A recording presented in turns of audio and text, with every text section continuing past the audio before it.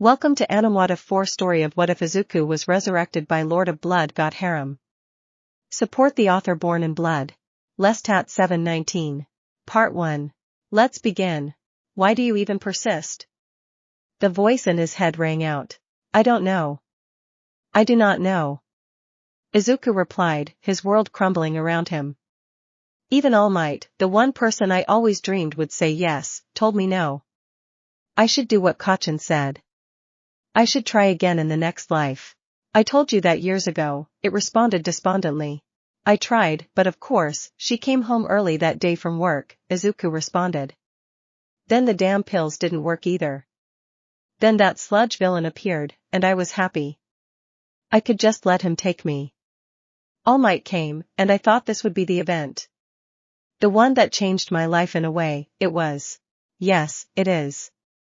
Now you can do it. There is no one to stop you. No one to save you. Just the sensation of the wind, and that's it. Won't you die too? Izuku responded, almost desperately clinging to anything to live for. No, I told you years ago I am not your quirk. You just caught my eye, that's all. I have told you countless times, but you never listened. Yeah, I am just dumb that way. Should I leave a note? Dad won't give a. But Mom has at least stuck around until after I left the hospital. She doesn't look at me anymore, but at least she would leave me a few bucks to eat. You can, but does it matter? You haven't been home in hours, and she hasn't even texted. I do not think she cares anymore.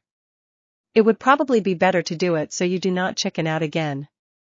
Remember the train, the voice pushed. How I was supposed to know that Cammy Woods was there. Luckily Kachin had just bumped me so I could shake it off as an accident. But that damn shrink didn't believe me and upped my medication. Izuku responded somewhat bitterly. You're right, I should get this over with. The doctor should have my blood work back for the session tomorrow, and he will know that I haven't been taking that stupid medication. Look, are we going to talk about this all night? I do have things to do, you know.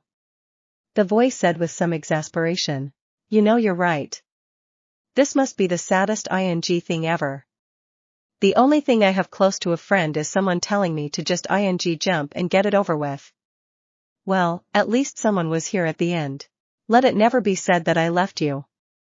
It said with just the tiniest hint of compassion. Izuku internal start. Quirkless, loser, stupid, worthless Deku.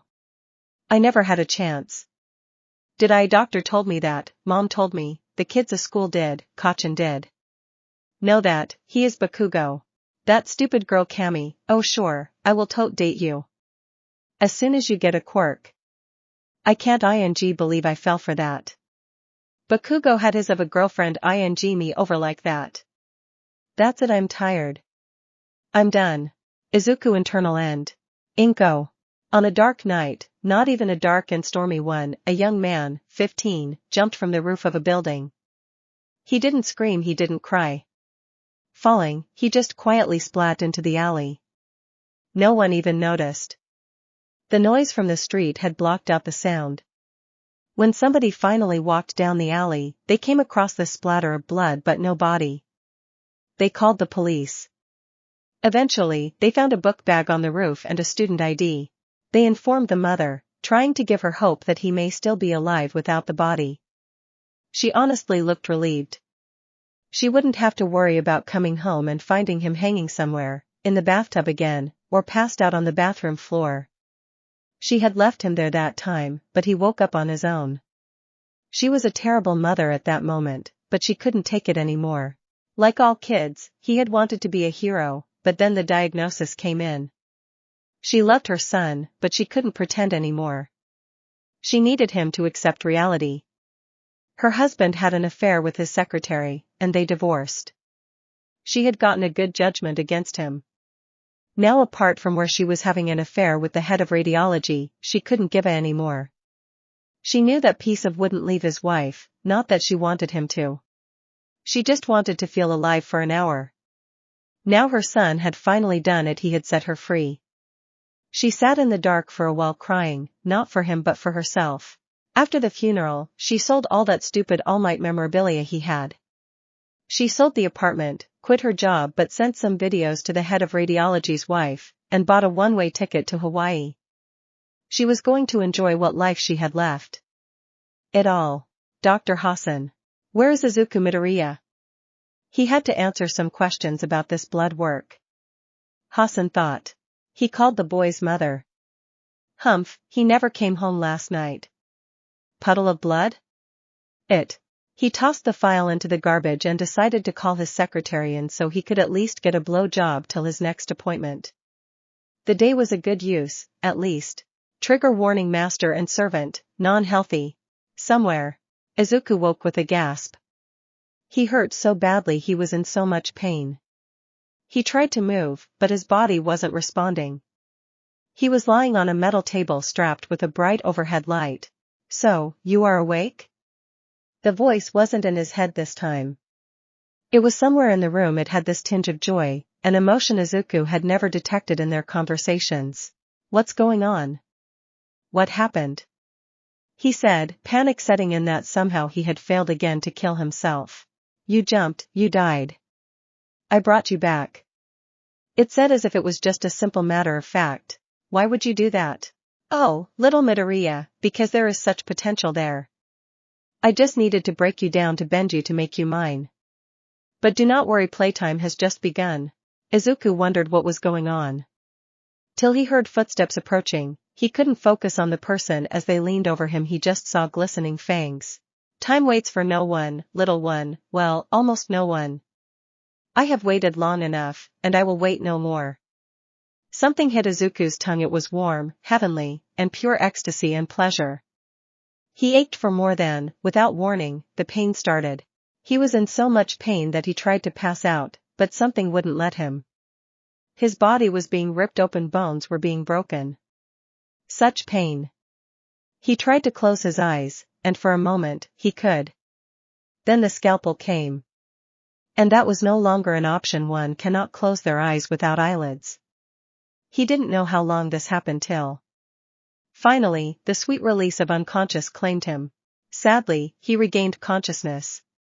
He would have opened his eyes, but not having eyelids meant that just the bright light flooded his brain. He lifted his head and looked at his chest. Then the screaming started. His rib cage was flayed open. His entire body was open. There were things there in him. Then there was someone over him again, a man. Black hair and silver eyes. He placed his finger on Izuku's lips. Shh. The man said it wasn't a request but a command. Izuku didn't understand, but he obeyed. The screaming stopped. Now, let us begin again. He wanted to scream, but he couldn't. He tried, but his mind wouldn't let him. When the man touched his mouth, he couldn't make noise. He could feel hands moving inside of him. Organs are being pushed around. Skin being stretched and torn. He couldn't feel his extremities anymore. When he saw his heart being lifted out of his chest, the sweet release came again. It happened repeatedly. He didn't know how many times or how much time was passing. He would awake to a new sensation of pain. Now and then, the sweet elixir would grace his tongue. That was heaven. He would hold on to that sensation for as long as possible. In all the pain, this was all he could hope for. They were tearing him apart, but why? How was he still alive?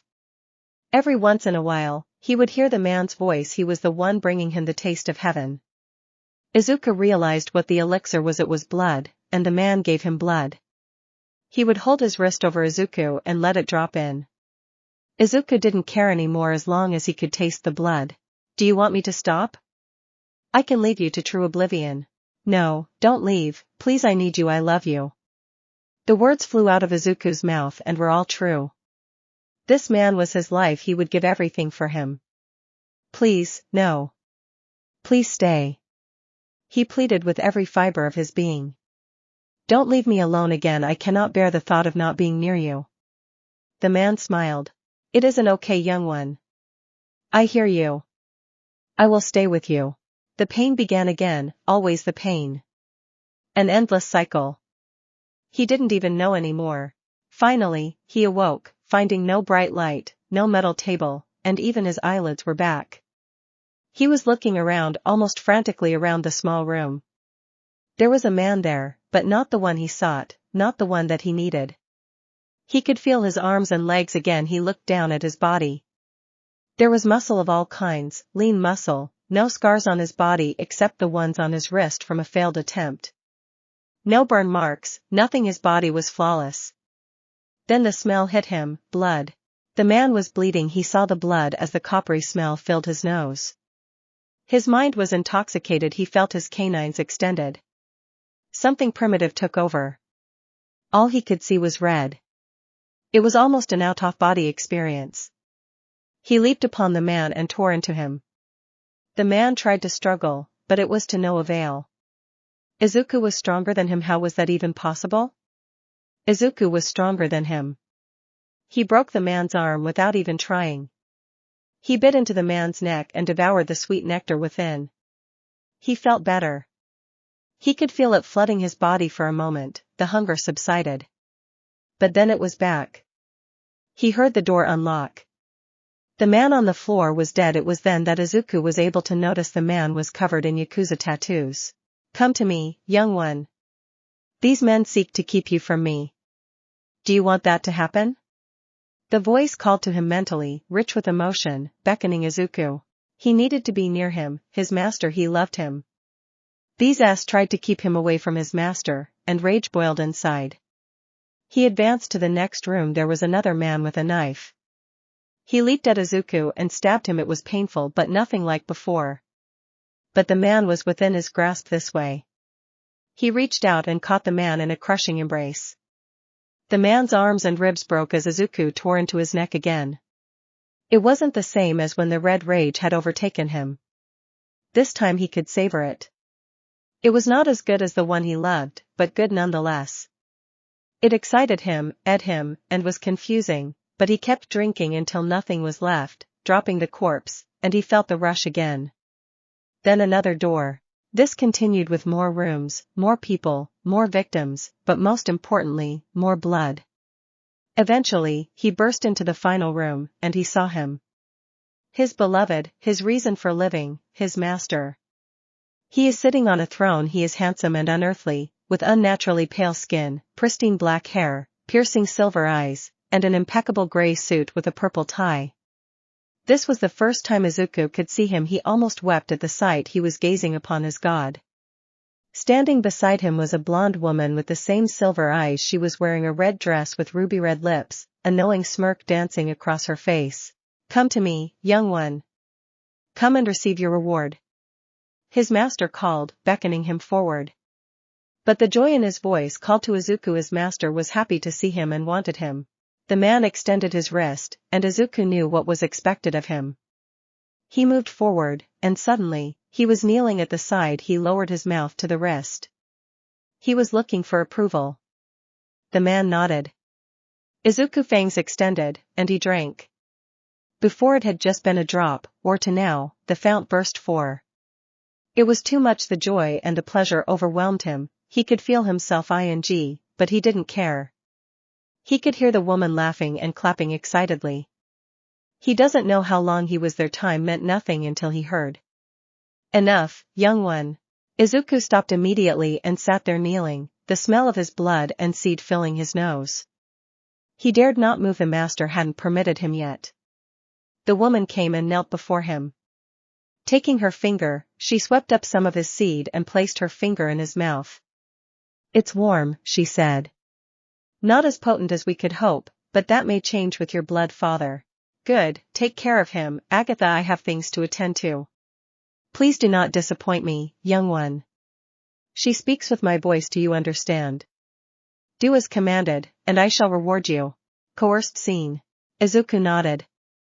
Then his beloved rose and left, leaving him alone with Agatha. She reached down, lifting him by the chin.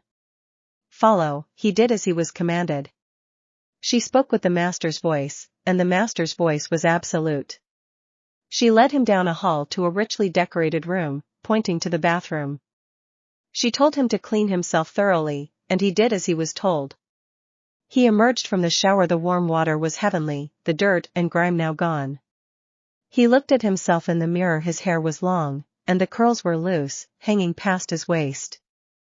His body was different, the changes he had slightly noticed as he slaughtered his way to his master apparent now in the mirror.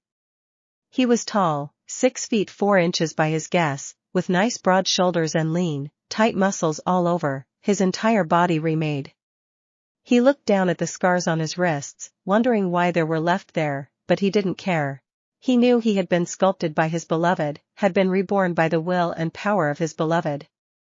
If he could serve him, nothing else mattered anymore. All the master had to do was command it, and Izuku would do it. He emerged from the shower, his eyes falling to the bed with sheets of black satin. Agatha lay there naked. Her body was flawless, pale with soft pink boba points. There was a light tuft of blonde hair between her legs. Her bobas were large and full, with a nicely tapered waist and full hips. She naughty-tively spread her legs, beckoning him over. "Come, young one, please your mistress," she cooed. He approached her, crawling across the bed, and looked into her eyes questioningly. He had seen but had never done anything like this before. Even his wildest fantasies couldn't have prepared him for this. As if reading his mind, she said with a smile, "I will instruct you. If you do well, my father will be pleased. Don't you want to make him happy?" "Yes, mistress." It was all the encouragement Izuku needed to make the master happy. She began to give him instructions. He followed without question. He positioned himself between her legs, inhaling her scent. It was sweet. He extended his tongue, indulging in her nectar. It was divine. He lightly stimulated her womanhood as instructed before she gave him more instructions. Long licks along her womanhood, her sobess began to feel the room. He was intoxicated. He was making her happy and, by doing so, pleasing the master. He dived into the act, deeper, experimenting, exploring, his enthusiasm spurning him forward. She would give slight instructions, left, up, deeper. He listened to her instructions and body. Something was driving him. It wasn't long before she sobbed louder, her hands wrapped in his hair, bucking her hips into his face. The cries of "yes, pet" filled the room. She exploded onto his face. He desperately attempted to capture the juices spilling forth. This was his mistress. Her father was the master. He had to make the master happy. She pulled him up, guiding his heart to her womanhood. "Now, pet, you are going to me. You will not until I say. I will be displeased if you do, as will your master." "Yes, mistress." He could feel her opening for him as he entered. As he slid his entire length, she gasped. He was so big that he stretched her out, and she loved it. She had helped build this part and had been waiting. "Now me, pet." He began slowly searching for a rhythm. The drive to please spurred him forward. This was amazing, almost on par with blood, but quite different from master. She raised her hips to meet his, setting his rhythm. Once he had it, he didn't lose it. She was crying out in pleasure as S began to wash over her. "Harder, pet me like the master is watching." Something let loose in him. He could feel unnatural strength surge through his body. Soon the room was filled with bodies crashing into each other and cries of "yes, pet" and "mistress." He would beg to come, she would tell him no, and he could feel it suppressed. It was the sweetest torture. Soon she was on her knees as he took her from behind, pulling back on her hair. She was screaming in sweet ecstasy. Till finally she said those magic words. "Pet, fill me with your seed." The permission released him from his torment as he felt himself begin to spasm. He collapsed onto the bed. He barely heard the command. "Floor, pet, you sleep on the floor." He crawled to the floor and fell to sleep. He dreamed of pleasing the mistress while his master would tell him how proud he was. He knew this was wrong somewhere in Izuku's mind, but he couldn't go against the master. The next day he was kicked awake. His mistress had him bathe and clothe her. He was allowed to wash as well. He was led into what was best described as a dojo. "Now, pet, it is time to teach you about the blood." What followed a painful but enlightening lesson. He could use the blood to increase his overall physical prowess, he could use it to force heal wounds, and he could even use them to power abilities. He could tap into the blood to increase the 5 senses and see auras. He could move at a supernatural speed, and his strength could obtain even higher levels than just augmentation alone. She severed his arm, and he could even call upon the blood to pull it back to himself to heal. She beat him down and forced him to heal. There was no hunger in the morning, but every time he called upon the blood, he could feel the thirst. Soon she brought someone in, and he was told to feed the hunger was almost too much. As he approached, something in his mind triggered. He could see this person's sins play out. He was an abusive man who had forced himself on his daughter. Anger rose as he pounced on the man and drained him dry. In the dark corner of his mind, there was a spark. It was small, but it was there. That night was a replay of the night before.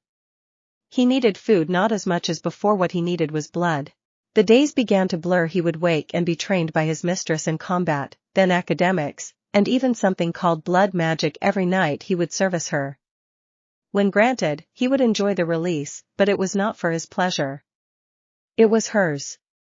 He could not find release without her say, so he could not go against her wishes. The master would appear periodically, and if Izuku learned his lessons, he would be rewarded with blood. If he didn't, the master would punish him. Those lessons were the worst. The violence and the pain returned. His mind to be on the table. The worst part was that the master looked at him with disappointment and denied him the blood. With every denial, the spark inside him would get just a bit brighter. He learned at an alarming rate. He was mastering paths, blood, water, elemental, fire, mind, and countless blood rituals. Each was rewarded.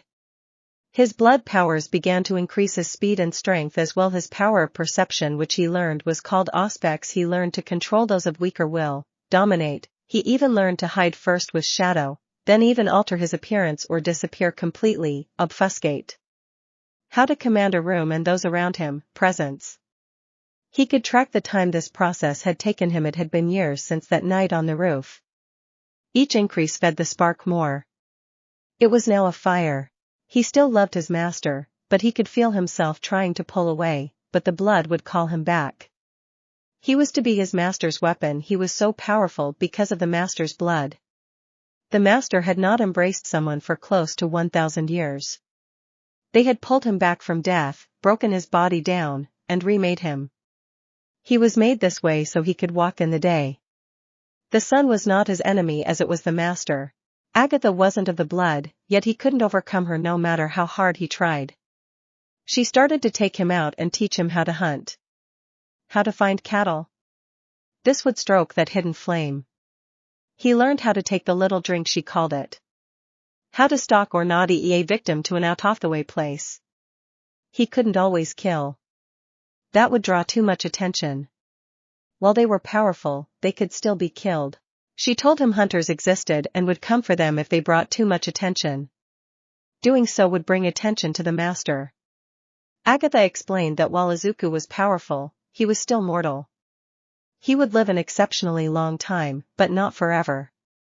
He could heal from almost anything, but the fire was hazardous, and losing his head would mean his immediate demise. If drained of blood, he would enter a deep sleep to which he would be unable to defend himself, but if given time, he would awaken again. They start to give him errands. He would complete them the best he could, wandering the streets of Tokyo. Mostly he was sent to fetch things from odd places. But it was when he was sent to kill a woman that things took a shift. He found her quickly enough, but when he read her sins, something changed. She wasn't perfect, but she did not warrant death, having been in the wrong place at the wrong time, and heard something she shouldn't. It wasn't even her fault. Her quirk had caused these earphone jacks to form on her earlobe. Because of that, she had a superior hearing. He knew the master wanted her dead. It was then that the hidden fire roared to life. He cornered her as she was exiting a music club one night. Then his mind went blank. When he returned to himself, he felt like he had done what was required. He went home and claimed his reward. Mikajiro. She was in Tokyo with her husband. They were scouting a small-time band that was making their rise. After enjoying the show, she stepped back to call her daughter home when this man walked up to her. Mika was a loyal married woman, but this man was gorgeous. Tall and broad, she could see his rippling muscles underneath his tight black shirt, long curly green hair hung down his back, piercing bright green eyes met hers, and she felt like the air was ed out of her lungs. She was mesmerized. Her phone just hung limply in her hand. A single thought entered her mind as this Adonis leaned in and whispered in her ear. She shuddered, feeling his breath. Leave Tokyo tonight. Find a pro-hero and tell them the Lord of Blood walks the streets. Then everything went black. There was no one there. Her husband emerged to check on his wife to find her standing there. She wanted to go home, they needed to do so now. He was confused, but hearing the desperation in her voice, he didn't argue. They left within the hour. Shota Aizawa. Shota Aizawa was many things: pro-hero check, teacher check, borderline narcoleptic check, hunter double check. He was not a narcoleptic, he needed to sleep a lot because of his hectic teacher and pro-hero schedule. He also slept a lot because that was when he could see her. Makido Tsukuyami. His Makido, the love of his life. He should be with her now and their son, but he couldn't be. He was alive, and they were dead. He would try to dream every chance he got in hopes of seeing her again, of being in the doctor's office and hearing his son's heartbeat. Those were the times he smiled. Those times were gone. The dreams were often of the night 10 years ago when the Lord of Blood had invaded his life. He and his teacher had tracked down a coven of those damn nightwalkers. What they hadn't expected to come across was the Lord's son. The battle had been intense. If it weren't for Endeavor, they would have all been killed. Sadly, he had lost his teacher that night, but Endeavor had come into the fold. His power over fire was indispensable in their battle. Over the next few years, they had decimated the Lord's network and driven him into hiding. He had felt victory on the tip of his tongue, only to become ash in his mouth. The Lord had found him and ensured that Aizawa would never forget the encounter. He had tried to find him since, looking everywhere. His enemy had fled to Europe, where Aizawa lost him. He was grading some papers when his phone went off. It was Endeavor. The Lord of Blood is in Tokyo. Finally, it was time. He was going to settle his Endeavor, and he landed in Tokyo in the early hours of Tuesday morning. Gang Orca, Vlad King, and Warlock joined them. It was Warlock that stepped up. This is bigger than we thought. Which caused Aizawa to raise an eyebrow. He has a new errand boy who appears to be a day walker. Warlock slid a photo over a tall green-haired boy. He has been moving around town for the last 6 months. It wasn't until we got the tip that we could dig into it some more. It seems like he is gathering components of the Blood Moon ritual. Aizawa's eyebrows shot up. How sure are we? Rumor was unconscious for 3 days. Everyone, if we don't find the Lord of Blood, we will have a night of the living dead. We need to find this guy and find him fast. Aizawa spits out. Gang Orca reached to his ear. We have eyes on him, and Agatha is with him. Perfect, perfect, Aizawa said, a sadistic grin spreading across his face. Third eye summons. Agatha was talking to the shop owner as Izuku stood outside. He was feeling confused. The night prior, he had grabbed Agatha by the throat while pleasuring her. He felt his fingers flex momentarily like he was ripping her throat out. And today, when she told him he would be rewarded, he didn't want it. He loved Master still, but something was burning in his gut. This conflict had distracted Izuku. He barely saw the person on the opposite building's rooftop. Mistress, someone is watching us, he reported. Agatha closed her eyes for a moment. We have to leave now. Izuku, kill the shop owner. We need to go. She ripped the box from the owner and went outside to the waiting car. Izuku crossed the store quickly, and it happened again like the woman in the alley. The next thing he knew, he found himself stepping into the car. Is it done? Agatha asked. Of course, mistress. We need to be prepared for the hunters to come. You are to protect the master with your life. Her voice filled with urgency. Of course, mistress. Life is not worth living without the master. Izuku said, desperate now to return to their haven. He had to protect the master. That master was all that mattered. Shota Aizawa. They burst into third eye summons expecting a bloodbath. Instead, they found the shop owner in the back room, unmoving, eyes open. Be on guard, everyone. The owner turned to them with a jerky motion. Are you hunters? He said, voice hollow, no hint of emotion. Yes, Aizawa said, recognizing the signs of someone who had been dominated. The shop owner rattled off an address, and they collapsed. Shota was stunned. Someone inside the Lord's organization is a rat. How was that even possible? There was no chance in hell that it was Agatha, maybe this mysterious green hair, the Day Walker, but how was that possible? This could be a trap. He should have held back, but couldn't. His blood naughty was too high. If the Lord slipped past them, he might never have another chance. We are going to hit it and hit hard. Orca, call the police and get the area cleared. Vlad, you come with me. Endeavor, burn that mother to the ground. Izuku. They returned home quickly. Agatha had made a few calls on the way. When they returned to the base, there greeted a group of low-level villains. Agatha barked out orders as they made their way deeper into the base. Who were those people? Cannon fodder, she replied. They are here to slow down the hunters and hopefully kill a few. Now gear up. They will be here soon. The master? Izuku said desperately. I will tend to him. Now do as you are told. Agatha barked. Yes, mistress. Izuku grabbed a few weapons from the rack and took a stance in front of the stairs leading to the master's chambers. Shota Aizawa. The scouts report that many thugs showed up out of nowhere, Orca reported. This has to be the place. We need to see if there is any underground chamber that is where the Lord will be. The sun is still out. Check for tunnels. We need to get them blown as soon as possible to prevent avenues of escape. I'm on it, Warlock responded. I got you now, you son of a. Soon explosions rocked the area around the building. Aizawa screamed into the radio, go, go, go. Izuku. Explosions rocked the area around him. He could hear the sound of fighting upstairs. He turned to the tunnel with worry. What about the master? Shota Aizawa. The battle raged around him. He was wadding through these thugs, pushing toward the back, when the wall exploded, and Endeavor came bursting in with Gang Orca. The outside has been taken care of. Let's clean this up. The thugs started to panic as Endeavor and Gang Orca entered the fray. Their sidekicks flooded in, overwhelming the villains.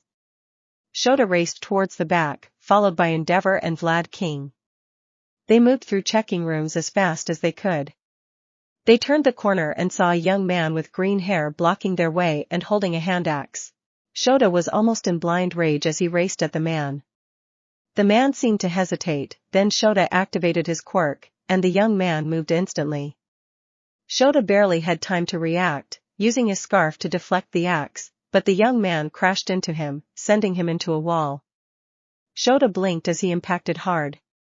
The young man froze, but Vlad King did not, as he rocketed in blood flowing over his fist and landed a vicious uppercut, sending the man crashing into the roof. Endeavor, take Eraserhead and go get the Lord. I'll hold off whatever this guy is. Endeavor raced past, grabbing Shota and rocketing down the stairs.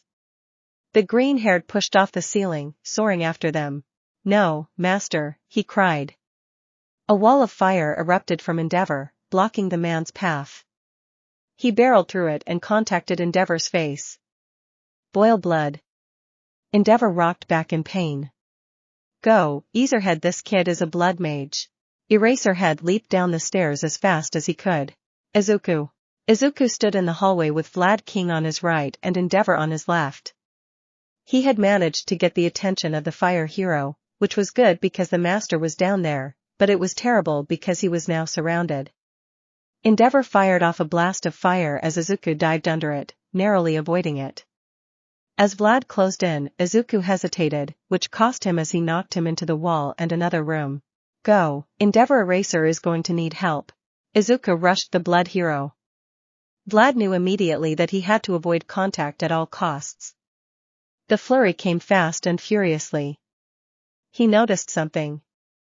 This green-haired monster was not moving as fast as when he had attacked Shota. He saw that his attacks would almost hesitate, like he was telegraphing them, allowing Vlad to counterattack and avoid the strikes.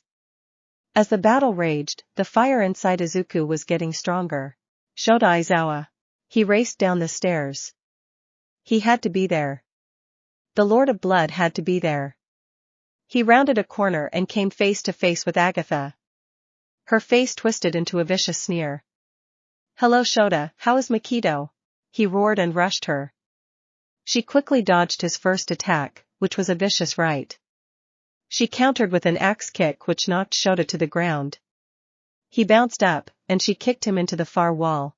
"Well, I take it," she said mockingly. Shota launched in again as she went in for another kick. Shota slid underneath, sweeping her leg, knocking her onto her back. He pivoted up and landed a solid elbow into her gut, forcing the air out of her lungs. He immediately put himself into a mount position and began to rain down vicious strikes. He was in a rage as he rose to land another blow. She swung her legs up, catching him around the shoulder and ripping him off her. She quickly regained her feet, her wounds closing. Shota got up. "I'm going to kill you, then I am going to kill your father, you ing. Ah, you seem upset, Shota. Did you and Mikito have a fight? Was it something over your son? You know boys will be boys." Her mocking continued. Shota knew she was baiting him. But he couldn't stop himself. He wanted her head on a platter. He rushed in again, activating his quirk. She smiled and blurred out of the way. "You should know better, Shota. Your little power doesn't work on me." The flurry came fast and furiously. Shota couldn't even counter. Blood flew out of his mouth as he crashed into the wall. He tried to move away, but she was on him instantly. The flurry continued. He couldn't do anything. She was going to kill him. He knew better. He had risen to her bait, and now he was about to fail. He was listless as she grabbed him by the hair, raising him. Her arm morphed into a blade. "Goodbye, Shota. Tell Mikito and your son I said hi." He had failed. "Mikito, I am coming. Agatha." It was too easy. Little taunt. That was all. "Now, goodbye, Shota." She prepared to strike. Then something happened. Her arm wasn't there anymore. It had been consumed by fire. She screamed, dropping Shota. "Shota." His eyes snapped open from the sudden heat, seeing Agatha's arm disappear in the fire. He drew a blade from behind his back and plunged it into her neck. Her scream invigorated him. Wrenching the blade free, he swung it with all his might. Blade met the neck bone. Blade won. Agatha. She was in shock. Her arm had been burnt to a crisp. The Shota had buried a blade in her neck. She was going to enjoy killing him. She was going to make Izuku pleasure her until dawn on his corpse. The room was spinning. Endeavor. He reached the bottom of the stairs to see Shota was about to get killed. He extended his hand, unleashing his flame. Her arm was no longer there. Shota responded in an instant, and Agatha's head went flying. The Lord of Blood. His eyes snapped open. Agatha was no more. He felt his daughter die. His rage grew. Shota. The building shook violently as blood spikes erupted everywhere. The screams filled the night, and a door at the end of the hall exploded. Out stalked the Lord of Blood. Shota stood with his blade still wet with Agatha's. "Hello, my lord, have you come to join your son and daughter?" Izuku. He felt Mistress died. He was able to ignore the flame inside for a moment. Blood King screamed in pain, and Izuku grabbed the blood covering his arms. Blood to water. Using all his vampiric strength and speed, he broke Vlad's arms and sent him a flying hit kick. He turned to race down the stairs, and blood spikes exploded everywhere. Shota. Get ready, Endeavor. He leaves in a pile of ash, or we do in body bags. For arms made of blood sprouted from the Lord. His eyes began to glow red. I agree. Shota rushed as Endeavor dashed to the side, letting loose a torrent of fire. A blood shield rose, deflecting the fire, and Lord rushed to engage. Shota fired off his quirk as the shield collapsed. And the arms fluttered but held up. He threw his scarf. One of the hands caught it and yanked him forward right into the Lord's fist. Bone crunched. Shota launched a short distance back, but he pulled on the scarf, rocketing him into the Lord, and hit him with a dropkick, sending him stumbling. The Lord raised his arms to strike. Shota's used his quirk, and the arms disappeared. Endeavor used this moment to strike and send a blast of fire to blind the Lord. He rocketed in, coating his fist in the fire. He drove the flaming fist into the Lord in the ribs. Shota followed with a kick to the other side. The blood arms reformed and grabbed his attackers, flinging them backward. Izuku. He raced down the stairs. As he entered the hall, he immediately saw Agatha's headless corpse. Many emotions ran through him. Sadness, anger, satisfaction? He looked down the hall and saw his master flinging the heroes away. He rushed in a full speed, catching Endeavor right in the ribs. Master, run. Endeavor recovered quickly as he blasted at the boy with fire before rocketing into him and sending him flying. He rolled and dug his hands into the ground, slowing his momentum. He launched forward, pressing his attack against Endeavor. He managed to land a few blows, channeling blood to water as he did. Endeavor recoiled in pain before engulfing the boy in the fire. Shota. He activated his quirk, ducking under a swing by the Lord, but failed to dodge the other arm as it cracked into the side of his head. The Lord advanced quickly as his blood arms came flowing back in. The assault was furious. Shota was doing his best, but he kept getting battered about the head, making it hard to activate his quirk. He needed to break through. He needed something. Then he saw the green-haired boy get engulfed in fire. The Lord of Blood. This was getting annoying. He needed to dispatch this rabble and get Izuku out of there. Nothing else mattered. The boy needed to live. Then he felt a rush of heat to his right. And saw Izuku engulfed in flame. He screamed. He sent a blood lance at Endeavor, impaling him in the side. The pillar of fire fell. He could see Izuku was incredibly hurt, but he could tell he was still alive. Shota. The assault had stopped. The Lord's attention was diverted. Shota launched in, wrapping his scarf around the Lord's neck. Endeavor, light him up. Eraserhead, what about you? Just do it. Endeavor reached deep. His flames began to take on a dark red hue.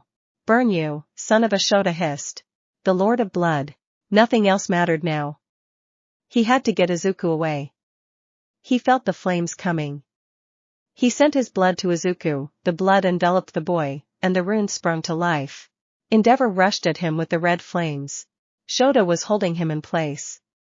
It took him a moment to notice that the Lord was not fighting. His blood arms should have sprouted, forcing Shota to struggle more. He looked past Endeavor and saw the boy enveloped in blood and runes. He heard the Lord of Blood whisper. It's too late, Shota. I win. Endeavor struck the Lord as Shota kicked off his back. Hellflame, Endeavor roared. The Lord of Blood was engulfed in flame as Izuku disappeared. There were no screams of pain. All Endeavor and Shota heard was laughing. Izuku awoke in an alley. He could tell the master was dead, and he screamed. The flame inside exploded. The scream was cut short. Izuku stood in the alley, smiling. Izuku Midoriya stood in an alley smiling. He could feel his mind shifting. His master was no longer, which made the flame happy. His mind wanted to cry, wail, and die to be with the master. Luckily the internal flame that had sparked all that time ago was in control now. I am in some serious trouble. I have no idea where I am. The fire hurts badly. Endeavor, I mean, really that guy. This will take much blood to heal. Blood, I do not have. I will have to be careful how I use my abilities until I can get more. I don't have a whole bunch in the way of clothes ATM. No money, and trying to find stuff in my size will be difficult. Not to mention I have no idea where I am. Luckily my need for food is reduced but not gone. First, let's heal what we can. He called upon the blood and was able to heal some. He still looked like, but he felt a little better. He felt like he was hit by a truck, if not a train. He didn't hear any sirens in his immediate vicinity, so he didn't think he was near where the battle had taken place. But it was probably best to get moving just in case. He didn't want to bump into Endeavor again. He moved to the edge of the alley. He figured the street wasn't too quiet, so he was in a metropolitan area. That was good and bad. I need to cover up. At least Mai isn't hanging out, and I need to figure this out before the sun comes up. Sporting goods store, I need a sporting goods store or someplace that caters to mutations. He called upon his powers of obfuscate to slip about unseen as he slipped off into the night, looking for priority number 1. Clothes. Himiko Toga. The stain has the right idea. Damn, this whole society. It's not my fault I need precious, luscious blood. It wouldn't be an issue if it didn't taste so damn good. Her damn parents are making her suppress it. Quark conversion therapy. That was just as bad. Then that disgusting piece of had the nerve to try and touch me. No one touches me unless I want them to. Then there was Kira. She didn't understand. Why did she have to be so close all the time? Why did she taste so sweet? She was going to her latest home after grabbing a snack at the convenience store. Her hair is done in her traditional messy buns. Her school uniform was a tad dirty. She skipped the road when her least favorite sound was heard. Hey, baby, where you are going so late at night? Home, nighty. Oh, don't be in a hurry. A friend and I want to talk. Oh, for S sake. Don't do it, you piece of. Don't do it. He did it. She felt him grab her arm. She slowly turned there. He was short, pig face, how unfortunate, smelled of old booze and his friend had the face of a bull nose ring, and all were rather big. One of his horns was broken. Come on, baby, don't be in a rush. We can make it worth your while. He held up some 100 yen notes. His friend held up more. Well, at least this won't be a total waste. Well, you should have started with that handsome. But I'm on a time crunch. Can I do you both simultaneously? Oh, we can do that, the man bull added. They motioned her down the alley as Toga was walking. She looked around and put her hand on one of her knives. She saw the blue tarp as they rounded a corner to a dead end. Money. They handed it over quickly. They didn't make a fuss since they were planning to kill her. All right, boys, show me what I'm working with so I know who gets the back and the front. They started to drop their pants. They were distracted. She struck. Moving quickly, she drew a combat knife and leaped, stabbing the pig in the neck. Oh, he squealed, she thought, giggling in her head. Spinning, drawing another knife, she slashed at the man bull. Unfortunately, he was already stumbling and only was grazed. He rolled and rose on his hands and knees.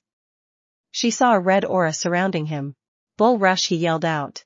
Why do people feel the need to yell attacks, for S sake? Well, big boy, you got the big knife. She quickly drew her Bowie knife. The man charged her. Toga slid underneath the charging man and held her knife, letting him gut himself. God, they are stupid. She tasted the bull's man's blood. Not bad, not superb. She walked over to the pig man. He was still alive, holding the blade in his neck. His eyes were wide. I don't like being touched. She straddled his chest and ripped the knife across the pig's throat. It sprayed all over her.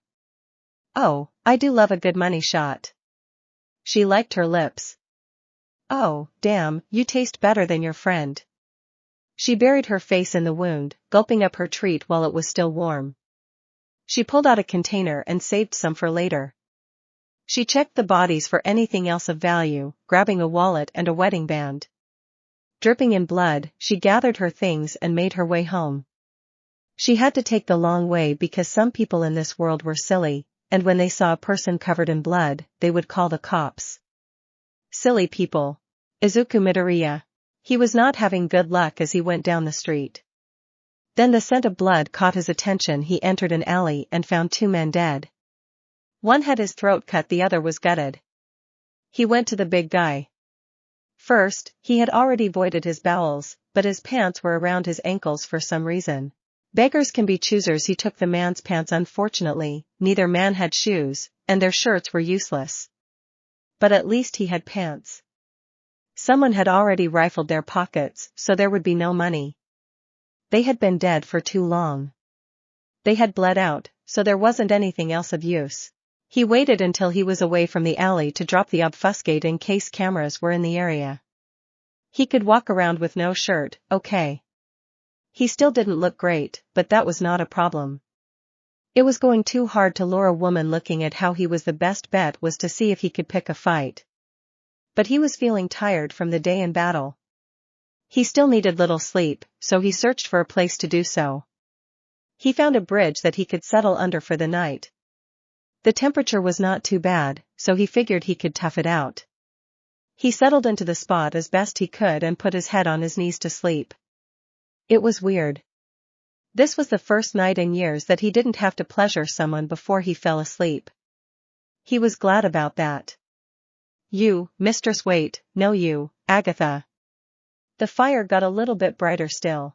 Shota Izawa. Where did the green hair go? Oh, where is Vlad? Izawa said, pulling himself to his feet. Endeavor raced back up the stairs. Shota just looked at the pile of ash that was the Lord. He started to weep silently for a moment. It's over, Mikito. I got him. He heard Endeavor walking back towards him. He quickly composed himself. Vlad is alive. The medics are with him. Both arms are broken. Endeavor paused and burned Agatha to ash. Good call. We need to put an APB for that green-haired kid. I am sure he couldn't get far. He was fairly well burned. No, there is something up. The Lord was more concerned with getting him out than saving himself. That bothers the out of me. Izawa said, using the wall for support, his arm around his ribs. Are you sure? Endeavor asked, suddenly concerned. He had assumed the dying laughter of the Lord was just madness settling in. Shota recounted what he had seen the Lord do, no blood arms, the cocoon of blood, the teleport. If the Lord could teleport, why didn't he do it himself? We need to try and figure out what is so important about that kid. We should call Whisper. Her psychometry could help out. I will reach out, but who knows how long it can take her to get here. You get checked out by the medics. You need to recover. I will get the APB out and do so myself. They packed a decent punch. Shota wanted to say otherwise, but he was running on adrenaline. ATM. The Lord and that kid had packed a punch. He complied with Endeavor's request. He wanted to sleep to tell her again how he had finally avenged her and their son. Izuku Midoriya. He awoke suddenly. No kick to start the morning, which was different. He had no idea how long he had been asleep, but they could tell that it was heading toward noon by the sun's position. He emerged from his shelter and began to take stock of his surroundings. Maybe he could find a shelter of some sort, but that would be dangerous. Especially if they asked for ID or if they ran his name and he came up dead. He could try and reach out to his mom, but he was damn sure she was gone. He was addition. He had been missing for at least 2 years. There was no one he could reach out to. He was sure that she had him declared dead. He wandered out into the city, making his way to a park. He rummaged around a trash can, finding a semblance of a decent-shaped water bottle. He filled it at the fountain. People were staring and making comments. He wanted to activate his auspex, but he was low on blood. The fight, the healing had pulled him low. He needed to take care of this soon. He was sure he might be able to go another day. Maybe, if he didn't feed soon, he might lose control and frenzy. When he saw a couple of girls on their phones talking and looking his way, he knew he had to make himself scarce. Sure enough, he had made it to an exit when 2 bicycle cops were talking to the girls, and they were pointing in his direction. He made a hasty exit and had just descended an alley when he heard those most dreaded words. Halt! He bolted down the alley. He heard their bikes drop and their feet hitting the asphalt. This could have been better. He was sure that he could outrun them if he could access his blood, he was positive. But he was running blindly in some alleys of a city he didn't know, and it bit him in the dead end. He whirled around as the first cop turned the corner. Halt! The officer went for his weapon. Izuku barreled into him, sending him crashing into the wall. He heard a call from behind him of Officer down. As he turned, he was staring down the barrel of a gun. Get on your knees now. Okay, 2 options: get arrested and probably get killed, or rush this guy. If I don't get hit in the head, I should survive. I don't have a choice. He had mastered the physical abilities well: potence, celerity, fortitude. He activated his celerity, vampiric speed, and rushed the officer. The officer fired 2 shots, hitting Izuku's center mass. The pain flooded him but didn't drop him. He tackled the officer to the ground, ripping the gun out of his hand. Pinning him, Izuku bit down into the man's neck. He was taking in the blood. He used this to heal the bullet wounds, the bullets pushing out of his skin and dropping to the ground. The officer's heart thundered in his ear slowly. If he kept drinking, this man would die. He wanted the blood so bad. It took great effort to stop so the man would live. A bullet whizzed past him. The second officer was standing but staggered. Izuku stood up and threw the first officer, knocking down the second. He leaped on him in a flash, disarming and diving into the man's neck.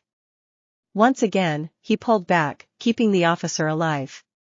He licked the wounds with some of the precious vitae, blood, on his tongue, closing them. After all, what was the point of not killing them if they would just bleed out? He could hear sirens. I need to get out of here. Pro is probably on his way, also. He quickly rummaged through their pockets, finding their wallets before he took off. Himiko Toga. She awoke in her latest home and stretched long and hard. She went to the bathroom and took a quick shower, getting all the dried blood from last night off. She was going to have to move on soon. The smell from the body was going to become problematic. This place's previous or relatively current owner was lying dead in the bathtub.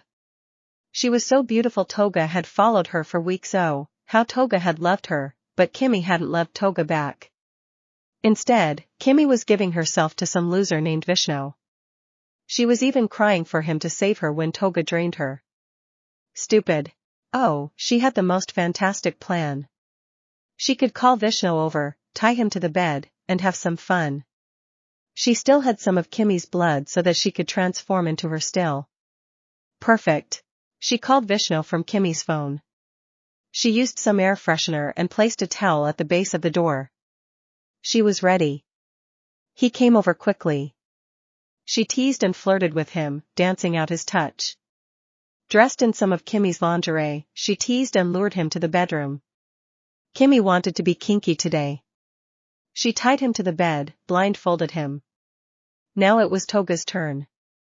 Turning on some music, she straddled his chest before pulling out the knives and making her slashes. He screamed. Toga Sob Edition. It was magical. He fought like a champion. He tasted so good. His fear was terrific.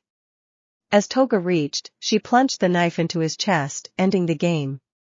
She fed to her content, bottled some for later, skipped to the shower, and cleaned up again. As the water cascaded off her body, she leaned back and explored her, replaying the game in her mind. It was wonderful. The second was not as good as the first. She dressed. Dragged the body from the tub to the bedroom and placed them together. She doused them in some gas. Tossed a match, changed into Vishnu, grabbed his wallet, and left, exiting the building as if heading for a Sunday stroll. Shota Aizawa. He awoke in the hospital, healed but sore. Vlad would be out of commission for a few more days. They had talked, and Vlad told him something interesting, like the kid was telegraphing the fight, which allowed Vlad to fight him as long as he did. Endeavor was long gone.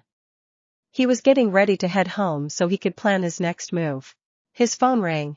Hello, Nizu. Yes, he is dead, along with his damn daughter. No, Vlad should be fine in a few days. Oh, you read the report. Yes, finding that green-haired is a top priority. Thank you for sending a plane. Yeah, I'll head to the airport. He made his exit and took a car to the airport. Found the private jet waiting, he stepped on board and made himself comfortable. He began poring through the police database. The kid was nowhere in there. Fantastic, where do I find a 6 feet 4 inches green-haired muscle man? Izuku Midoriya. He ransacked the wallets and tossed them in a dumpster. Now he had money, but he needed clothes. He didn't want to do it but activated his obfuscate to disguise himself as a jogger and moved down the street. He quickly scanned the shops until he found a shop specializing in mutants. He promptly entered, browsing the shop. A girl and her mom had pink skin horns. Nice figures. Man, tall lizard quirk, perfect. Izuku made his way over to the section the man was in. He quickly found a workout hooded shirt, some shoes, socks, and workout pants. He knew he was attracting attention, with no shoes or shirt. He made his way to the counter. The clerk had a questioning look. Why was this guy buying things too big for him? With a quick usage of dominate, the questions faded from the clerk's mind. Izuku made the purchase and left quickly. He was burning through blood again, having to maintain the illusion for so long. Exiting, he ducked down another alley, quickly stripping and changing his clothes to let go of the illusion. He had little money left. He could find a cheap ramen stand. He pulled up the hood, stepped back onto the street, and went further into the city. He found exactly what he was looking for and, using the last of the money, he ordered his food. Himiko Toga. Once she was safely away, she found a public bathroom and changed back into herself. She dressed. She had to wait a few minutes for another occupant to leave before slipping out. After all, a young girl in the men's room was a sure way to draw attention. Once back in her skin, she decided to go to her favorite ramen stand before she planned her next move. She took her customary seat at the end. Some large beefcake was hunched over his bowl, eating like he was starving. She smiled at the owner as he started preparing her usual. The big guy finished his meal, stood, and left quickly. It wasn't that he left quickly that caught Toga's attention. It was the way he moved. Head down, silently, and with a predatory gait. Toga recognized that walk. Her curiosity piqued, but the food was more important. She pulled out her phone, looking at the latest news. Her little dance was on page 7. The bodies had been found earlier in the day. The big news was that some police officers had been attacked. A sketch was released and awarded to anyone with info. Tall, muscular, burned scars, green hair. The guy was tall and had scars. What are the odds? She ate her ramen and took off toward the stranger who had left. Shota Aizawa. His phone jarred him awake. He read the message. No ing way, 6'26", 6, muscular, burned scars, green hair. Assaulted 2 police officers. Low on blood, no visible wounds. I got you. You son of a. He told the pilot to change the flight plan. He was heading to Kyoto Prefecture. Izuku Midoriya. He knew he was in trouble. He stuck out like a sore thumb. He needed blood and money. And he needs to get the out of town. Using his auspex, he gleaned the town area you wanted to avoid being in and headed there, trying his best to stick to the alleys and side streets. He found the area quickly to find someone to pick a fight with. It wasn't hard. He saw a bar, some dude talking to a woman smoking. He just needed to wait for the right moment. The guy stepped away. Izuku stepped up. He started heavily hitting the woman, making her uncomfortable. Sure enough, the guy returned. They stepped into the alley, and the fight was on. It was over quickly, and Izuku didn't have time to play around. He knocked the man out quickly and grabbed the woman, pulling her into his embrace before biting into her neck. He was glad the kiss, as Agatha called it, had an almost paralytic, if not euphoric, effect, causing most victims not to struggle. He drained what he could from both victims and liberated some much-needed funds. It wasn't much, but it was decent. He stole the man's phone and left the scene using his finger to unlock it. He healed himself some more. The burn marks were almost gone. He should have bought a Fulin hoodie, but that was out of his price range at the store. They are looking for me. Those heroes from the base probably have an APB out, so this will ping them. I am in deep. I need to find somewhere to lay low. He wandered, looking to glean something. His auspex active. Then he heard it. Stupid, had to fight. We were going to let you go, but now, after we have fun. He went low and followed it. He found the abandoned building, and he heard the scream. He entered quickly. Found them even faster. One of the men was raping a girl. While his 2 friends watched, waiting their turn. This could top him off if he did it right. Calling upon the blood to flood his body, he activated his celerity and rushed to the room. He was on the first one. Instantly his fist crashed thunderously into the man's side. The man went crashing down, but he was not out. The second man's hands turned to razors and hit Izuku in the back. God damn it, I just bought this thing. The third was scrambling to get off the girl. Izuku punt-kicked the second man away to create distance, quickly grabbing a chair and slamming it into the third. The first thug had regained his footing and launched a green liquid from his mouth. Izuku barely managed to sidestep it. The girl grabbed a knife that had been dropped in the fight and, screaming, plunged it into her back. Izuku saw a razor hand rush towards the girl. He grabbed him, sending a crushing blow into the back of the man's skull. Spitman fired another shot, and Izuku used Razor as a shield. The man was spitting acid. The was down, pants around his ankles, trying desperately to get up. The girl did not have it. She kept plunging the knife into his back, blood spraying over her body. He tossed Razor to the side and rushed Acid spit. He slammed Acid's jaw shut with a vicious uppercut. He followed up with a haymaker, jerking Acid's head to the side, knocking him out. Razor made it to his feet, but not so long. Izuku took him down and rained down punches till he stopped moving. The girl stood up, looked at him, and held the knife out defensively. The third was dead. Izuku held up his hands. "Look, I won't hurt you. Go ahead and go. I came here for them." The girl eyed him warily, grabbing her ripped clothing and covering herself. Her eyes never left his. "I don't have time for this. Leave and get yourself some help. Forget I was here." His usage of dominate took control, and she left quickly as soon as she was gone. He pounced on the tearing into his neck, getting all he could before the blood ran cold.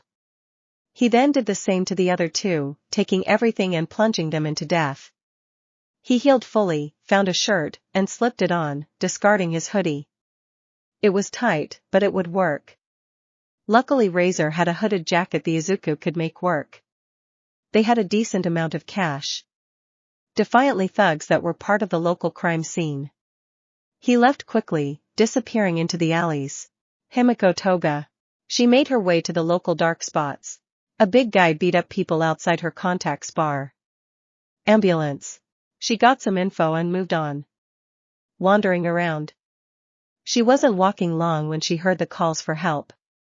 She found the poor girl. Toga knew her name, Krista, and she was quirkless. She was a decent girl, hence she was still alive. Toga ran to her, covered her up, and called emergency services. She comforted the girl enough to get out what had happened. Some flame fists guys grabbed her and didn't take no for an answer. Krista wasn't sure how she got out of there. There was a struggle. She killed one, and in the confusion, she got away. Toga knew something was up. There was no way Krista could have gotten away and killed 3 assailants as the sirens got closer. Toga hugged Krista. "Just leave my sweater on the clothesline, I'll pick it up later." Krista just nodded her head. She knew Toga was into some, but she had always been nice to Krista, so that she could care less. Toga took off and caught a glimpse of Big Green leaving a building.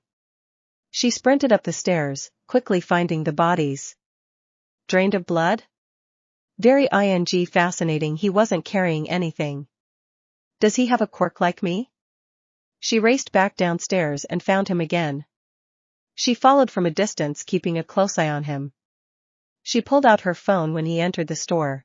"Hey Flame Fists, yeah, it's Toga, so I heard 3 of you guys have retired." "Yeah, I know who did it." "Well, I do, buddy old pale. It will cost you double." "Yeah, I'm watching him right now." "You know Miss Han's place?"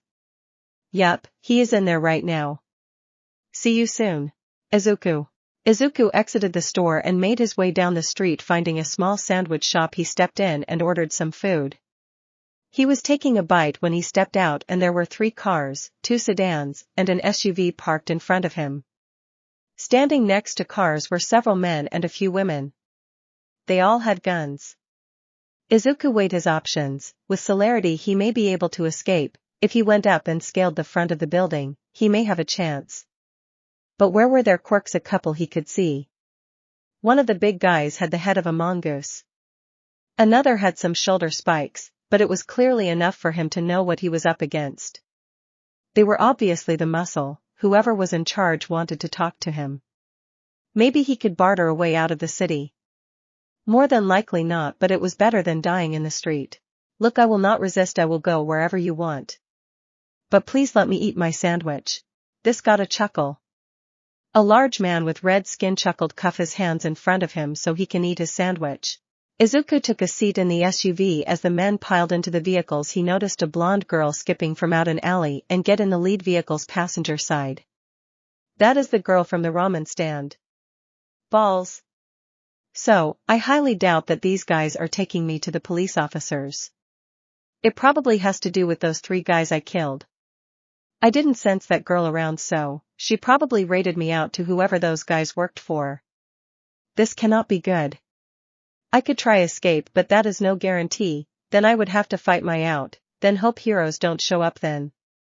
They are not even covering my head, so odds are they are taking me somewhere to kill me. Izuku finished his sandwich. He sat in silence. Red turned to him and chuckled, not going to ask any questions? Or beg? I highly doubt that begging would get me anywhere, I have nothing to offer you as a bribe. So why bother wasting time? Red laughed some more. They pulled up some strip club. He noticed the other vehicles emptied first before he was let out. It was not the first time these guys had done this. He saw the blonde girl standing there rocking on her heels with her hands behind her back like she was on a stroll. He were lead inside. As he entered, the smell of tobacco, cheap booze, cheap perfume and other questionable smells assaulted him. It was brightly light, obviously not open to the public yet. He saw stairs leading up and some leading down. They took him underground.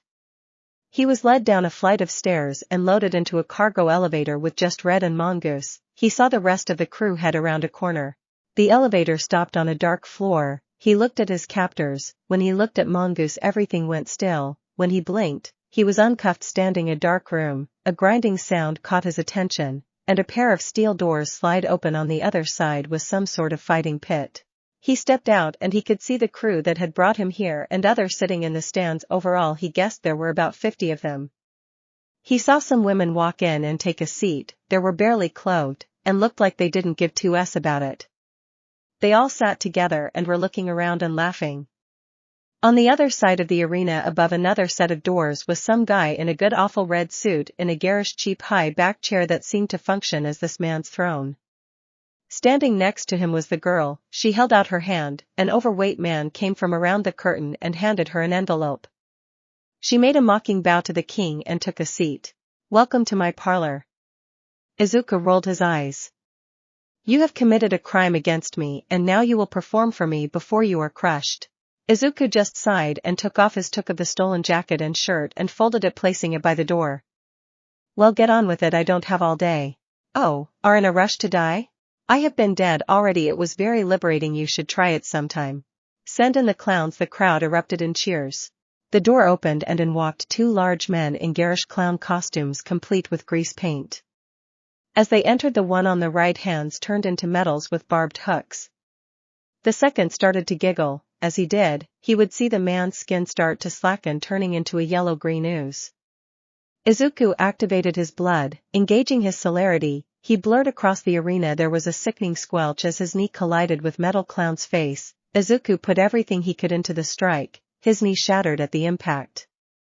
As he came to the ground, he activated his healing. Ooze Clown screamed in a high-pitched wail as his tendril-like arms reached and wrapped around Izuku's chest. Izuku's skin began to hiss and sludge off. Izuku let out a yell and bit into his wrist and sprayed his blood across the remaining clown. He concentrated. "Dehydrate," he said. His blood reacted, and the man's water began to dry in his body. He released Izuku. He stumbled for a moment, walking over to the man and just started beating him till Ooze Clown's head was a bloody pulp.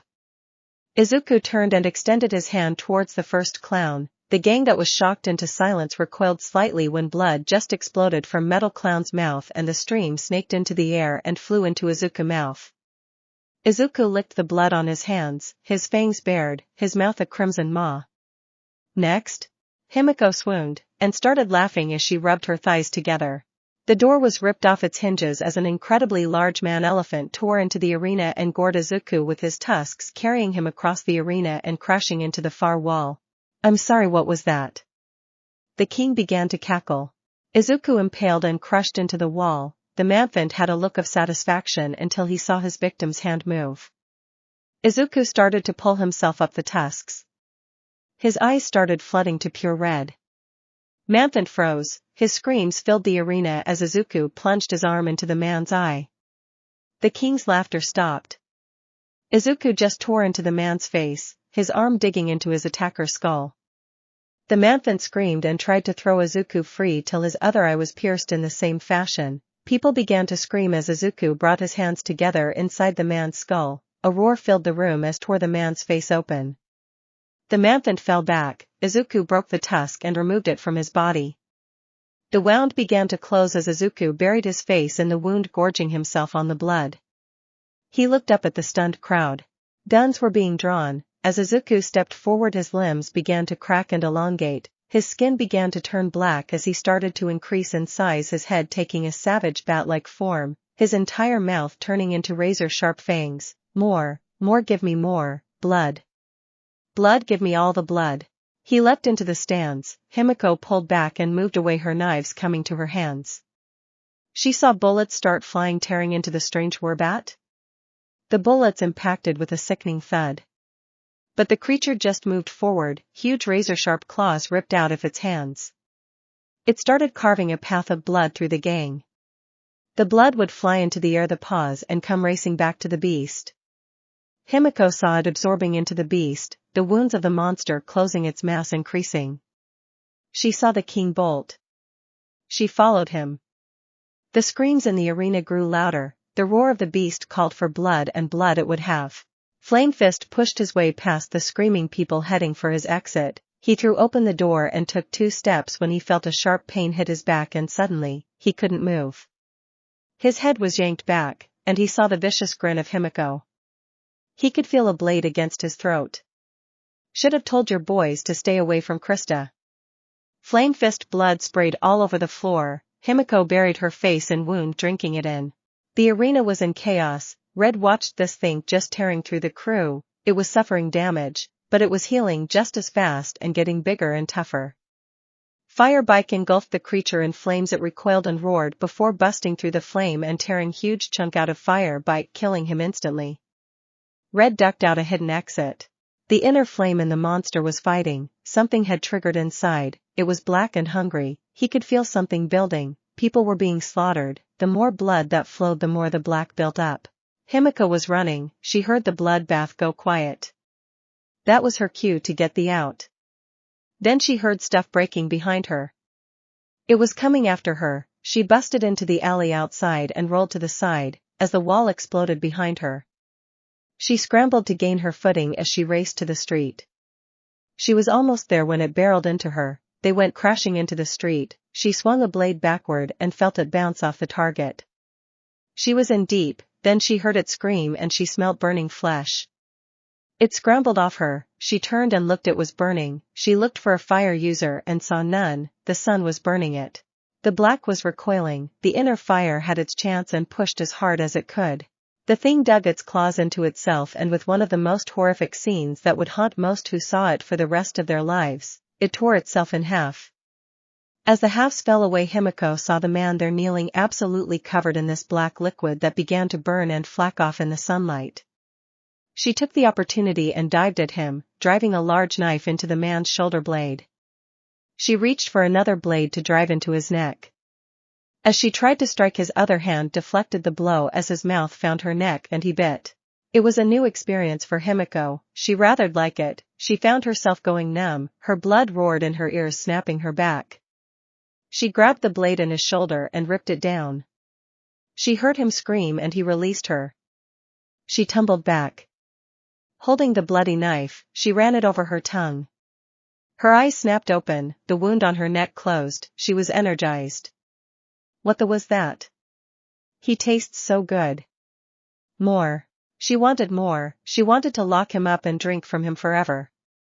She saw the wound on his shoulder close as he took a half-crouch stance. Sirens wailed in the distance. Halt. They both turned and saw a hero in a bright green costume with black branches drawn on it. You girl, discard the weapon and both of lie down with your hands on your head. Izuku snarled and spun, racing back into the alley. The hero reached into a pouch and flung out seeds. They glowed green and started to grow in giant vines, entangling around Izuku. He struggled as the thorns bit into his skin. Suddenly the blood flared as the water was ripped out. He spun free and ran. Himiko turned to bolt the opposite way but saw the alley blocked with vines also. She hurled the knife at the hero. He brought more vines to life to block the attack. She bolted down the alley after Izuku. They ran. Izuku activated his blood and, bouncing against the walls, started to make his way to the roof. Right as he hit the top, a large metal ping was heard. As Izuku pushed to the upper wall to land on the roof, he saw another hero in baseball uniform. Batter up, Izuku could do nothing as the bat swung in a downward arc, crashing into him, sending him crashing to the alley below. Himiko bolted left, running as fast as her legs could carry her. She raced for the exit only to come to a skidding halt when a cop car skidded to a halt. She turned back into the alley, racing back down another avenue. Izuku crashed into the ground, his vision momentarily blurred till saw the baseball hero jumping down towards him. Here is the throw to second. He rolled out of the way as the hero crashed into alley, his bat below him like he was about to impale Izuku on it. Izuku rolled, grabbed a dumpster and threw crashing into the hero, sending him tumbling. Himiko heard a crash as another hero rolled to the ground in front of her. She saw the bat tumbling. In an instant she grabbed it and swung. It crashed into the side of the helmeted hero's head. Home run, she yelled as she ran past. Izuku ran after. The sound of gunfire erupted behind him. Vines sprung, grabbing the baseball hero and ripping him past Izuku. She went the opposite way and now she is running back, so that way is a no-go. He turned the corner. Himiko ran past as she hit another intersection. 2 officers tackled her. She lost her breath. She threw her arms around her head, as hands were grabbing at her, and she felt fists striking her. A bullet struck him in the shoulder. He did not stop. He saw the girl wrestling with the police. He speared one of the officers off her. He stuck the cop with a hard elbow to the temple, knocking them out. Himiko felt the officer that was grabbing her arms go flying off her. She rolled free of the other, landing a swift kick to her would-be captor's head. Bullets flew by her as she took cover. Izuku activated his aura sense quickly, looked to the right and took off running. She heard officers coming from the opposite direction that he had run and took off after him. She knew they were probably Ed. They were almost surrounded, only one way out. She saw him before her. She looked past him and swore, "I am running out of options here." He was the fading rays of the sun as he headed for the last exit. It was then he saw Endeavor. Maximum effort. He poured all he could into his body, boosting himself, potence, celerity. Endeavor roared and fired down the ally. Himiko saw the flames and knew she was addition. Izuku saw the flames and cursed that this was really going to hurt. The last thing Endeavor expected was his target to run through the flames and crash into him, sending him flying back. It was like being hit by a truck. Himiko used Izuku as shield from the flames, then she was the green hair boy just barrel into the number 2 hero and sent him flying. Green broke to the left, Himiko followed. She needed an exit. As they neared the intersection, she saw it in the subway. She saw Green get slammed into a wall. She broke for the subway. Izuku was introduced to Wall and Flaming Fist. He was not sure what hurt more. He rolled through with Endeavor on top of him, raising his hand back in the deep red fire. Izuku planted his feet into Endeavor's chest and pushed with all he could, driving Endeavor into a wall and driving the air out his lungs. He saw the blonde disappearing down a subway tunnel. He took off after her. She hit the platform. Looking around, she noticed the cameras. She swore. She heard people scream, then saw Green leap down the stairs and land. They looked at each other. He ran and jumped off the platform and took off down the tunnel. She followed. They ran into the darkness. He knew she was behind him but did not care. They were both running for their lives. Door on the right, he heard. He saw the door and heard the train. It was locked. He was getting tired. He drew upon the blood again and kicked the door open. He felt her tackle him into the room. She scrambled off him and took off farther, racing down some stairs. He followed. As they arrived at the bottom, he heard water and smelled something completely else. Himiko threw the grate to the side. This is going to ing. She saw a burst of fire illuminate the room above him. She plugged her nose and jumped in. Izuku felt the heat as she jumped into the water. He followed Sweet. They tumbled through the system, till she came flying out an exit tunnel, followed soon after by Izuku. She got to her feet and ran up the embankment. He scrambled after her. Soon they were running through the forest. Her energy boost was running out. Her legs and lungs began to scream at her. She stumbled and was falling. She felt a big strong arm go around her waist and she was slung over his shoulder. He kept running till they hit a small clearing and set her down. They eyed each other. Himiko still had a knife left, not a big one, but it was a blade all the same. Izuku closed his eyes and listened. He opened his eyes. They are not in pursuit yet. Which way out of here? Why should I tell you? She glared at him. Look, you Ingap, you turned me over to that red-suited Gap. All I want is to get thee out of here.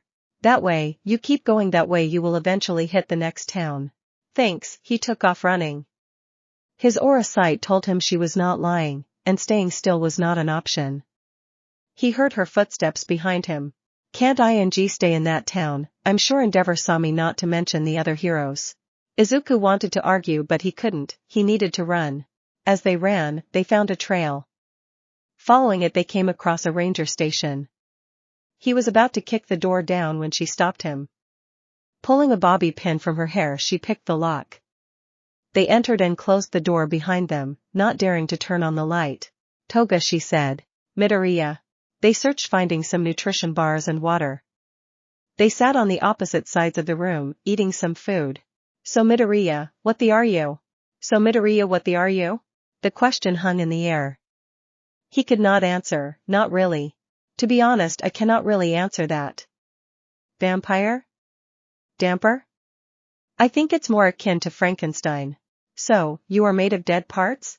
Possibly. I don't remember much from the creation process, lots of pain. He wanted to make sure I experienced the pain. Who? My master. His voice sounded weird to Himiko, pain yet anger, love yet disgust. She recognized it, she heard it whenever she talked about her parents. Where is he? Dead. Endeavor killed him yesterday, I think, or the day before. The days have been running together. Miss him? It's complicated. I am not sure what he did to me, but I remember that I loved him with everything. I wanted to please him, anything to gain his approval and blood. She raised an eyebrow. What was the thing you turned into in the pit? No idea, never happened before, I wasn't in control. I was more along for the ride. So, you like blood? Part and parcel to the whole vampire thing, it fuels my powers and such. I needed to survive. What about you? Why did you me over? It was not personal, those goons you killed worked for Flame Fist, the girl they attacked is a friend of mine. So, I wanted to get revenge by killing him. You were my way in. Understandable. You're not mad? No, part of my training is doing what I need to do for the job. Now you me over again, that's a different story. What is yours? Ed up parents, rather die free, and I love blood. Quirk related? Or are you like me? Quirk related. I don't think anyone is like you. Okay, how about a deal? You don't me over and don't you over until we reach the next town. We can renegotiate then. Why should I trust you? I have no idea where I am or my way around. You over hurts me. Simple. Deal, touch me and you die. He smiled. It is okay, blondes don't do it for me anymore. He closed his eyes and immediately plunged into darkness. Himiko looked at him, he was barely breathing. It crossed her mind that she could cross the room and kill him before he awoke, but she was not sure if it did not work. She was not sure she could take him and freaky vampire powers. Instead, she curled up and fell asleep, clutching her knife. Aizawa. He landed and was promptly greeted by Endeavor. He did not smell good. It was him, he gave me the slip in the sewers. I think he has an accomplice. He attacked an underground club and massacred the gang there. Well, that cannot be good. I wonder why the big display though. He could be spiraling if he was blood bonded to the Lord. If that's the case, then we need to find him, he won't stop otherwise. But it gets worse? It gets worse? According to eyewitness testimony, at some point in the fight he turned into a beast with long claws that was ripping through everything in sight. He got tougher as the fight continued and blood was just flowing into him like magic. Then it emerged onto the street fighting with a blonde girl, then it ripped itself in half and Kid was inside. Now what does the first part sound like to you? Vampire? Holy, is that what the Lord did? He made a vampire? That is why he said he won. That is what that would sacrifice himself for. That's what I thought till the last part, and if he was a vampire, why didn't he turn when fighting Vlad or us? I don't know, but either way we need to find him. I agree, I am wanted to update you as soon as possible. Now I am going to go take a shower and burn this suit. The last vampire was pre-Quirk era, it killed thousands, it took hundreds of hunters to bring it down. God damn it, the Lord of Blood wasn't done ing with his life. Izuku and Toga. He came back to the land of the living. Slowly he opened his eyes. The sun had not yet risen. He saw Toga asleep. She was curled up like a cat. An extremely dangerous cat, but aren't all cats dangerous? He stretched. As he did so, Toga's eyes snapped open. Morning sunshine, he said. I hate mornings. We should get moving now. If you wait outside, a girl needs the facilities. Izuku shrugged and stepped outside. I have no idea what to do. I wonder if I should just stop and fight it out. They are not going to stop till they run me down. I have no way to make money, so a plane ticket is out of the question. I could always sneak onto a boat and get the hell out of here. I would just have to be careful about feeding off the crew. I think that may be my best chance. Toga emerged, stretching in the sunlight. Well, now let's get going. She took off a light jog with Izuku quickly following. I wonder what he tastes like. They ran in silence, pausing periodically to listen for any sign of pursuit. Izuku noted that they were not on any sort of trail, causing him slight concern, but he was at Toga's mercy. Questioning her might upset her, causing her to leave him in the wilderness. It was slightly past midday when they creased a hill and came to a quick stop. They were able to get a good look down at the bottom of the hill, and they saw a forestry vehicle sitting at the bottom. That isn't good, Izuku said. Should we wait it out? We can circle around, but that will take time. Time is not our friend. Okay, I don't want to, but I will go down there and deal with them. Dude, I know you're fast, but they will see you coming. No, I can handle that. I will just have to feed off them when I get down there. She raised an eyebrow. Well, go ahead then, she said sarcastically. Her face went into shock as he stepped forward and vanished. She had her knife at the ready. She sat there tense, waiting for the attack, the one that never came. Her attention was brought back to the forestry agent when she understood something clearly at last of the vehicle flash. Carefully she made her way down to find the agent slumped in the back of his car, looking slightly pale. She slid over to the agent, relieving him of his nightstick and money. She then looked over at Izuku before pulling a syringe and taking some of the man's blood. She leaned down and liked the blood that ran free, not bad tasting. She slurped some. It was his non-reaction that still shocked her. She knew that he had to drink blood to survive, kind of like her. But still, she had not ever met someone else that drank blood. Kind of has a tangy aftertaste, huh? He said. Yeah, not bad, but definite a tang, she said, surprisingly. I never had anyone to talk blood with. We should move to bed, neither of us can drive. Yeah, besides I am sure the GPS these things. They took off again. So have you noticed emotions flavors the blood? He asked. Oh, most definitely. My personal favorite is naughty and terrified. The spice those add is amazing. Never had naughty, but I have had terrified. It wasn't bad. I enjoy willing. The sweet surrender adds this layer. Never had that one. But I did have this American once. Toga. This is by far the best conversation I have ever had. I never get to share this stuff with anyone else. It is nice to have someone that not only understands but can appreciate what I am talking about with the flavor of blood. I wonder what his tastes like. Really naughty? Never? You a naughty UAL? No, never had to hunt that way. The only woman I ever had with was this named Agatha. It was more of duty. I got off, but it was only after she did many times. More of a slave situation. Sometime when I am about to eat, I get so damn naughty. I have actually ate as I got my first taste. Kind of hot, not going to lie. I wonder what you taste like. I was thinking of the same thing. She laughed as they ran. Shota. He stood looking down at the map. The targets had not popped up on any reports. The nearest areas were already under heavy patrol. Extra heroes were being brought in. Damn it, where is he? He was sure that the green-haired one would have to feed after the battle he went through. He just needed a break.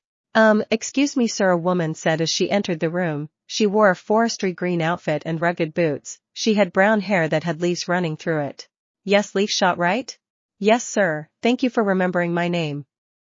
I don't know if this helps, but the Forestry Service is reporting that one of their rangers did not report in, and when they tracked them down, they appeared to have been attacked, and preliminary reports is that the target is suffering from blood loss. Where? Show me on the map. The girl walked over, looking at her phone for a minute, before pointing to a mark. There is, sir. He looked over the map and traced his finger to the town nearest their location.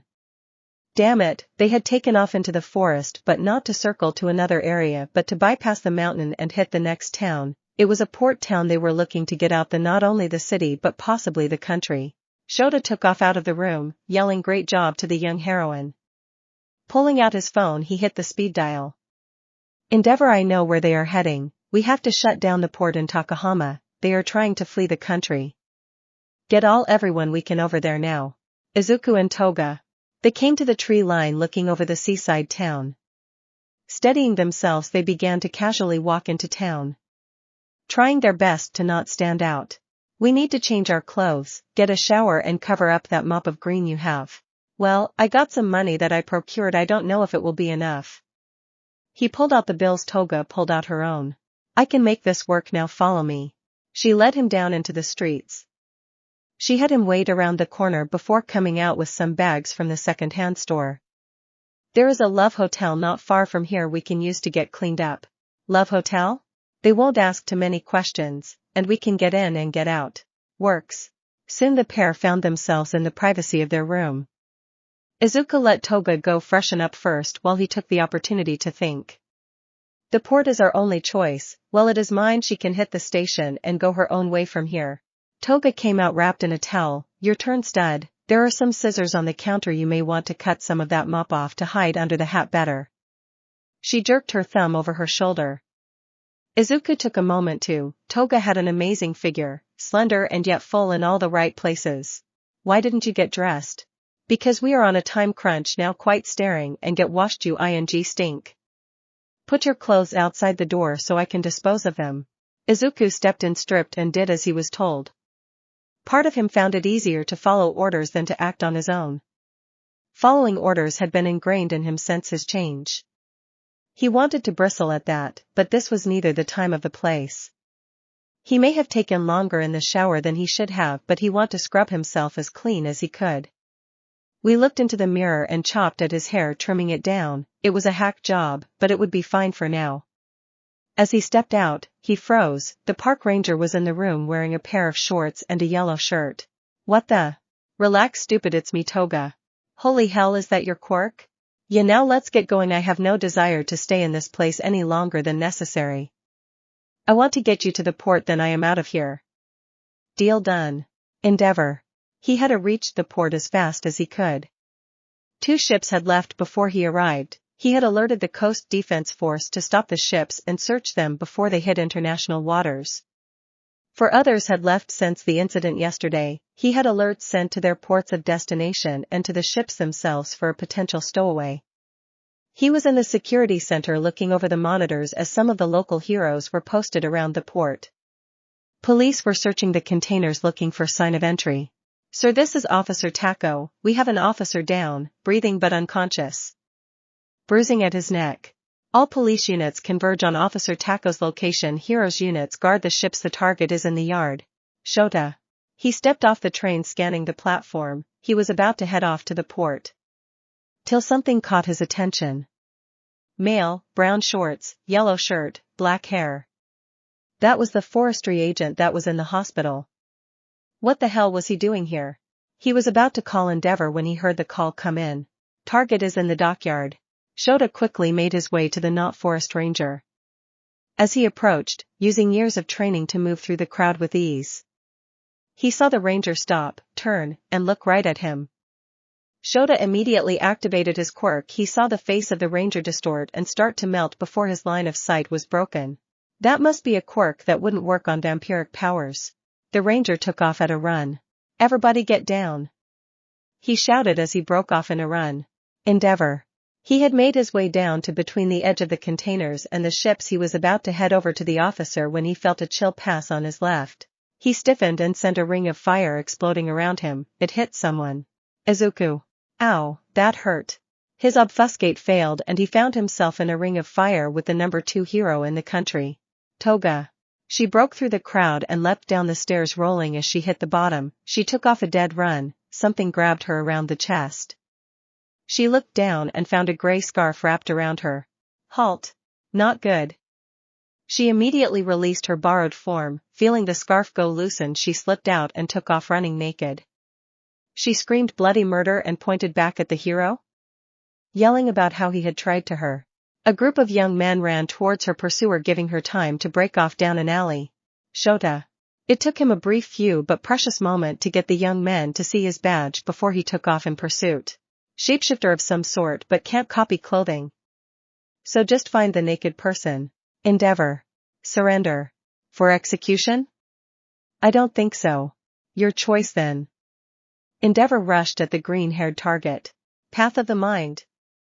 Izuku called upon his blood magic to use telekinesis, launch Endeavor over his head, then immediately called upon the blood to flood his body. He ran and leapt over the ring of fire onto a shipping container and started running. Endeavor was caught off guard. He righted himself and used his flames to land safely. All heroes converge, target heading south on top of the shipping containers. Izuku was screwed. He activated his celerity and potence to run as fast as he could. He saw the gates and went to jump before he was barreled into and sent flying by a white and blue blur. He crashed into the ground, bouncing into the side of a container. Stop, villain. Standing in front of him was a slender hero in a full white bodysuit with blue trim. It was the speed hero Velocity. I could barely see him. Izuku locked eyes with the hero. Dominate command, falter. He saw the hero stumble. Izuku burst forward with his supernatural speed and swung a kick with all his might at the hero's right leg. He heard the bone-crunching snap and the Velocity scream. As he turned and ran to the gate, a blazing fist sent him flying into the gate. With a crash he hit and tumbled down the gate, falling. He looked up in time to see Endeavor leaping in with a flaming fist. Izuku swung with all his might and their fists collided. He felt his hand break. He saw Endeavor's arm break. Izuku didn't take the time to admire his handiwork. He saw the heroes converging from behind Endeavor. He planted and took off running. A shot of fire hit his back. He screamed as the fire ate at his flesh, that discarded his shirt. Lure of flames. He called the flames off his body to form a ball hovering in his hand. He threw it toward the fuel tanks. The fuel tanks exploded, throwing everyone to the ground. Shota. He was impressed. He had never seen someone in full sprint put on shorts and a tank top before. His target was fast, kept changing direction to make it hard for him to use his capture scarf. Her blonde hair flying out as she ran. She had made a dash, hitting a hard left that left her a straight shot to the port. Unfortunately for her, the area was wide open. He threw his capture scarf. She instinctively rolled to the right, planting her leg, and accelerating. This girl would impress Shota if he weren't so annoyed at trying to capture her. She was fast, athletic, and had natural instincts. He made a desperate leap before throwing out his scarf again. She was late on her dodge, and he caught her ankle, sending her to the ground. Got you. The girl whirled and drew a large knife, trying to free herself. Then the explosion came. Shota fell to the ground, his ear ringing. As his vision cleared, he saw her stumbling to her feet and trying to move. He threw his weapon again. As it flew from the corner of his eye, a blur of green hair collided with him, sending him flying. Toga. She had to move, her ears were ringing. She saw her attacker flying.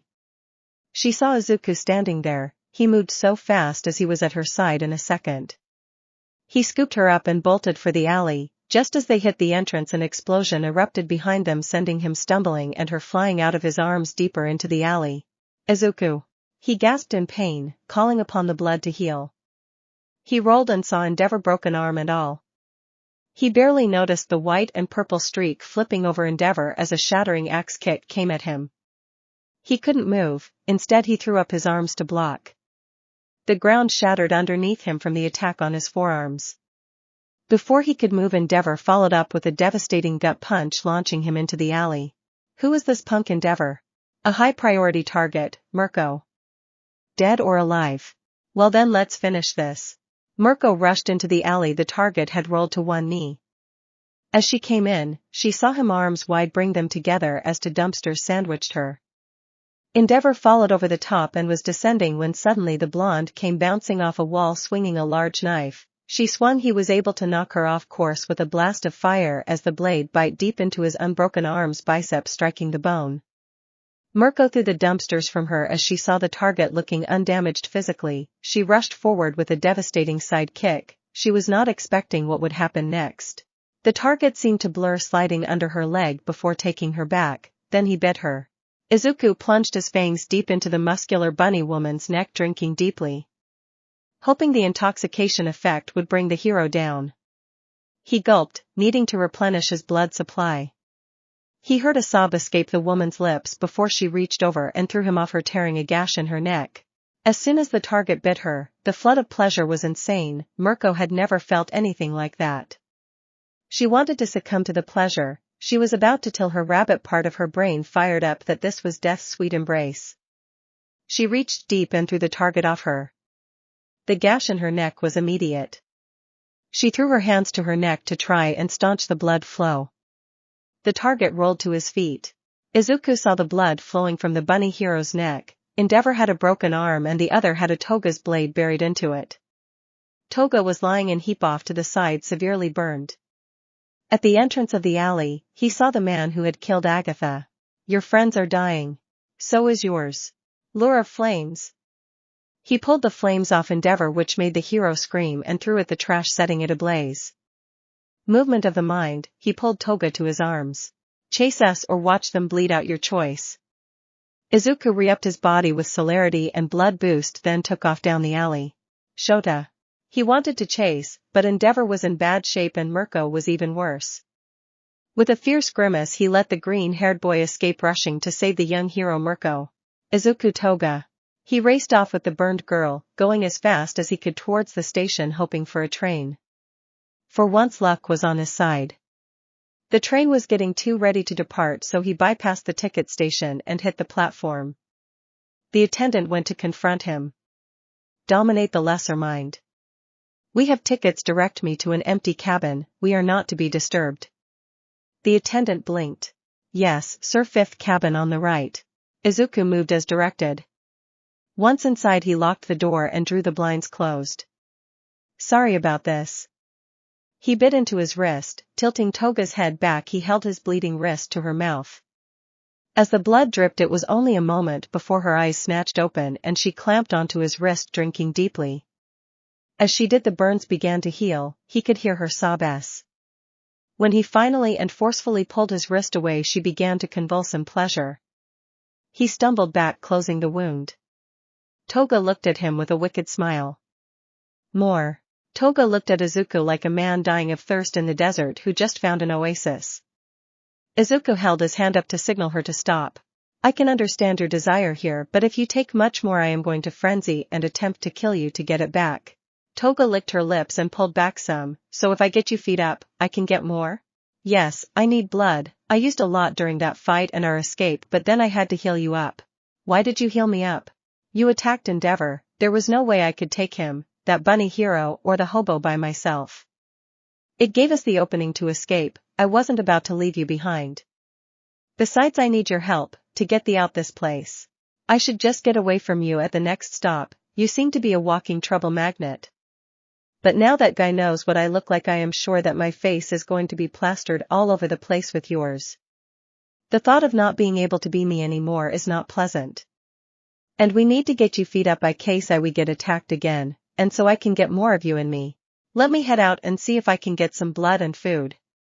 As well as some clothes for you, though you naked is nice. Toga smiled. You take such good care of me. Play your cards right and we can have some real fun. She wiggled her eyebrows at him as Izuku slipped out of the room. Toga. That blood, holy. I have never tasted anything like that or felt anything like that. The voices are quiet, I feel so energized. This is dangerous. I am dodging the number 2 hero, some underground dude, and that rabbit Mirko. Not to mention all the other pros on our tail. I should see if I could turn him in and get a pardon. If I ditch him, there is no more blood. But I may be able to get free. There is no scenario where this ends good for both of us. I can't do anything till I get some clothes. But sorry Izuku, I need to do what I need to for survival. Izuku. Luckily finding a few victims was not as hard as Izuku thought. The first one had tried to pull him into a sleeping room and mug him. Izuku left him alive. The second was rooting through the luggage compartment so Izuku even had someone to take the fall for that. For all the bad luck he was having, he would take a couple of easy wins. The last one was a little bit more difficult as he was exiting the luggage car when he bumped into a conductor. After a brief struggle he made his way back to Toga, attempting to plan his next move. He was running scenarios as he entered the sleeping car where Toga was waiting. She sat up immediately and was eyeing him. He took a seat across from her and took off his shirt, tossing it to the side as she climbed onto his lap. Smut warning. He could feel her excitement, she was trembling with it. As she straddled his lap, he could feel her wetness against his manhood. Her eyes were pinpricks looking at him with barely contained desire. He closed his eyes and tilted his head to the side, baring his neck. She leaned in and lightly kissed his neck before slowly biting down. Her canines punctured his skin and the blood flowed into her mouth. He heard her sob as began to grind against him. Her arms snaked around his head, her hands burying them in his curly hair. He hardened against her, causing her to grind against him harder. He wrapped his arms around her waist, quickening their pace. She broke from his neck, their eyes met, mutual gazes of pure naughty radiated between them. Slowly she kissed him, soon their mouths opened as their tongues battled for dominance. Sobs escaped them both. His hand found her hair, he pulled her head back as she sobbed in pleasure. He buried his fangs in her throat, taking back the blood she just took. He heard her squeal and felt her begin to convulse against him as she reached. Her hands dead-angled from his head and began to fumble with his belt. She managed to free him as he pulled away from her neck. She found his neck and blood again. Drinking deeply, she rose on her knees, lining up her wet with him. In a sudden motion she drove him inside. Between the blood and desire she came again. He grabbed her by the hips and began to drive upwards into her. When she broke contact with his neck to let loose a naughty full scream, he took back his blood. Any sense of decorum fled at that point. Her cries filled the room and spilled into the hall. They began to kiss furiously, tasting the blood on each other's lips. Izuku rolled her onto her back, driving as deep as he could to her delight. Words failed them, their words turning into grunts and sobs. He was close at first. He started to try to fight it back after all. In all his naughty UAL encounters he couldn't, until she said, "For me baby," inside me, and then me again. Me till we don't remember our names. Oh God, Izuku, give me all you have. She sobbed throatily in his ear. Izuku lost it, he felt himself released to her delight. They lay there for a moment, he could feel her clenching around him, coaxing him back to life, and they started again.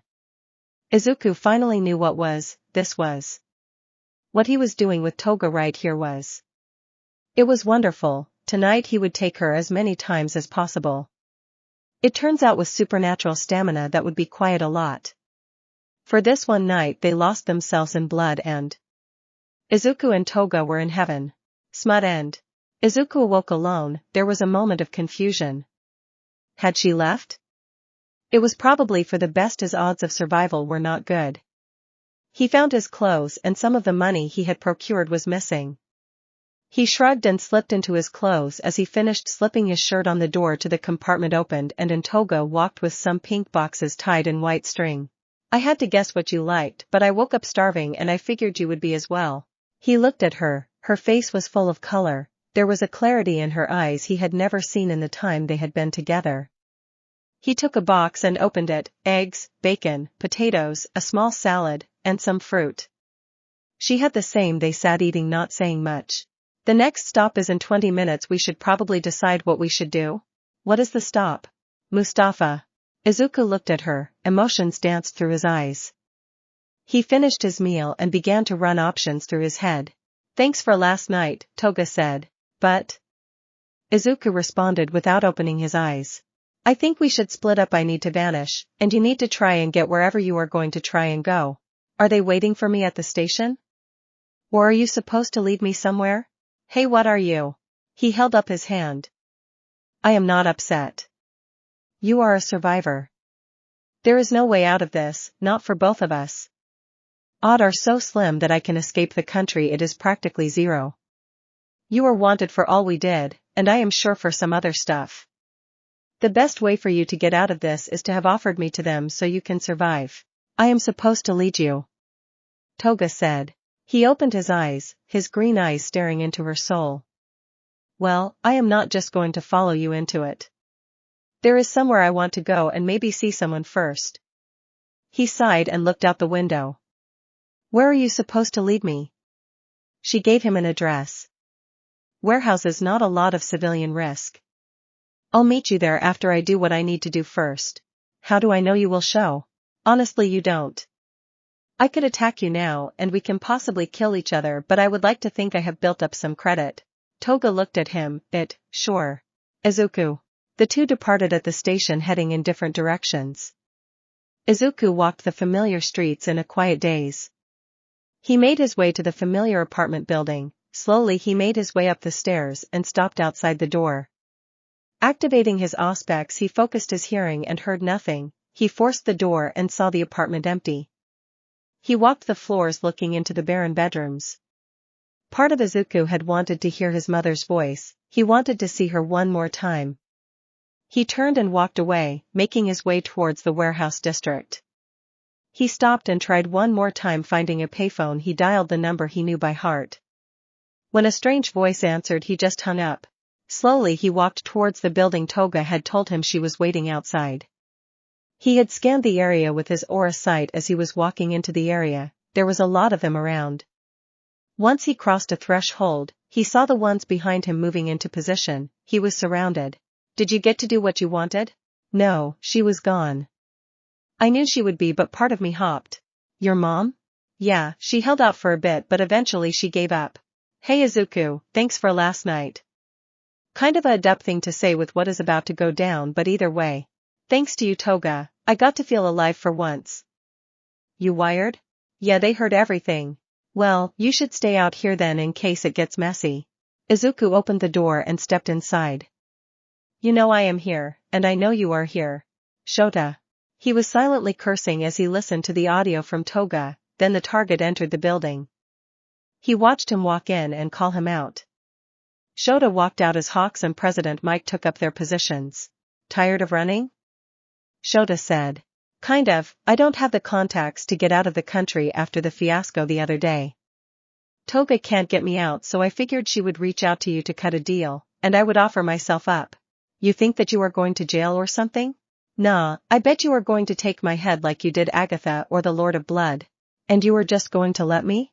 This all started when I jumped off a building, trying to kill myself. Since then I have been torn apart, rebuilt, enslaved, naughty assaulted, burned, made to fight in a pit, burned again, and had pleasant train ride.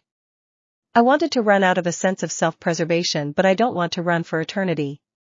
I am just tired. I tried slitting my wrists, taking pills, and jumping off a building. Suicide by hero seems like a good bet.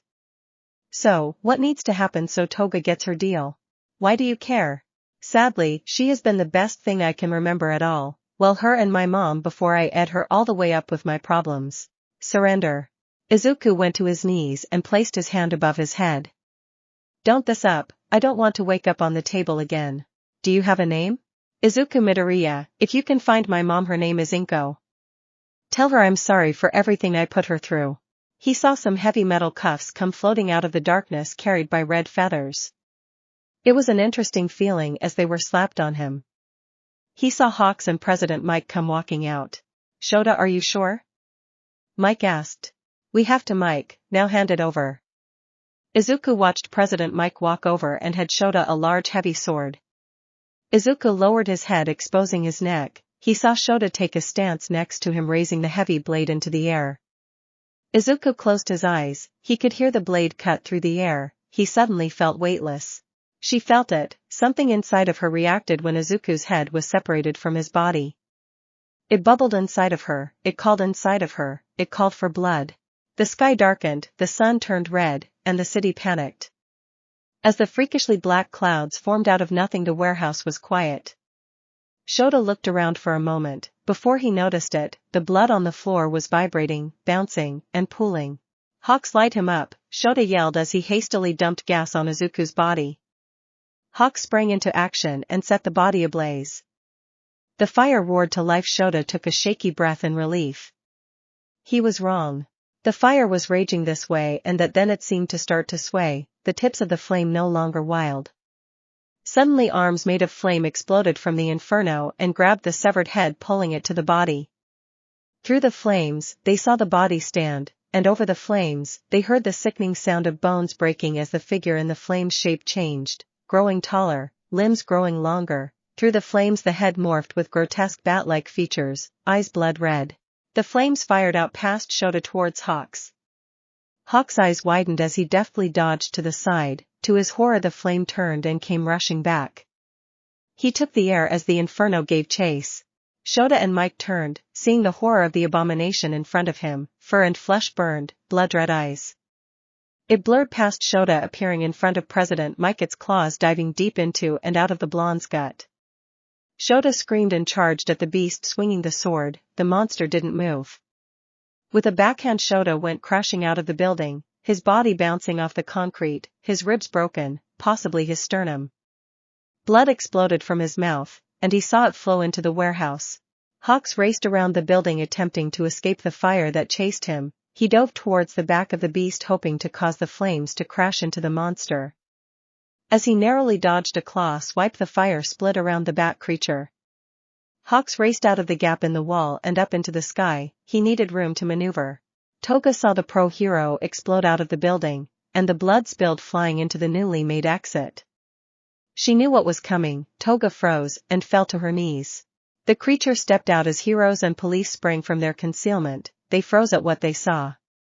It turned its head, its gaze falling upon Toga. Slowly it extended its hand, and the claws lightly caressed her face. Shota got to his feet and activated his quirk more out of instinct than anything. He couldn't track it as appeared in front of him, his mind couldn't keep up with the movement, not even when his intestines spilled onto the floor. Hawks was at a loss. Tapping the earpiece he called out, "This is Hawks, I need everyone near Mustafa to converge on the docks. We have an Omega-level threat. President Mike and Eraserhead are down and may die. I am evacuating their bodies to the paramedics. Can anyone hear me? I can hear you, Hawks, I am on my way." The police opened fire. They had no other recourse, and the beast did not react kindly. It tore over to their position, their screams filled the air, and their blood filled the beast. MT Lady fought back the horror of the carnage she had just witnessed. 10 officers had just lost their lives before she could even react. Her anger roared, springing into action, her colossal fist crashing down into this monstrosity. She did it, she got it. The other heroes felt a momentary sense of relief that ended when MT Lady screamed. Her hand exploded in blood and flesh. The creature had torn through the bones of her fist to get to her. It was racing up her arm, its long limbs trailing behind it, huge gashes being left in its wake. The blood collects above the creature's head. She swung her uninjured hand, batting the thing from her. It tumbled in the air till massive wings sprouted. It was there, hovering above the ground. It was uninjured, and worst of all, they thought it was smiling. Hawk zoomed past with the fire in hot pursuit. He launched his feathers, slicing deep into the beast. No blood flew. He saw it heal instantly, then it disappeared. Years of training saved Hawks that day. He sensed it above him, and he managed to bring his wings up in defense, and the beast drove the hero to the earth with a crushing double axe handle smash. Death arms raced and caught Hawks. As Cammy Wood stepped forward, lacquered chain prison, the hero's ultimate move, raced towards its target. The fire came darting around the beast and mimicked the projectiles, intercepting them and racing up to envelope the hero, who screamed as the flames engulfed him. Backdraft raced in to attempt to quench the flames. The beast roared, and the ball of blood above his head exploded out into spears that raced out and started to impale the other officers in the area. A gunshot exploded from nowhere, colliding with the head of the beast's blood exploded but froze in the air and swarmed back to the beast. As the monster's head came back into view, they could see the bullet had pierced the creature's eye. They watched in horror as it reformed. It spits the bullet on the ground below. Snipe had taken his best shot. The teacher of UA rushed onto the field as a cement prison wrapped around the monster. Vlad King ran crouching in front. He cupped his hands as Midnight ran and was tossed onto the top. Tearing open her suit, her gas began to flood into prison. Toga had been watching the display, having not moved. Something inside her welled up. "Move!" she shouted to the Rated R heroine. Midnight dived away as the Cementus's prison exploded, the gas floating down. The beast looked around him at the fresh collection of heroes and smiled. In a voice that would haunt their dreams. Bleed for me. Vlad attempted to withdraw before his leg was impaled into the ground by a long claw. I remember you, it said. Ectoplasm swarmed the monster, driving it away and allowing the blood hero to escape. It seemed to be working when the clones began to freeze and fall away. Hawks took advantage of the situation and came at top speed with a blade of his feathers. It struck true. The creature's head did not fall from its body, instead it reached and grasped the hero, its claws piercing Hawk's torso. The fire formed and coated the hero's wings. Another well-placed shot drove the creature back for a moment before the blood spears raced and returned to the creature. The damage healed its muscles, swelled the skin, took on a metallic gleam. Cementos managed to erect a barrier that shattered under the attack of the beast, sending him flying back. Ectoplasm and Backdraft pulled Hawks back. The heroes gathered the best and took a step at its feral grin spreading. Vlad King knew they were dead. Endeavor was too far away and hospitalized. Shota was clinging to life along with President Mike, Cammy Woods, and MT Lady was out of commission, along with Hawks. The beast blurred and was in front of them, they couldn't track it. In a single desperate act, he pushed Midnight away. Today was the day he died. Well, almost died. Detroit Smash. Fall back heroes, it is alright because I am here. The creature was launched back. One of its wings had put itself between it and the strike. All Might. It said. All Might launched forward in a blur.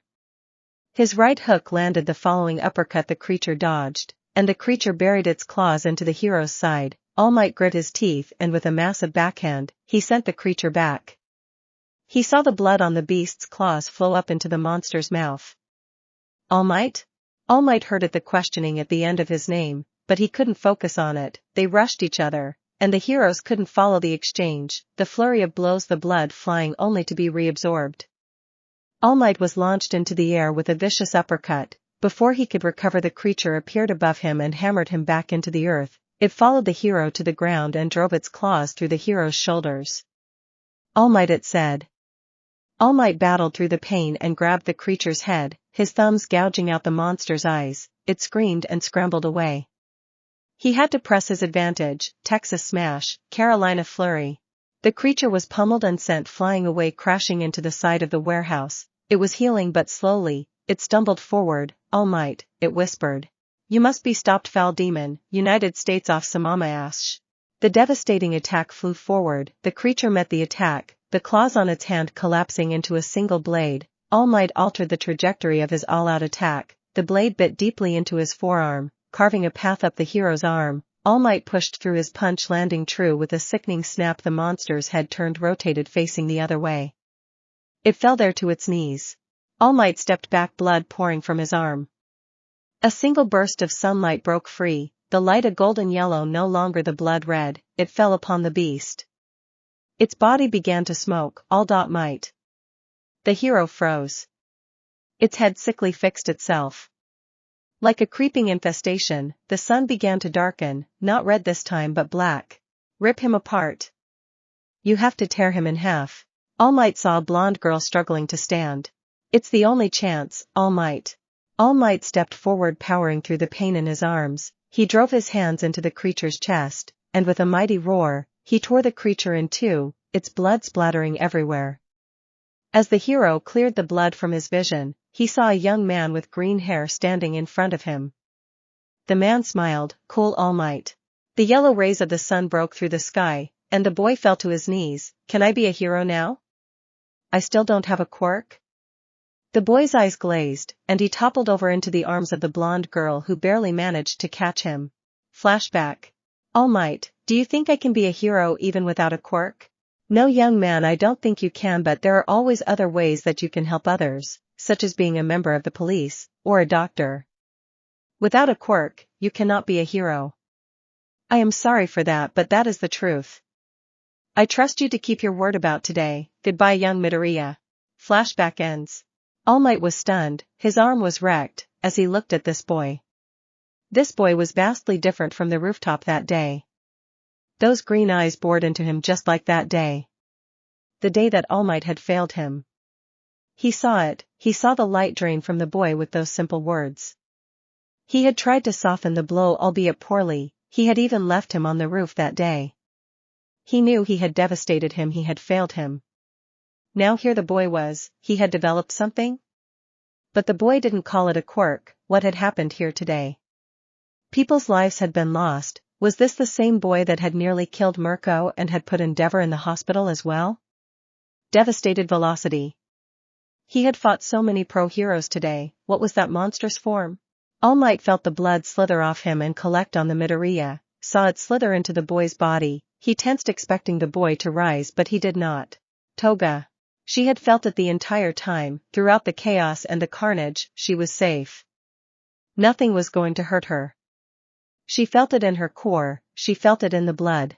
They came and placed Izuku Midoriya in cuffs and took him into holding pending investigation as to what the hell had happened on the docks.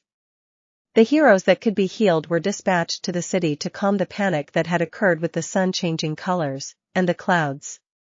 12 police officers were dead, and 10 more were in critical condition. Hawks, President Mike, Eraserhead, Cammy Woods, and MT Lady were all rushed to the hospital. All Might received a healing kiss from Recovery Girl and moved toward the city. Nizu. Nizu sat back and steepled his hands. What were they to do with the boy beast?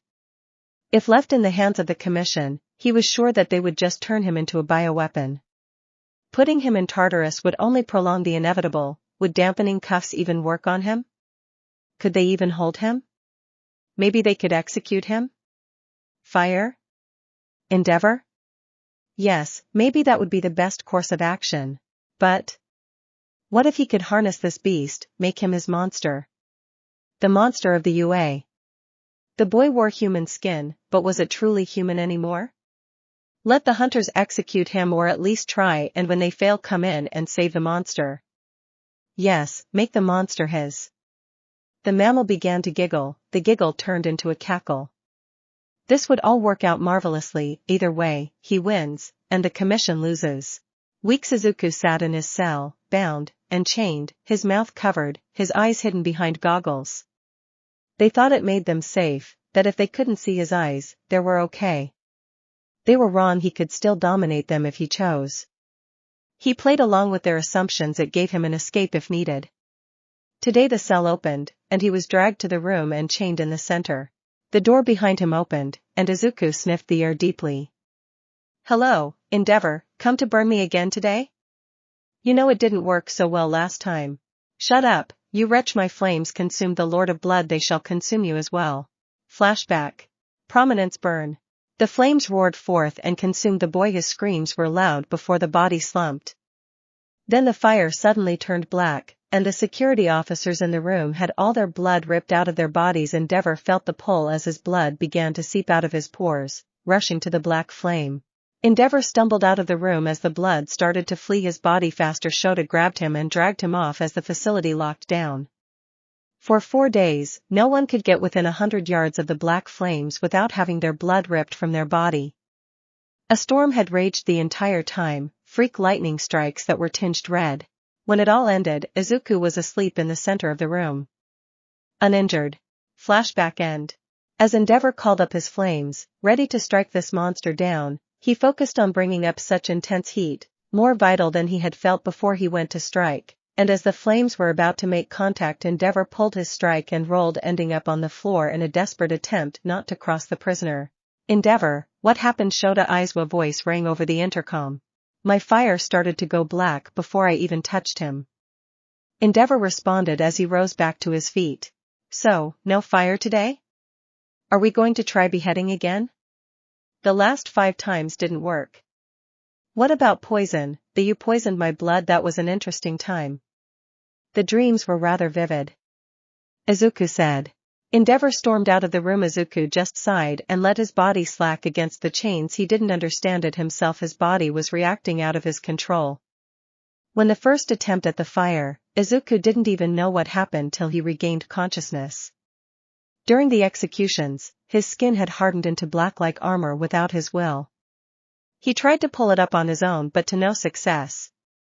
So, unless they drowned him, and he didn't know if that would work, the only other option was to starve him. Observation room. Shota slammed his hand on the desk. Why couldn't they kill this kid?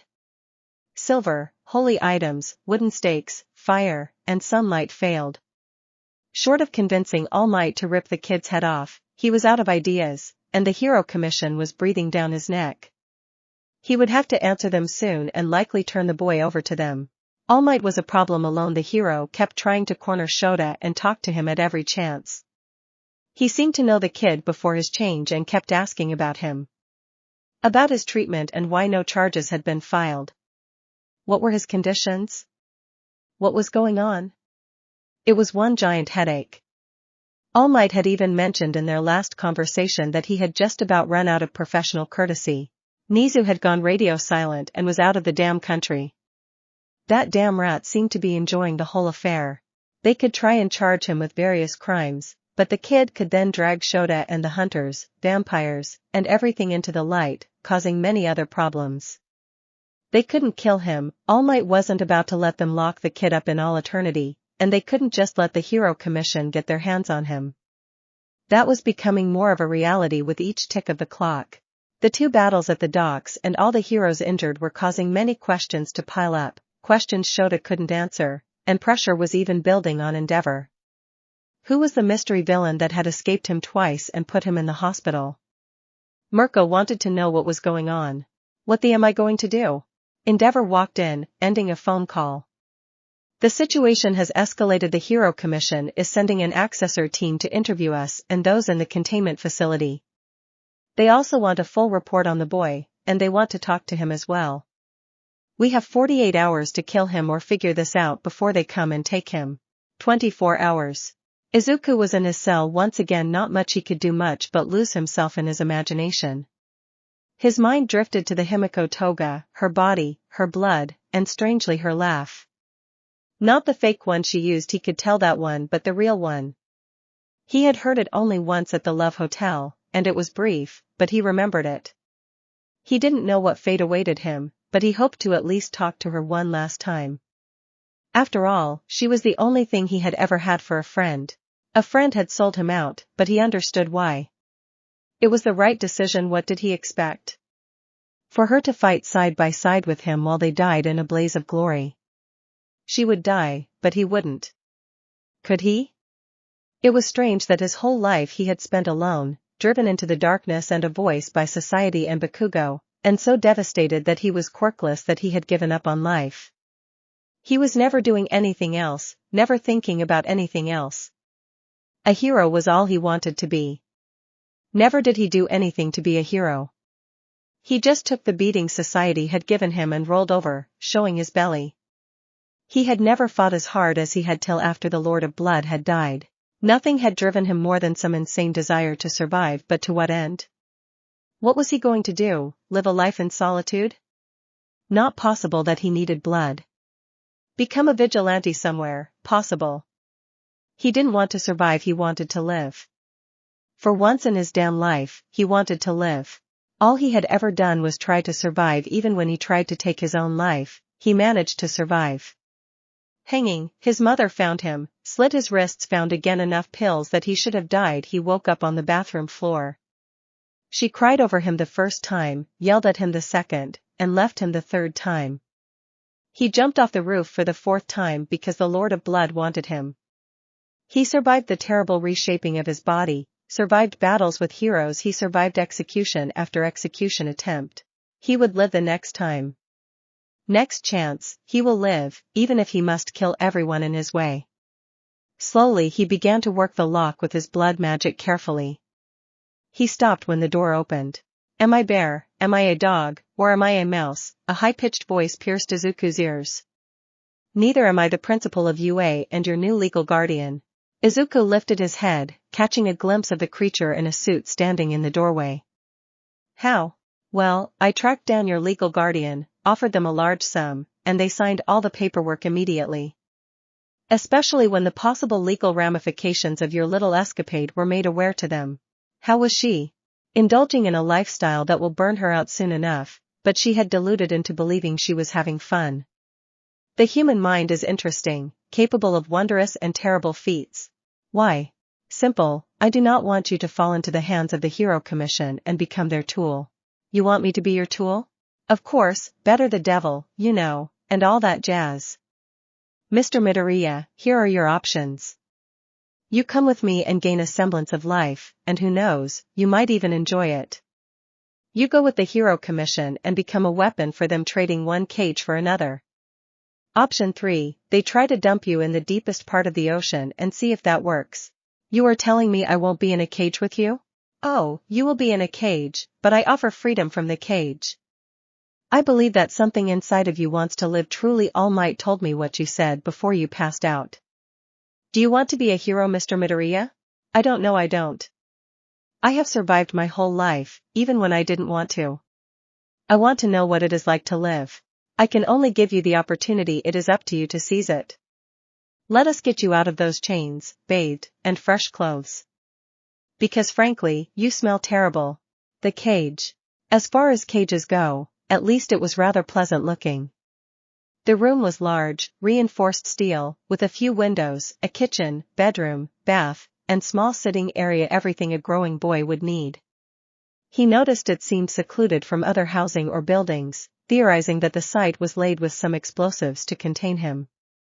The window had bars and sensors, the door could be locked and secured outside, and video surveillance throughout. There was a computer, television, video games, and books. It was a cage, a gilded cage, but one, nonetheless. Nizu laid out the rules. He was to be in his cage from 8 p.m. to 6 a.m. He would be under constant surveillance during all times. He was not to hunt, as the school would provide his nutritional requirements. No violence against staff or students would be tolerated. He had 10 months to study to pass the written test for proper entrance into UA. He would also be required to take the practical exam. Daily therapy sessions and thrice weekly medical exams. He was to always follow all the staff's orders, except for any that would endanger his life. Failure to report any dangerous urges or intrusive thoughts would not be tolerated. Izuku accepted the terms because it was not like he had any better options. And he had already experienced life on the run once. Twice did not sound like it would be fun. He wondered how they could keep him here if he chose not to be. He was confident that he could escape from anyone on staff, as he could move and act faster than anyone he had seen except All Might. The part that Izuku did not enjoy was the restrictions they were putting on his blood. He was confident that they didn't understand precisely how it worked, but was worried that if they kept him starved, the consequences would be, especially if forced into combat situation while his tank was low, so to speak. As it was now, he wouldn't be able to do much before he risked losing control. He also understood that this could be intentional, or that they could use this information to control him. It was a precarious situation to find himself in. As he examined his cage, his attention was brought to Nizu walking in. As the door opened, Izuku could see people in some full armored gear behind him, along with Midnight and Vlad King, both in a type of armor. He had to smile at the neck guards. It was a nice touch, pointless but nice. Greeting, Warden, Izuku said. Warden? Nizu said to himself. Now, is that any way to refer to your guardian? Maybe Overlord, but Warden? Overlord, Izuku said with a bow. Nizu smirked. How are your quarters? It's a nice cage. I appreciate you dressing it up. Living in a steel box would be annoying. No reason a cage can't be nice, but I understand. Living in a cage is undesirable. It does things to you. Nizu said, his voice getting cold. I would like to look at this as a temporary arrangement, as there are those who are quite wary of you after the battle at the docks. I would be a fool to say I have no reservations or fears. As someone with some cage experience, I will not hold you in one for any longer than necessary. So, the goal is to remove the obvious cage for a less obvious one. Of course, that is all the life is. Everything can be interpreted as a cage. It is all a matter of finding the one you choose to accept. It is simple, my ward. You prove that you can follow the rules we set and get more freedom. If you develop how I think you will, you can have a normal school experience.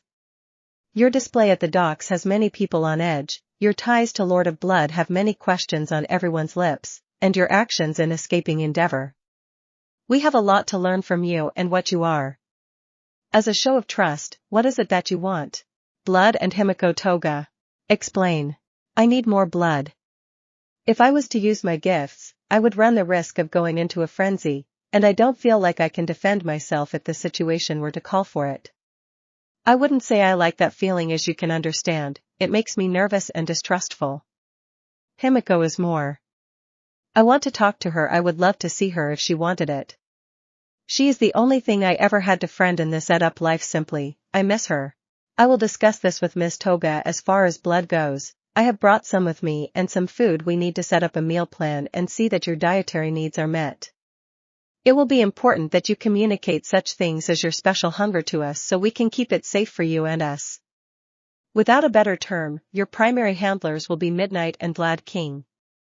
Is that an issue?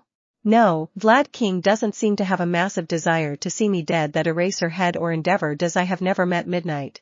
Very well then, I have brought you regular food and will have more blood brought to you. Please go online to Jungle and order some clothes and decorations for your chambers. As well, please fill out the request form for any special items you may need. Of course, all your orders will be reviewed before being sent in. Order your groceries so that they can be handled as soon as possible. You have the essentials for tonight. Do you have any special requests? Not now, but I am sure I will. I thank you for your generosity, my dear overlord. Nizu smiled. Until tomorrow, Mr. Midoriya, expect your blood delivery within the hour. Izuku watched as Nizu left.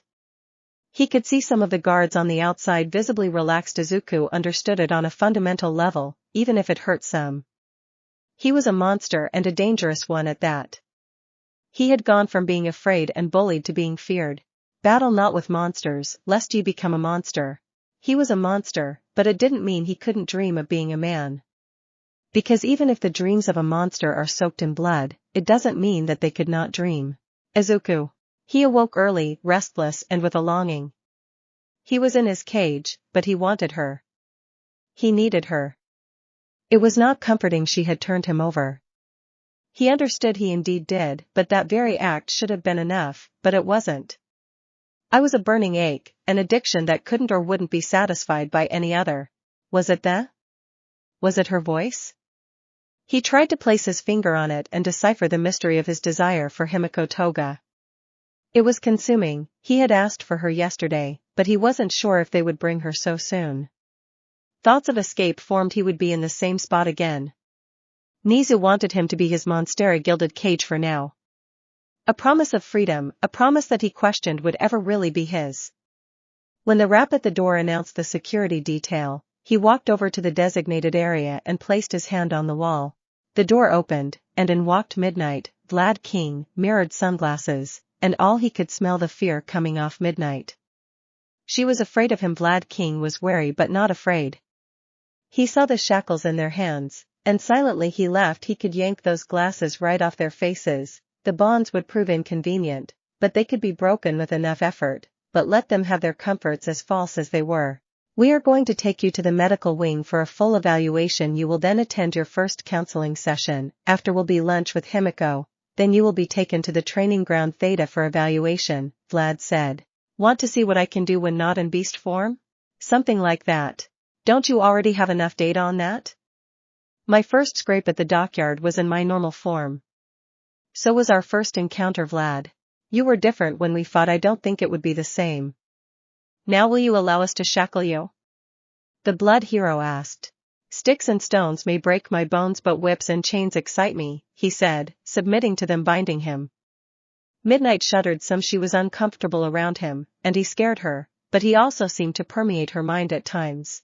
The shackles covered his hands thoroughly, the chain ran around his waist to a set of ankle shackles, and a metal mask and collar were placed around his mouth. He was looking every more at the part of the monster. He was escorted out into the daylight. A group of armed guards ringed him as they moved, keeping a measured distance from him, weapons in their hands. He noticed a few of them had guns. Interesting. They would walk and stop them from moving again. This process repeated once they entered the school. Izuku could piece together that they avoided coming into contact with other students. A small laugh escaped his lips. Something funny? Midnight asked from behind him. I feel like the school's dirty little being moved like this. You are stopping to make sure no one else sees me. I take it lunch will not be in the cafeteria. No, it will not. We are just taking precautions for your sake. Liar, you are doing it for the school's sake. You would have to answer too many questions if people saw me. And all the security. The rest of the trip was in silence as they entered the medical wing. The room was metal and not inviting. Looking at the cold metal table in the center, he had a momentary flashback to his creation. He wasn't aware of the growl that escaped his throat, causing his handlers to go on high alert. Are you okay, Mr. Midoriya? Nizu's voice rang out over the speakers. Not fond of the room, it brings back unpleasant memories, but I will participate. Carefully his handlers moved him to the table, removing his shackles and having him stripped down to his underwear before having him lay on the table, where they resecured him. Is this how I am supposed to trust you, Nizu? Shackles and restraints. I thought you wanted to give me a chance to be a hero. Now, Mr. Midoriya, trust must be earned. Being cooperative will allow the staff to be accustomed to your presence, and once they know they are safe, we can begin to allow more freedom. Their only dealing with you was when the beast had emerged, and the experience was more than enough to leave an everlasting impression. Changing minds takes time. They must know you and not that beast. Tolerate what I ask of you, and I will reward you as your father. It is my job to see you turn from the path you were on to the path I think you should be. Nizu responded. As you wish, father. As the final restraint was put in place, he looked at Midnight, who was double-checking the bond. Shouldn't you be in leather when you strap me to a bed? Only if you have been naughty. Have you been naughty, Mr. Midoriya? The rated R heroine quipped back. Very naughty, Mistress Midnight, oh so naughty. He replied, eyeing her suggestively. Midnight was about to respond, but she walked out, saying the restraints were secure. The door opened, and All Might, Recovery Girl, and Aizawa walked in. Mr. Aizawa is here strictly as an expert in your condition, Mr. Midoriya. Works for me. Hello, All Might. Young Midoriya. The pro responded. I want you to know that I am against the treatment you are receiving and that I believe that you should not be treated as a monster. That's because you are an idiot, Aizawa added. And you are prejudiced, All Might bit back.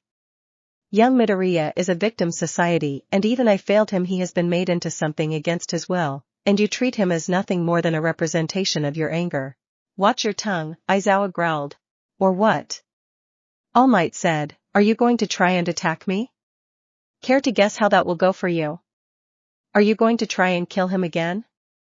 Poison, fire, wooden stakes, silver weapons, and when the beast emerges, what then, Aizawa? Whom will you sacrifice on your altar of rage, President Mike, Endeavor, Mirko, Velocity, or do you plan to turn him over to the commission so they can make him what you say he is? It wasn't your wife that died. And it wasn't young Midoriya that did it. The Lord of Blood is dead, his daughter is dead, his sons are dead, and all that lives is his last victim. You call for logical actions, expelling more students than any other simply because they don't meet whatever standard you set forth.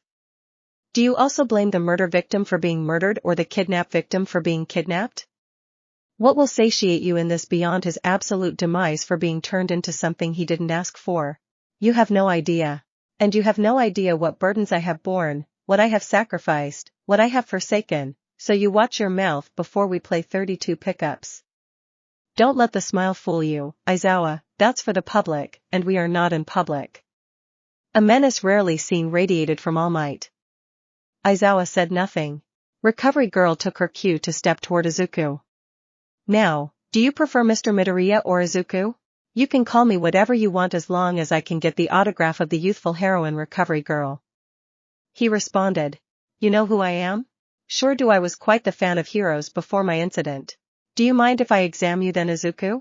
Not really, he responded. How did you come to be like you are? I don't know, he began before recanting his transformation in as much detail as he could provide. Why did you worship your tormentor so? His blood, you have no idea the taste or feeling it gave. Imagine the most sublime thing, and it was that it took over. It was the only release in all the pain of my transformation. When the blood would hit my tongue, the pain went away. I could rest. I was awake for almost all of it. They wouldn't let me pass out. When I closed my eyes, they removed my eyelids. After enough pain, you will latch on to any form of salvation put before you. I saw my chest cavity open and bare to the world. Slavery afterward wasn't so bad. Why did you fight to protect him? I had to. I loved him, but I rebelled. How so?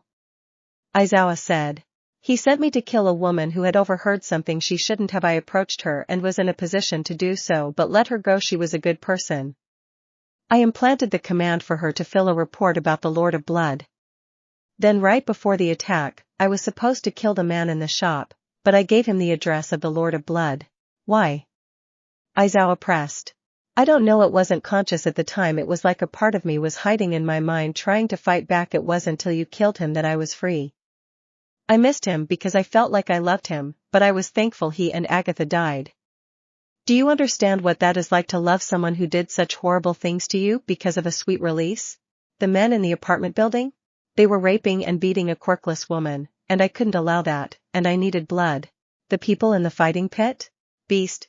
The ranger? I just took a little bit. She was fine. As cold as this sounds, I need more blood than food. I cannot survive without it, especially if I don't know. Running for my life. The police officers? Running for my life, and they lived. I could have just killed them. The same with the pros. At the time, my alternatives were death. I didn't kill anyone. I regret, if that is you're wondering, or is there some point at which you are getting? You point to all these things, but I was running on instinct, trying to find a way to live. Did you ever say, why don't we talk and see if we can understand? Would you have? We will never know. Recovery girl finished all her exams before they left the room, and Izuku's guards returned after he was dressed. He was taken to his first psychiatrist appointment. Results. What are you able to ascertain? Nizu asked. The Lord of Blood is Dr. Frankenstein, and the boy is his monster. The boy's muscles are layered and reinforced. His bones are denser and laced with something. His chest cavity has been reinforced to insane levels. There are organs there that I have no idea what they do or their functions. Can you figure out how to kill him? Izawa chimed in. If I could, I wouldn't tell you without good reason. Yes, he committed some crimes, but he is also a victim. You know that no jury would convict after hearing what he went through. They may lock him in an asylum for a bit, but I am sure he could talk his way out. He is a threat, Izawa said with an exasperated tone. Of course, he is, you idiot, Recovery girl said. He is a threat for several reasons. We have no idea what his physical limits or capabilities are exactly in this form. They are lesser than his other form, but from all the reports, he can pull off some rather dangerous and extraordinary feats. Same as someone with a dangerous quirk. His bloodlust seems to be under control unless his reserves run low, but that is not any different from those with blood quirks. Do all of you not understand his threat to everyone around him? I do. I saw what he was about to do to all of you before I arrived, All Might said. Can the beast be harnessed? Can it be controlled and kept inside? If so, what potential does Izuku Midoriya have, Izawa? You can't be serious? No, take away everything else. He walked into class on day 1 with all the offensive capabilities you know of, and later you find out he frenzies without adequate blood supply. Tell me. Izawa refused to answer. We train him to recognize the signs of losing control so he can better take care of himself and not be a threat to others. He would probably win all 3 years of the sports festival and be on his way to becoming a top hero. His looks, and if he leaned into the vampire part, dark, broody, mysterious, would be on the fast track to the top 10. Nizu said. And when people die around him? Was it his fault? Could he have prevented it? Could he have done something else? Does he regret it, or does he revel in it? All Might said. Izawa, just answer these questions. Okay. Are all the vampires in the world dead? No. Are there more of them all over the world that no one knows about, and even ones possibly more powerful than the Lord of Blood? Yes. Are there more things out there than vampires? Yes. How effective of a hunter would Izuku be if trained properly? Yes, it is, All Might said. Yes, he can be a terrifying destructive force if we allow him to continue down that road alone with no hope. Or he could be the thing that turns the tide of this secret war you have been waging, a hero. And when he fails? What if he doesn't? And what if he does? You can't stop him, you can't kill him, your only hope is to starve him and hope he dies before the beast awakens to ensure that doesn't happen. The beast has only responded to life and death situations. He would not have made it out of otherwise. When he fought Endeavor and Mirko, he didn't transform, he transformed when you cut his head off. He started to transform when you and Endeavor tried to kill him. Did you ever think it was a defense mechanism? You are judging him due to his lineage. Would you do the same to a child of a villain that wanted to do good? Nizu added. If he is a monster as you claim, then he will show his true nature, and we will have no choice but to find a solution, but if he is what All Might and I believe, then he deserves this chance. And when I am proven right? Aizawa said. Then we will need to find a permanent solution, wouldn't we? Nizu said as the room fell silent. Therapy. Mr. Midoriya, you need serious therapy. There is so much to unpack. For your sake, we will start with 3 sessions a week, and I want you also to journal your thoughts. For us to discuss. The fact that you even have a remote desire to enter the world of heroics for any reason is astonishing. Yeah, I am pretty ed up. Self-awareness of your mental situation is a positive step. Most are unaware of or have willful blind ignorance to their need for help. I am concerned about this desire. You have to be reunited with Himiko Toga. From what I have been informed, your time together seems like the beginning of an unhealthy codependency. Everyone else I know fears me, has tried to kill me, used me as a toy, or is dead. Yet Ms. Toga betrayed you. Yes, she did for survival, that I understand. Your acceptance of betrayal is concerning. I had accepted my fate at that point, and if the only person who showed the most remote bit of kindness could survive by my surrender, I was willing to allow to have my existence mean something. Your existence does mean something. At the time, there were no other options for me. We judge our existence and its worth by what we can accomplish with it. All I had waiting for me was death. This way, Himiko would at least be able to walk away. Lunch. He entered the room, and she sat nervously at a metal table and chairs bolted to the floor. A yearning sprang forth as soon as their eyes locked upon each other. She sat as she was escorted in and secured to the chair. Once his mask was removed, the guards left the room. I want you, she whispered. As I do you, it's an ache. He replied. I am not allowed to touch you. If I do, they will end this. They are afraid we may be too dependent on each other. I don't get it myself. Are they treating you well? He asked. Yes, I have a safe place to stay. They give me more than enough blood. The lack of it was a trigger to some of my episodes. Schoolwork is tedious, but it beats the streets. A second chance is not so bad, a little restrictive for my tastes, but I am not the one walking around in chains. She stopped as she shuddered. She felt a gentle touch against her thighs. Please tell me that is you? It is, he replied. It's all a game, illusions of freedom. Essentially, you choose your cage. Stifling a sob as the caressing continued. I want to be locked in your cage. I wouldn't mind sharing one with you, but I have to prove to them I am not a monster. People throw that word around too loosely. They don't understand the weight it carries and the pain it causes. We are monsters because we need blood or because of what we have had to do to survive. It is too easy for those that have never been in our predicaments to judge. Those that live in glass houses? He moved the touch to her back, tracing small circles. Do you hate me? She asked with a hint of fear. No, he replied quickly. If I hated you, I could kill you right here, and they couldn't stop me. Maybe they are afraid because we are willing to take steps they are not. No one wants to get their hand dirty. This world may never appreciate what we will do for it, but I don't care. I will know if you are willing, and so will you. Let's be heroes then, or at least we can monsters pretending to be heroes if we pretend hard enough. Maybe we will believe it. The cage. All he could think about was lunch at some point. They stopped talking and stared at each other. Their longing for each other was unnatural. It was strange and, in some ways, disturbing, but he wouldn't change it, not right now. Maybe not ever. He had to play the game to see, touch, and taste her again. They could play the game.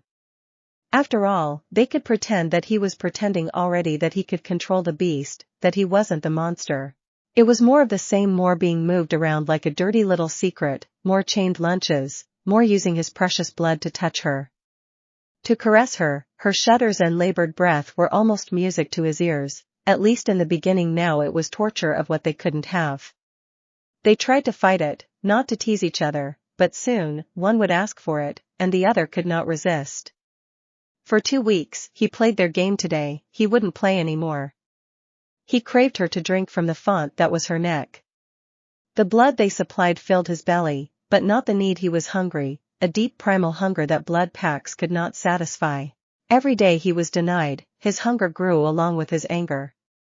Today, when Vlad King and midnight came, it would be a very different day. "Morning Izuku," Vlad King said, entering shackles in hand. "Same as yesterday." "No," Izuku responded. "Excuse me," Vlad King said, stepping before midnight. Then they could sense that the hunger was radiating off of him. "They were in here with an animal, and they were his prey." "I said no," Izuku repeated. He could smell the fear and trepidation coming off them, but he sensed something else. It was coming off of midnight, and he stared past Vlad King to her. She tried to avert her gaze, but she couldn't, not fully. "I am tired of these tests, tired of your little games at lunch, and tired of performing like a pet in your testing grounds. For 2 weeks I have complied, I will no longer do so. It would be best that the two of you leave before I cannot rein myself in." They slowly backed out of the cottage, the door closing and sealing. "Nizu." The call came to him immediately. Izuku was refusing to comply. It was followed quickly by Aizawa proclaiming that the kid was losing control and needed to be handled. Shortly, a call came in for Himiko Toga's handler that the young girl was refusing to open the door or go to her regular sessions. "What are her demands?" he radioed. "She demands to be able to see Izuku Midoriya and not in chains." The handler responded. Pesky children, he thought. First, he had to handle Izuku, as he posed a more significant threat should he rampage. It took a short time before he arrived at the cottage. He noted that the guards were all on edge. Vlad King was pacing while Midnight sat with a strange expression. "Report," he commanded. Vlad King stepped forward and recounted the exchange. Aizawa came jogging up no sooner than when he finished. Nizu looked at the hunter. "I don't recall calling for you, Mr. Aizawa." "You didn't," he replied, "but I am the best equipped and the most knowledgeable on the subject. I felt my expertise would be beneficial to the situation." "Stay back and take no action unless I authorize it," Nizu said. Walking to the door, he quickly typed in a code, and a small door opened, allowing him access. When he walked in, he saw Izuku sitting on the couch with a cup of blood on the table. "Greetings, Overlord," the boy said. "Greetings, Minion," Nizu said. "I understand you do not wish to comply with the tests today." "That would be correct. You also implied that you were having to rein yourself in." "What are you reining in exactly?" "Hunger. This," he said, motioning to the cup on the coffee table. "It fills my belly but doesn't satiate the hunger. It doesn't taste right. This blood is barely palatable, but nothing like drinking from the font." "You want to drink from someone directly?" Nizu said, raising an eyebrow. "That is a difficult thing to provide." "No, it's not. Give me Himiko," Izuku said. "I am tired of seeing her only in chains, of being unable to touch her. I have played your games for 2 weeks now. You will give what I want, or I will take what I need." "Careful now," Nizu warned. "That kind of thing could be misconstrued." "Misconstrue nothing. I am telling you what will happen." Izuku almost growled back. "I have been playing nice and don't want to play nice anymore." "What about her safety?" Nizu countered. "What if you overindulge?" "I won't, not with her. If I decided to fulfill this hunger alone, I offer no assurances." "I need some time," Nizu said. "You have 30 minutes, Izuku said, taking a drink from his mug and making a bitter face. Nizu exited to the visible relief of teachers and guards. "What did he want?" Aizawa asked. Nizu relayed the conversation. "We should deal with him permanently. How about you explain what is happening before we kill him?" Midnight retorted, her voice laced with annoyance. "You are treating his condition like someone with a blood quirk, like Vlad or Ms. Toga. All they need is to consume the blood to stave off conditions. He needs to drink it, to take it from the source. The condition is a beast that resides inside. This beast is always there beneath the surface. When his kind loses control, they attack and devour anything they can, family, lovers, or enemies. They consume life, and you are having it survive from rancid food. This is why we need to put it down. He will continue to hunger and may be able to cage the beast temporarily, but it will break free once you allow that thing to walk amongst the student body. It will attack and kill." "Options?" Nizu asked. "I may have to agree with Aizawa if giving him blood packs is not the solution, How can we agree to allow him to feed directly off of people to keep this beast in control? Vlad King said. I know he is a victim, but now we are asking someone to go in there and allow him to bite them and drink. Aside from Himiko, whom the two are obsessed with each other. I'll do it, Midnight said, shocking everyone. He is a victim, and if this is needed to give him a chance, I will do it. I will let him feed from me. Midnight? I don't think I can allow this, Nizu said. I volunteered not only to guard him but to escort him and to do everything I could to give him a second chance. I am doing this, or you can accept my resignation from the school. Mimuri, don't do this, you don't know what you are getting yourself into, Izawa pleaded. I will not allow him to be put down like some rabid animal. If you could even think of a way to do it, your only solution is to lock him up and throw him into the ocean and hope it works. That the monster doesn't wake up and make sure that he lives like all the other times. She took a deep breath and walked towards the cottage. I don't know if this will satisfy him, but you must figure out what to do about him and Himiko. Turn off the cameras, I don't want this recorded. She keyed the entrance code and walked inside. Nizu turned off the cameras. Inside. When Midnight stepped in, she wasn't sure what to expect. She saw him sitting on the couch and could feel that same sensation wash over her. There had been something about him ever since that night on the docks. She found him invading her mind. Then, when he came to the campus, she thought it was more of the same, the allure of danger. Now, standing there, she had no doubt he could devour her, but she wanted to know what it was like. I asked for Himiko. He said, glancing at her. We need to know that she will be safe. We understand now that the blood packs are not enough, that you need to drink directly from a person. I have volunteered. If this goes well, we can discuss Himiko. I swore that I would do everything I could to give you a chance, and if this is required, then I will do it. She replied, a fierceness in her voice that spoke directly to him. And if it goes bad? He said. Then what? Then Izawa is right, and they will try to kill you. But I don't think it will, she replied. She paused. Regardless of what you are now, you were a victim of the Lord of Blood. You never asked for any of this or the other atrocities in your life. I want to give you a chance because I believe when you say you want to live. I trust you. She said, walking over. Izuku rose to meet her in the middle. She came to stop and tilted her head to the side. Drink what you need to gain control, she said. Scene begins. In an almost sensual motion that made her shudder slightly, he slipped his arm around her waist and pulled her voluptuous body close. As his warm breath grazed her neck, she closed her eyes. It was the barest of a pinprick, then the warm sensation of pleasure spread throughout her body.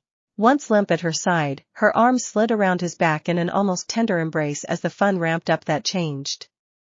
One arm clung to him, her sobs escaping, the other snacked up to his head and pushed it harder against her neck. One leg came up to wrap around his hip when his hand slipped to her waist and grabbed her in a firm grip. She felt the shiver of a light rack her body. His hand slid up the back of her scalp and grabbed a strong hold of her hair, tightening his grip. She sobbed louder. Her other leg came up and wrapped around him. She could feel his erection pressing against the outside of her. She was wet, moving her hips, grinding against him in this position. Supported by his one arm, she mewed for him to take her. She crashed against the wall, the pace quickening. She used her legs to push down his pajama bottoms. She felt his stiff press against her, reaching between her legs. She fumbled with the release to expose her dripping. With a single shift of her hips, she slid him into her. She could hear him gasp as he pulled away from her neck. She felt lightheaded, but nothing would stop her now. She almost frantically bucked her hips, and as she felt him lick her neck, he plunged deep inside her with both hands under her, sending her into. There against the wall, he claimed her. She was being addition wild and passionate. He buried himself into her with her screams of more or harder. He obliged till words were no longer possible for the heroine, only cries of pleasure. Soon, she was bent over the couch as he plunged back into her, his finding the back of her scalp, securing a handful of hair. He pulled her back. She screamed in pleasure. He dominated her, and she didn't want to resist. As she came again, she began to plead for him to release inside of her, pushing herself back to meet his nearly violent hit. The sounds of her flesh colliding was a near symphony of pleasure. When she heard him growl that he was about to, she begged for him to do so inside. She felt him, she could feel it, and she loved it. Panting, her sense dancing back to her, she realized she had just ate a student, that she had just been taken against the wall and ravaged. And she wanted it again. She stood up momentarily, her legs shaking, and turned and looked at him. She didn't feel that wave of hunger coming off him, but she wanted him again. Dropping her knees before him, she plunged his into her mouth. She was happily surprised as it returned to full mast, and she twirled her tongue around the shaft. She looked up to see him staring at her, pleasure etched in his face. Not breaking eye contact, she took him in and held it there, her eyes watering till she pulled back to breathe before doing it repeatedly. When he grabbed her head, she saw bed around as she pulled back enough to say, "My mouth," before she deep-throated him again. She felt the ache intensify between her legs when he did what she wanted. Her hands were free, one snaked down as she started vigorously handwork herself, and the other freed her bobas as she tugged and pulled at them. She could feel his pulsing in her mouth as he unloaded. She gulped it down as she brought herself to. She fell back. "They will get concerned if I don't go out there." Scene end. "Does this mean you will bring me Himiko?" he said, thoughts of ravaging midnight again dancing through his mind, or of ruining Himiko and her simultaneously. "I will advocate for it," she said. Her senses were coming back and at war with each other. She wanted him but felt like she was doing something wrong, aside from the student-teacher part. Many students had tried, but none had he hadn't even tried and had succeeded. She needed to step away. She needed to clear her head. She could tell he was still ready. She wanted to be filled by him again. With a deep breath, she double-checked herself in the mirror. Thank God for waterproof makeup. She exited the cottage. Outside. "Well?" Vlad asked. Midnight turned so they could see her neck lightly bruised, not even as bad as a hickey. "It was intense. The sensation washes over you. I couldn't even think about fighting back. It is called the kiss for some species. It has paralytic effects. I have even heard it has a dreamlike quality for some," Izuku said. "How do you feel?" "A little lightheaded. That aura was gone once he was done," she said. "I think we should allow Himiko and him to be able to touch." "And if it turns physical?" Vlad asked. "Then it does," she said. "The more we forbid it, the more it will take on a forbidden fruit aspect. The other represents something for the other that they have been denied. Either we give it for them, or we can expect them to continue to rebel." "And how do you propose to keep this beast under control?" Nizu said. "For now, I will let him feed off of me. I am sure Himiko will also volunteer until we can find a different solution. If not, we will fail," she said as she started to walk away. "Now, if you would all excuse me, I want to decompress." Himiko. She didn't trust them when they told her they would be taking her to Izuku, but she didn't have any other way to see him. She knew from their talks that he was in some cottage in the woods, but that was all she knew.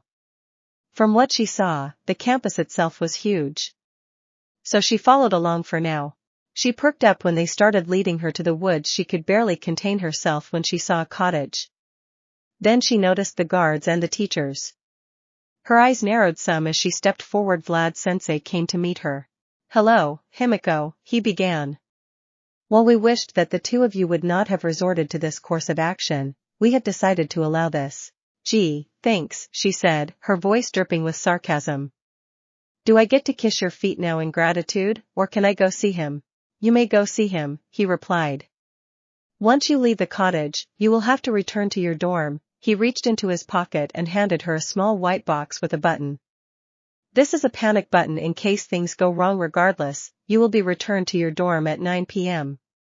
If this goes well, we can discuss making it a regular thing." "Let me guess, I have to take the button?" "Yes, that is non-negotiable." She rolled her eyes, taking the button as she walked to the door, blocking the keypad with his body. He typed in that code. The door opened, and she stepped in, closing behind her.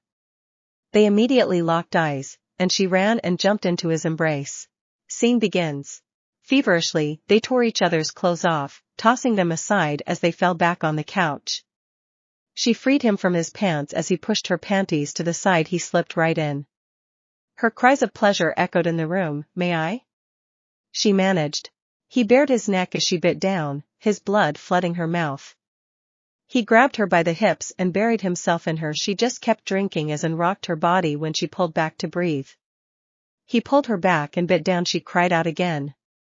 She felt him explode inside her as she was lost in the ecstasy of the kiss and him pushing up into her from below. When he broke, she bit back down, taking back the blood they were lost in this exchange, giving and taking, and Once the frenzied pace slowed, he finally slipped out of her. He picked up her spent body and carried her to bed.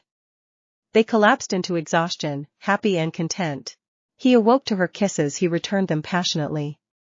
She pulled him over her, spreading her legs to invite him in. Me again, she purred. Make all the aches go away. He slid in as she gasped. Their eyes never touched as he moved inside her. It wasn't the feverish pace done on the couch or the same as on the train. They were lost in each other. When he was still hard and didn't stop. She called for him, whispered his name tenderly, lovingly, begging him to keep making her. Her legs wrapped around his waist, not letting him go, keeping him inside her. Time slipped away as the addition. She was on her knees as he took her from behind, their bodies slick with sweat. She looked back at him, his naughty full gaze pushing her over the edge again. More, Izuku, take everything, she saw bed, lying prone on the bed. I want you to take everything. Slowly he positioned himself. He began to ease his way in as she wiggled back some. Once he was entirely in, she gasped, and her hand found its way to her womanhood. Playing with herself, she begged him to take her. He couldn't hold back and began to move in and out of her. She saw bed in delight from the pleasure he gave her and what she was giving herself. She felt herself all over the bed as he exploded again. This time, he rolled to the side. She looked at him, her eyes lidded. I have never let anyone do that, only you. She whispered. Only you forever and ever. Her eyes closed as she fell asleep again. He just stared at her. This woman in his bed, this devil, this betrayer, his friend, his lover. Is this love? These were his last thoughts as the darkness claimed him. Stains on the carpet and stains on the scenery. Songs about happiness murmured in dreams. And we both of us knew how the ending would be. The cure, disintegration. Mimuri awoke in a sweat, her body slick, her sheets completely drenched, a hand to her neck and the other between her thighs. An ache and hunger for one person she had never experienced before, a longing in her chest she didn't understand. Tossing the silk sheet aside, she strode naked to the shower, hoping the cool water would cleanse this desire from her. Ease the torment, she emerged, looking at the clock. It read 3 a.m. She knew that sleep would not be forthcoming. Instead, she found her way to her desk, opening the applications for the upcoming entrance exam. She hoped to lose herself in work, but it did not completely distract her. But it was just enough to pass the evening. Himiko awoke and stretched, reaching out to the sky, hoping to grab it between her fingers and hold on tight, but it was not today. She felt great and rejuvenated. It all felt better after her session with Izuku yesterday. Giving herself to him like that just soothed something inside of her. Examination. She came to take him again, along with Vlad, and he consented to the chains after she said please. He felt her fingers linger across his wrists and the inside of his leg. The walk was silent. The chains were taken away upon entering the examination room, and there were no straps on the table. Recovery girl walked and leaned over him. How are you feeling today? Much better, he replied. No straps today? No straps again, ever, she said. Unless you give me a reason, if we want you to trust us, then we need to trust you. I trust you. Would you mind explaining this hunger? The need to drink from someone directly. I can try, he said, trying to gather his thoughts. Cold blood is disgusting, even though it's preserved and still viable. It lacks something.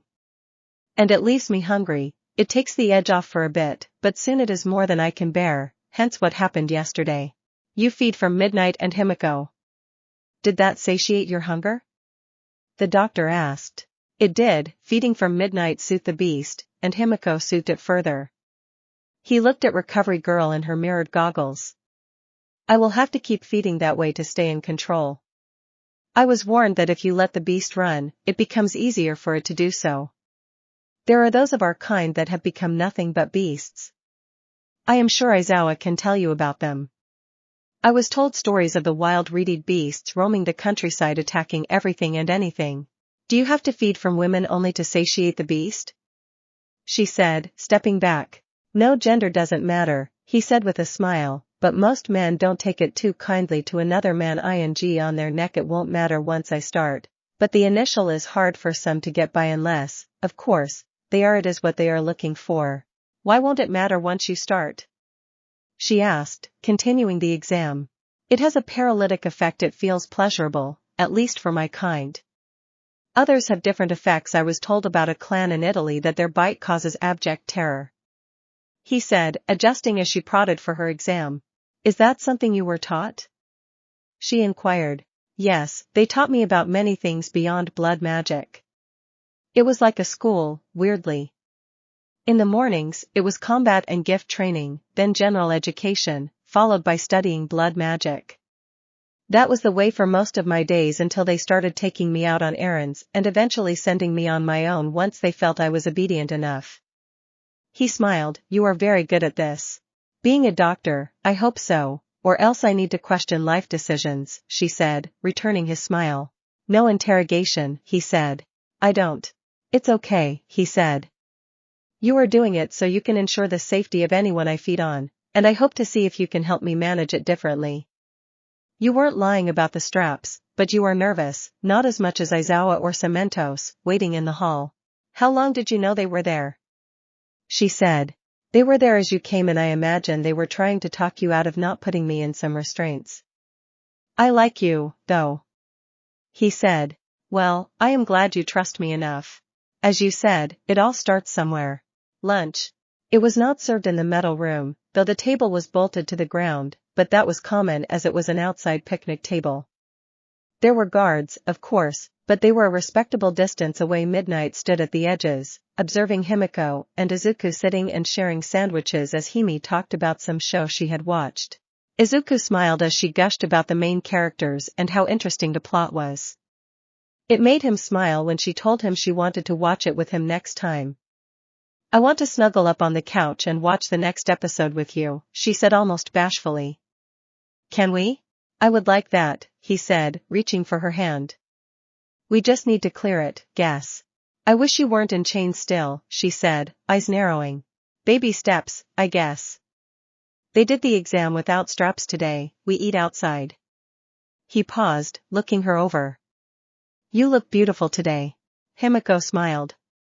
She had chosen a black fitted t-shirt with her abs exposed, a red and black plaid skirt with knee-high stockings and suspenders, a red leather choker with a gold lock hanging, and even a light bit of makeup. I hoped you would like, she said, blushing slightly. I wanted to look pretty for you today. After last night I haven't felt this good in forever. How long do you think they will keep this up? At least until the entrance exam, I imagine. That is about 8 months away. He said. But as long as we behave they should keep loosening things up.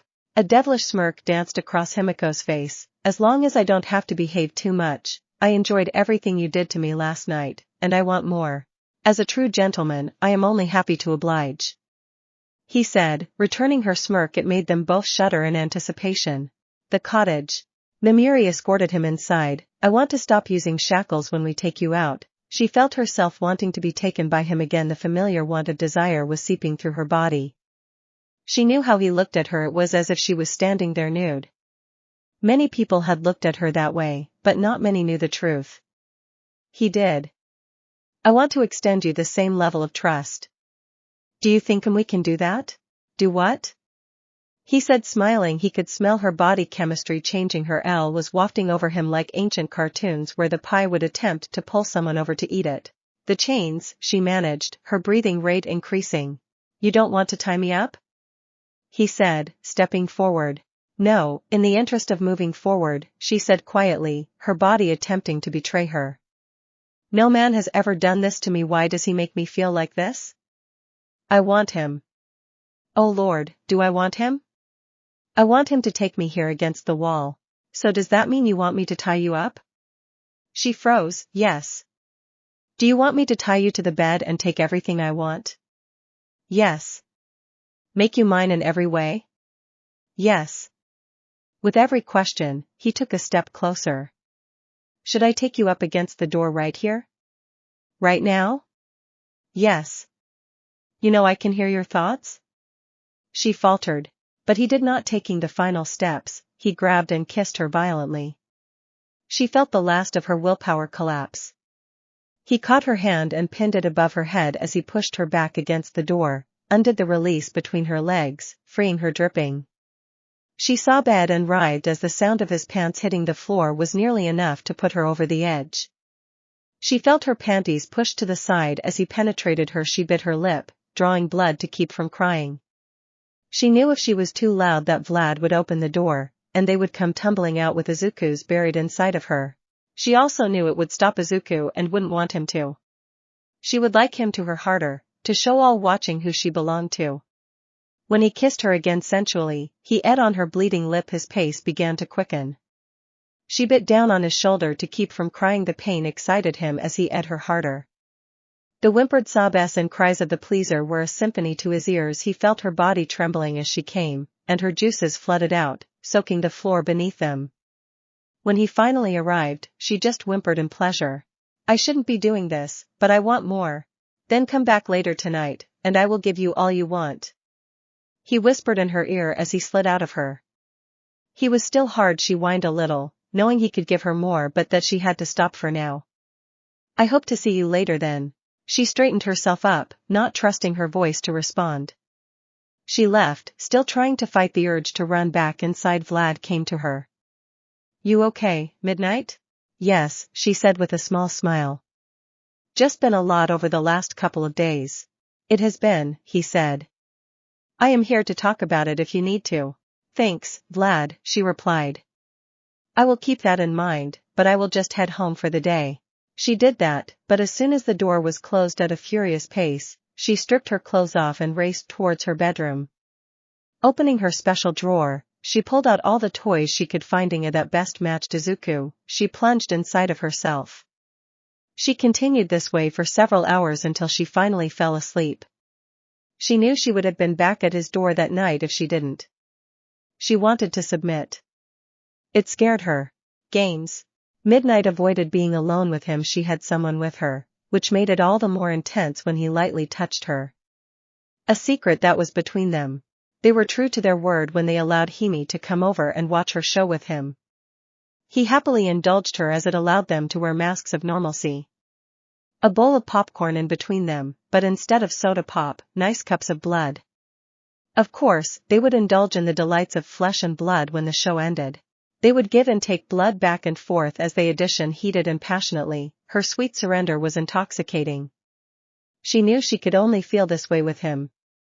The thought of giving herself to another person like this made her sick. She knew she would enjoy the act with another but couldn't surrender to them like this. Allow another to use her in every way, to bury his seed wherever he wanted. The nights he would take her to be and make love to her quickly became her favorite little treat. They would tenderly, softly, and with care in the darkness. Giving and receiving that would almost make the cage go away. Almost. Then, there was the first time Midnight came to retrieve her, and Izuku was taking her on the couch. Himiko saw the teacher close the door but didn't step outside. She stood against the door, watching Himiko be brought to. It intensified the sensation. It happened again and again. The professor would come a little earlier each time, knowing what she was walking into. Sometimes, she would find the young lovers on the couch or the floor when they were in the bedroom. Midnight would sit on the sofa and finger herself too, listening to the sobs and screams of pleasure. Soon it wasn't in secret. She would sit and pleasure herself while watching them. Himiko loved seeing Midnight losing control like that, revealing this torrid side of herself just for them. This game had gone on for months. After one such night, when she returned Himiko to her room, Himiko leaned in and whispered, "I would love to taste you." Midnight was stunned, but she also knew what she wanted. She didn't return to her room that night. She went to the cottage. She entered and saw him standing in the kitchen. She stripped naked and crawled to him. "Use me," she begged. "I want you to do whatever you want to me. Please let me be yours?"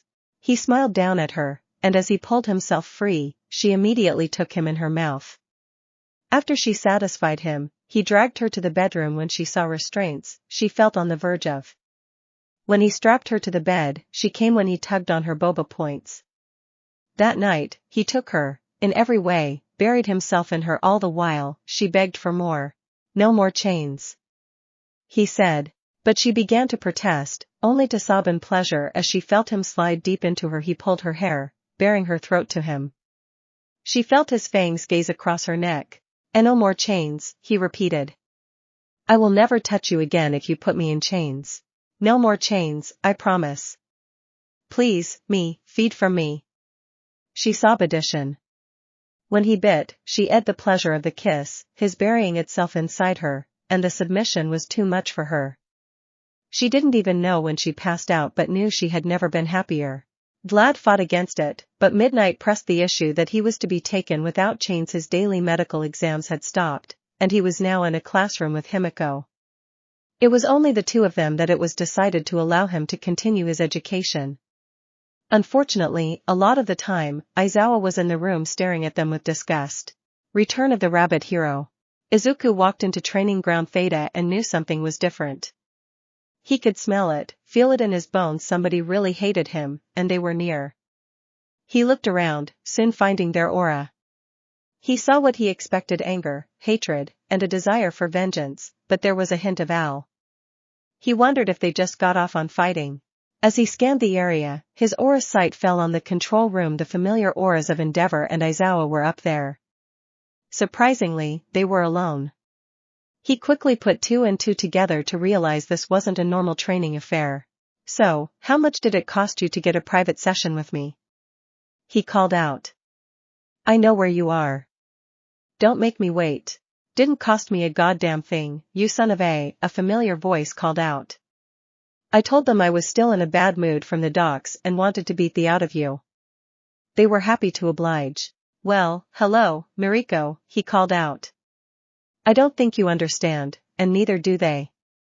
I fought you the first time, low on blood and trying to escape. I am all topped off and don't have to be anywhere till dinner. Will you come to me, or do you want me to chase you down?" "Lunar fall," she yelled as she came crashing down. Upon entering the room, Izuku had already augmented his strength, activating his fortitude and celerity. He blocked the hit with an X-guard. Quickly, she grabbed her leg and threw her over his shoulder, crashing into the concrete. He heard her growl as he performed Luna Ring, which he managed to sidestep due to his supernatural speed. Airborne from her cartwheel kick, he spun and kicked her in the back, sending her crashing into one of the makeshift storefronts. With a roar, she burst out, spearing him in the gut as they tumbled into the street. She took a mounted position with advantage of her powerful legs. A quick elbow to the temple blurred his vision.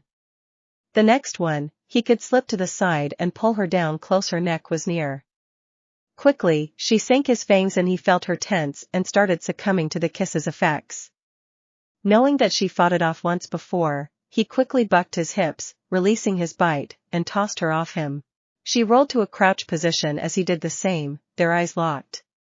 He could see the anger in her gaze, but there was something else, something she was desperately trying to repress. A reading of her aura showed him what it was. Al. She leaped forward with a hit kick deftly. He spun to the side, one arm slipped between her legs as she leaped up and slammed her back onto the pavement. Mariko wasn't done. She absorbed the impact the best she could before quickly shifting her hips and trapping him in an arm bar. Expertly, she popped her hips and heard the snap. The grunt of pain from her opponent was music to her ears. When they locked eyes, she saw not defeat in his eyes but excitement. When she felt his arm fixed in her grasp, it shocked her for a second, and that was all he needed. He lifted her off the ground and slammed her down with all the force he could muster. It spiderwebbed the concrete beneath them. It was enough to break her grasp. Quickly assuming a mount position, he brought his mouth down over her trachea. She felt the light of his fangs. He hadn't bitten down, he just stopped. Her heart pounded. She tried to move her arms, but he held them fast. Her legs felt bound by an invisible force, and his legs held her in place. She was prone. He could bite in and tear out her throat. She was helpless, and she was addition. No one had been able to put her into this position before. She felt a heat between her legs that rarely ever manifested except during those times that shall not be discussed. "Enough!" The voice of Endeavor roared near them. They could feel the heat. Izuku slowly pulled his mouth away. "Do you yield?" he said. "Yes," she growled, "now get thee off me." Izuku quickly stood up and turned to face Endeavor. He saw Izuku come tearing around the corner with a crossbow in hand.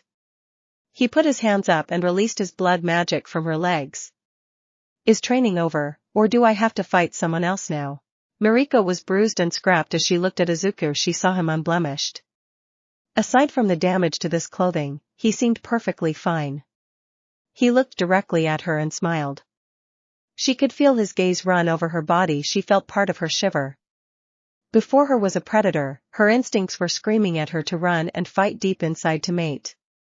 He had a look of hunger deep in his eyes. It made the animal side of her react.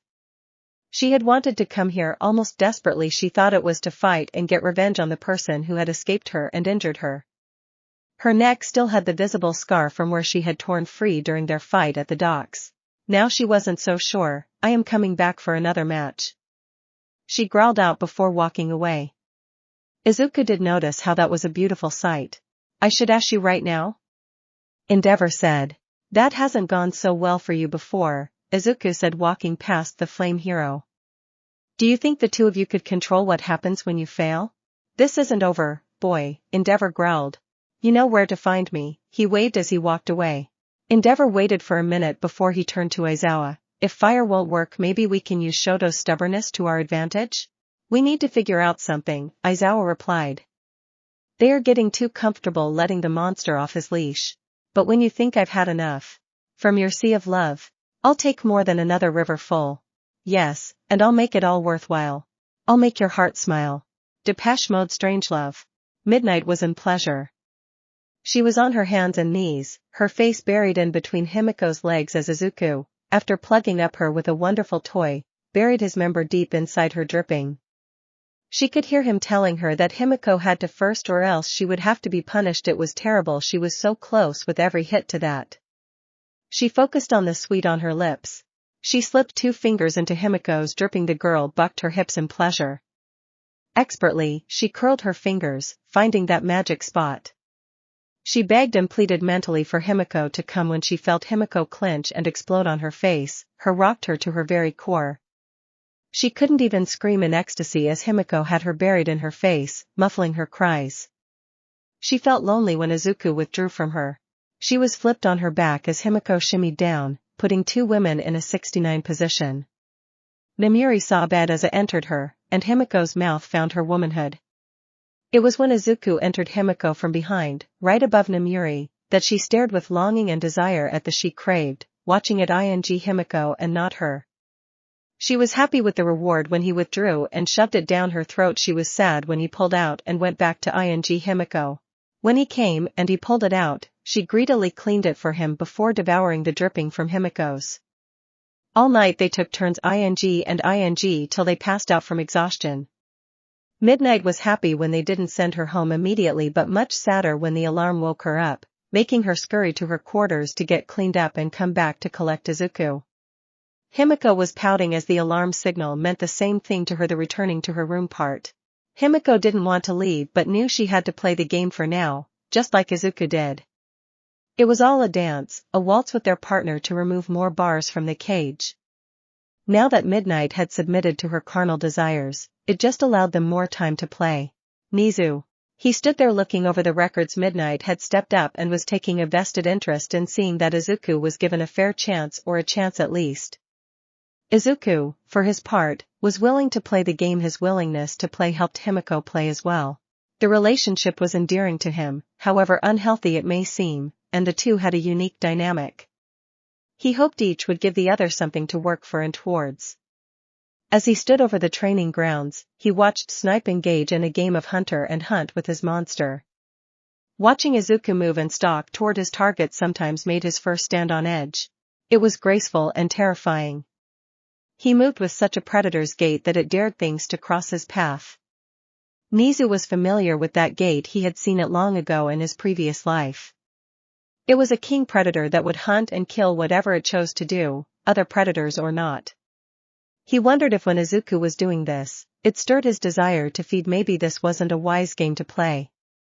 They had ruled out 13 as any damage to the woman's suit could prove disastrous. And the woman herself was happy not to participate. Endeavor would show up along with Shota, who would watch the various training or testing exercises, looking for weaknesses or something they could exploit. He was informed that Mariko sometimes came in to fight with Izuku. She would come in, and the two would brawl all over the area, with her trying various maneuvers and different tactics. She would always drive him back before he could fight back and take her down. Nizu was angry when, immediately after a long fight between the two, Endeavor demanded a spar that was more of an attempted execution. When the sky darkened, it was immediately called off. It was ruled that whatever that transformation was, it was a self-defense mechanism, a dangerous self-defense mechanism, but one nonetheless. Izuku seemed to know when it was coming close to that moment, and he would warn them that it was going too far. Nizu wanted to see if it could be trained, could be aimed at the targets and not attack indiscreetly, but so far, the only way to bring it out was to push Izuku to a life-and-death situation, and at that point, the thing wasn't interested in talking. In a controlled environment, they could engineer a false threat to spark the beast, or he could train how to do so. Then it would be a question of control. The fear was if Izuku did evoke it, would it immediately run rampant, or would it go away? The bigger worry was if it did manifest, would it ever leave? Would doing so mean that Izuku was lost? Shota. The monster was getting too cozy with its newfound freedom. He was looking over it and Himiko Toga's recent test scores, and it was impossible to deny their marked improvement. The practical exam would not be an obstacle. He had hoped that the written exam would prove beyond them, but as annoying as it was, he could see that Izuku would pass, and so would Himiko. His anger wasn't towards the girl. He sympathized with her and her plight that had led her down this road. He hoped she would soon see who the real threat was and offer her assistance. Her quirk had allowed her to mimic Izuku's appearance, but not any of the vampiric gifts the boy possessed. It had been noted that her healing had increased dramatically as she was getting a steady stream of Izuku's blood. Izuku's blood was different. It was different from other samples that had been collected and studied over the years. It still held on to some healing properties, but that was not the case for other samples that had been tested. Generally, after a few minutes, the blood was dead. Nothing unique or remarkable about it. Izuku's was different. His blood sped up the recovery process but did not pull the resources from the patient. They had no idea where it came from. Recovery Girl was excited, but Shota was terrified. Every other test that the organization had run had shown that the blood would be inert and dead after 2 minutes, 5 in completely ideal situations. Shota theorized that it had something to do with thaumaturgy, vampiric blood magic. Izuku was a practitioner, but the Lord of Blood was a master. It was how Izuku was a day walker, and whatever else he was, what Izuku transformed into was reminiscent of what was called a vampire, an ancient predecessor to the vampire. At least, that was what was believed. Vampire were vastly different. They could have children. That was how they race-bred, but most of the time, it was not a consensual relationship.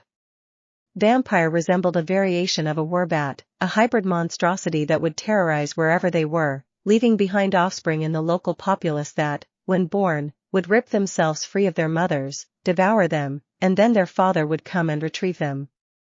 Vampire were undead because they had an aversion to the sun and fire, but the fire was effective against most things. Yet, they could create life through forced insemination. There were no female vampire ever recorded. It was believed they didn't exist. That was why they were forced to create their offspring in the manner they did. Vampires were created vastly differently. Usually, there was an exchange of blood, where the vampire would drain the target to the point of death, then by giving them some of the vampire's blood, they would begin to transform. If they survived, they were now vampires. Sleep in coffins, hide from the sun, fear fire, stake through the heart of vampires. How the vampires came along was just as much a mystery as the first vampire or most other supernatural things haunting the night. What Izuku was and what he became were terrifying. He was almost perfect, a perfect vampire, a walking, living, and breathing vampire. Then there was the transformation, the level of power that it had. Shota wasn't a fan of All Might. That was no secret, but he respected what the man brought. If he hadn't been there that night, that was then, this was now, he needed. No, he had to find a way to kill Izuku Midoriya before it was too late. Everyone treated him like he was human. He wasn't. He was a wolf in sheep's clothing, and they had just welcomed him into the pen with all the other animals that didn't know any better. Roomy. It was dark. The moon showed brightly overhead, but the thick canopy of the forest blocked most of it out. Only thin silver rays would burst through, illuminating the night and forest floor. Mariko was terrified. She just had to run and keep running. She yelled at herself to turn and fight, but her body wouldn't listen. She looked, and she was covered in wounds, her blood trailing behind. All she could do was run. She had fought, and she had lost. Now, it was coming to devour her. To take her. She could hear it behind her, not its footsteps but the rustle of the wind, which told her it was right behind her. Frantically, she tried to dart this way and that, everything she could think of to lose her pursuer. She burst through the trees and stood on the edge of an impossibly high cliff, the moon perfect in the night sky over her, lighting up the unknown valley. It was coming, and it would be the end. She knew it. She couldn't win. She couldn't run. She looked over the edge and knew that the fall would take her life. Her life is better to end on her terms than to let the monster have her. She cursed her fear, her weakness, feeling it ever so close. She closed her eyes and jumped. But it was too late. The monster grabbed her and yanked her back to the ledge with its dark powers. She was cornered and savagely attacked by the shadowy monster that did not reveal itself even in the full view of the moon. She poured everything she could, trying to pull victory from the unknown, but it was just standing there absorbing her blows. When she ran, it grabbed her and slammed her back to the ground. It pinned her to the ground. She struggled as it fell on top of her in desperation. She tried to bite the shadow but tasted nothing, and then it happened, the familiar pain. It bit her neck, the creature's fangs sunk deep, and she drank, her arms suddenly free. She went to push him away, but instead, they wrapped around the monster's shoulders and pulled him deeper into her body. Her hips lifted to his pelvis as her big, powerful legs wrapped around him, pulling their lower halves together. She trembled at the feeling of his hard pressing against her. She rolled her hips, hoping somehow to slip him inside of her, past his clothes, past her costume. Izuku, she saw bed. Say it. He whispered harshly. Say it, and I will be done. A small part of her mind screamed, roared, fought, and thrashed, but the rest of her mind was submitting. Her body was submitting when the words slipped from her lips that the last part of rebellion died. Devour me, take me, and make me yours. Make me belong to you, Izuku. Please devour me, master. She felt his hand tear away the manhood from her costume, and he plunged as deep into her aching, sending her into. Her soul screamed in pleasure and terror. His body could never go without him now, and her mind surrendered to him. On the cliff overlooking an unknown forest, he devoured her, and she didn't care. Rumi bolted upright in her bed as and rocked her body. It had been a dream. A nightmare? A fantasy? She didn't know what it was, but she knew that it had made her harder than ever. She felt like she couldn't get enough, so she fumbled under the bed, pulling out a box and grabbing her toys. She feverishly plunged the vibrator into her, turning it on full blast in desperation to find a moment of sanity as she felt on the verge of falling apart. It wasn't enough. She wanted it rougher, harder, like the way he ate her in the dream. It found its way to her as she writhed on the bed, needing more. She didn't even realize when her hand was around her throat. She was choking herself. She closed her eyes, not stopping, and saw him above her, his hand around her throat as he devoured her. Her scream when she had reverberated off the walls. She lay atop the bed covered in sweat, ashamed, and angry. She had to beat him. She had to. It was the only way to get this out of her head. He would have no hold over her if she could conquer him. She set the toys aside and stumbled to the shower. When she looked in the mirror, she saw some marks around her neck from where she had choked herself. She began to get hot again, imagining Izuku behind her, pressing her against the counter, just ing her, using her, choking her. Her eyes opened, her hand around her neck again, the other furiously handwork herself, hunting for that. When it came, she collapsed to the ground, breathing hard, the ache slowly fading. She crawled to her feet and went into the shower. She sat there for hours. She didn't know what she needed. She knew she needed to see him, and it would be different this time. It was different. She stood in the clearing of the artificial forest of training ground Zeta at U.A. It had been a few weeks since her dream, and she trained for this moment. She would conquer him and end this charade. No more dreams of. Tired of losing in the city? Izuku smirked. I would be at a disadvantage in the forest, that is for sure. Sad? What? Already preparing your reasoning for when I beat you? She was bouncing on the balls of her feet, loosening up. No, I have no intention of losing, just the lengths that you are going to in a vain attempt to get a single win. He dropped, folded his coat, and set it on a boulder. What are you going to tell yourself tonight when you lose again? Just like those Endeavor and Izawa. I won't lose. She growled. His smirk irritated her. She wanted to charge across the opening and kick it off his face. She stopped herself. It negated the reason for the new venue to fight him in the open. When the buzzer rang out, she saw the look of surprise when she ran left for the tree line instead of moving to engage. Oh, the rabbit is running, so I get to hunt today. He purred. When the words hit her ears, the shiver that ran through her body was not one of fear but of excitement. Now, Izuku was not an expert tracker, but he could see aura with his highly acute senses. Thanks to his auspex, he could find her. This wasn't a natural forest. It was a set space that had limits on how far she could run, which made it so he could track her. He ran into the forest, ready to hunt, the beast in him begging for blood. The thrill threatened to take over. He had to keep a lid on it from running loose. He didn't shut it down entirely, though he opened the door and let it out some, not enough that it could burst through but just enough to let it guide him. As the exercise began, Izuku, Endeavor, and Nizu sat in the control booth. I don't like this, Izawa said to the rat. Less cameras for us to track your monster. My monster, well, I guess he is, but I didn't choose this. Rumi did, Nizu responded with a smile. I think this is good for them. Also, I want to test Izuku more. I was thinking of having him participate in some of the exams for the second years. You would let that monster loose with students? Endeavor spat out. Are you insane? I have been called that before, but I have the paperwork that says otherwise. Nizu grinned at the fire hero.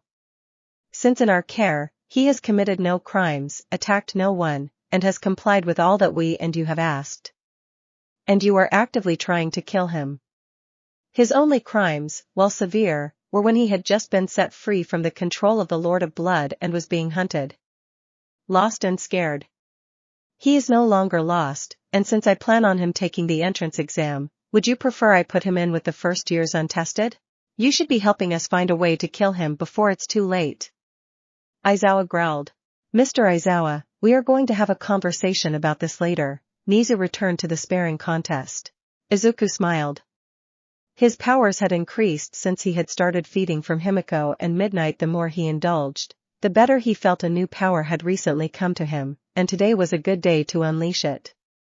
It was from the quietus discipline, the silence of death. It created an area around Izuku that didn't allow sound to escape.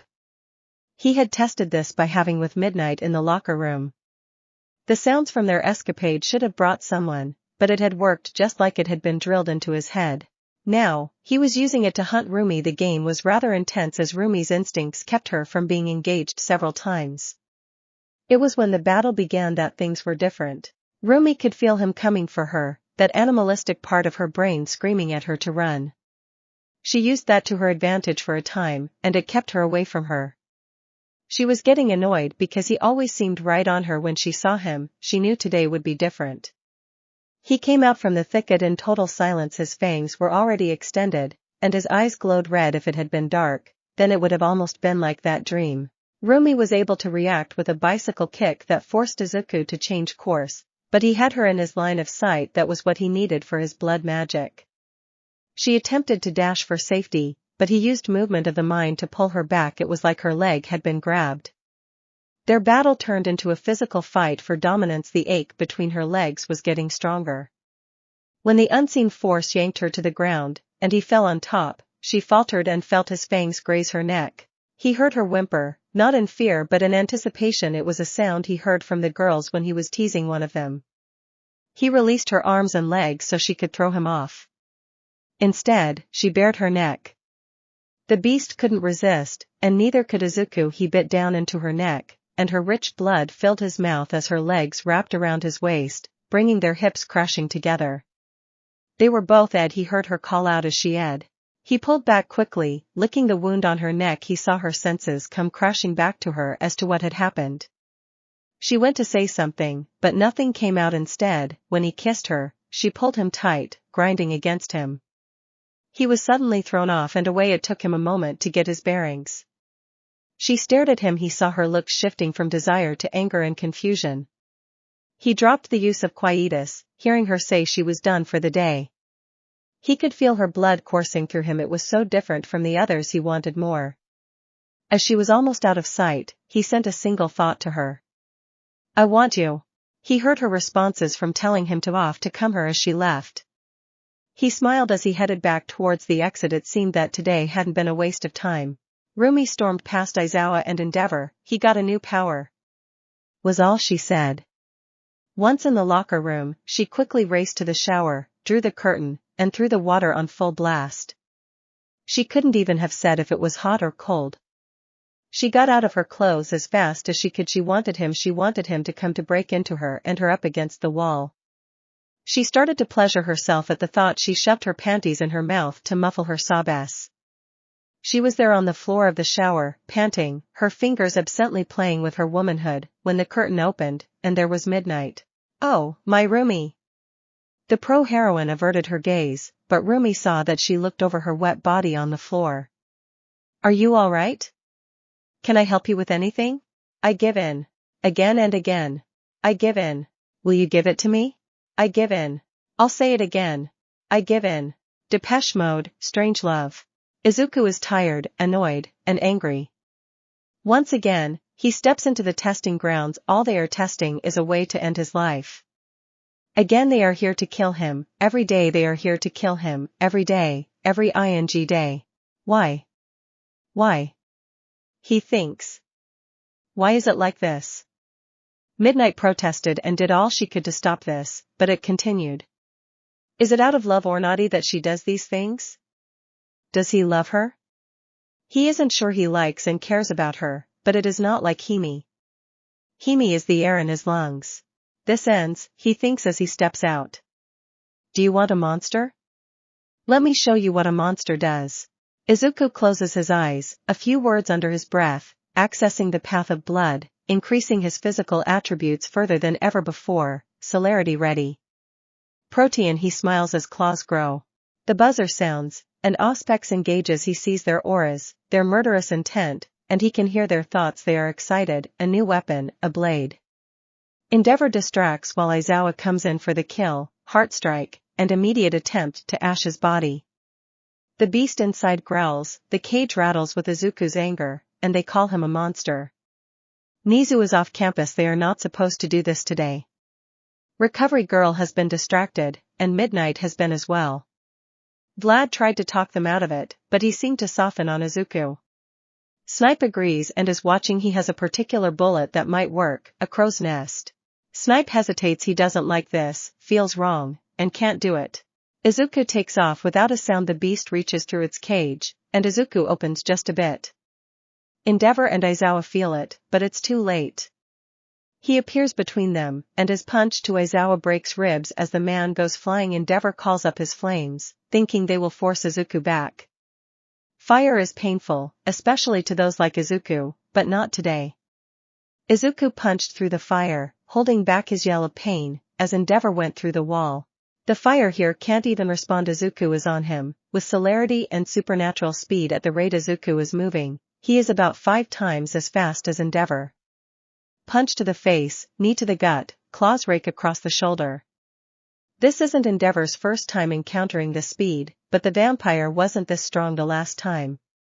The punch broke his jaw. The knee did some internal damage. Fire. Endeavor needs to push him back. Fire engulfs the bottom of the building. He hears the Izuku yell. Then the flames are parted, pushed away from Izuku. Endeavor can see the boy is hurt. He is burned, but his eyes are.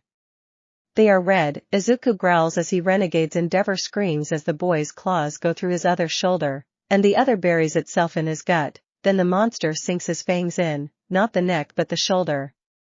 He doesn't drink. He rips out flesh and muscle. Endeavor screams. Fire again. This time, Izuku is pushed back. Endeavor's arms are hanging limply at his side, useless, unable to protect him. He is staring at death. Endeavor desperately calls upon his quirk, but he isn't fast enough. Izuku begins to tear the flesh from his body. The last strike is buried into the hero's chest near the heart. Goodbye, Izuku growls as Endeavor's world goes dark. The hero falls to the ground. It has been 15 seconds. Izuku struggles to stand out of the gap in the building. The monster steps out. Izuku draws the blade, and it ignites in flame. Izuku growls. Izuku sees Endeavor on the ground. He can't tell if he is alive or dead. Izuku's face was burnt, his skin charred, but he blurred, and eyes was swung. His blade misses, the overhand attack clatters against the ground, and Izuku is standing off to the side of the attack. The monster's arms come down and shatter Izuku's arm. The blade begins to fall before the monster grabs it and drives it into Izuku's thigh. He tries to scream, but Izuku grabs him by the mouth, the monster's claws sliding effortlessly into his jaw. Snipe fires, and the bullet impacts. Izuku grunts in pain. Incendiary round, explosive tip. Izuku stumbles but doesn't lose his grip. He calls upon the blood as it races to repair the damage. He drives Izuku to the ground and turns to face his other attacker. Snipe fires again, but this time Izuku dodges. Snipe falls, his body wrapped by an invisible force, movement of the mind. Izuku slams the hero until he stops moving. He turns back to Izuku. Why can't I live?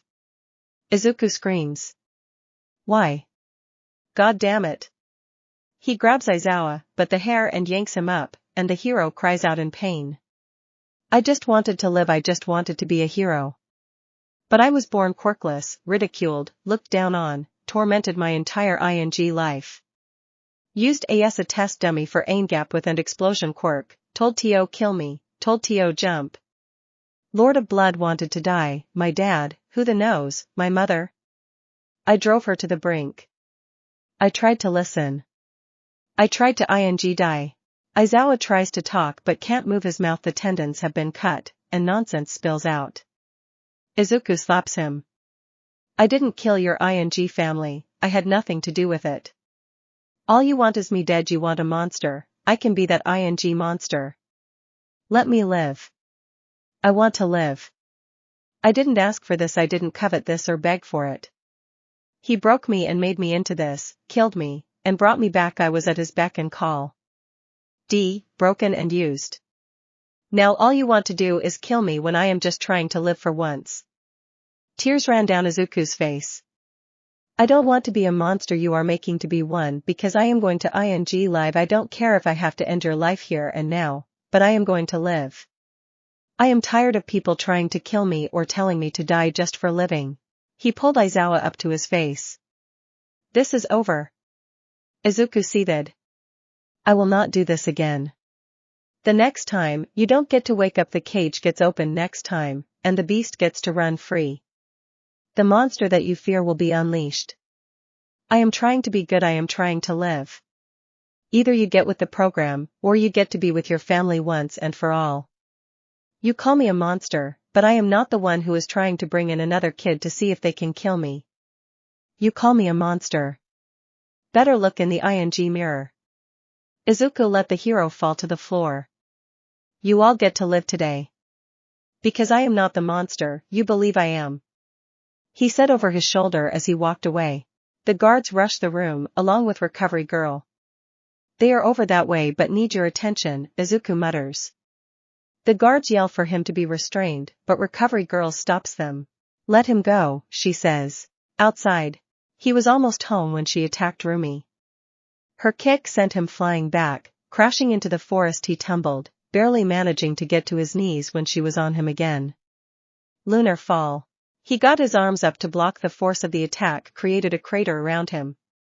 She quickly dropped a powerful sidekick, cracking ribs, and sending Izuku onto his side.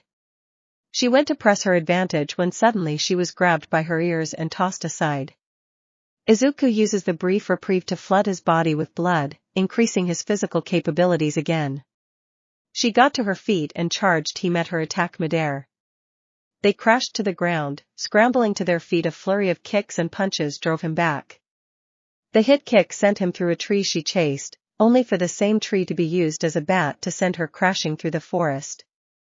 She spat out some blood as she got to her feet. Instinct kicked in as she whirled around and speared her in the gut with his shoulder. In a tangle of limbs, they grabbed blood with her powerful legs. She pushed him up quickly, she shifted and yanked him back into a triangle choke. She squeezed for all she could. Then he bit her thigh, and his fangs sank deep as he began to drink. Her grip slipped as a sob shuddered past her lips. He let her fall back as he freed himself. She tried to shake off the kiss, but she wobbled. She looked at him, her blood painting his lips, staining his chin.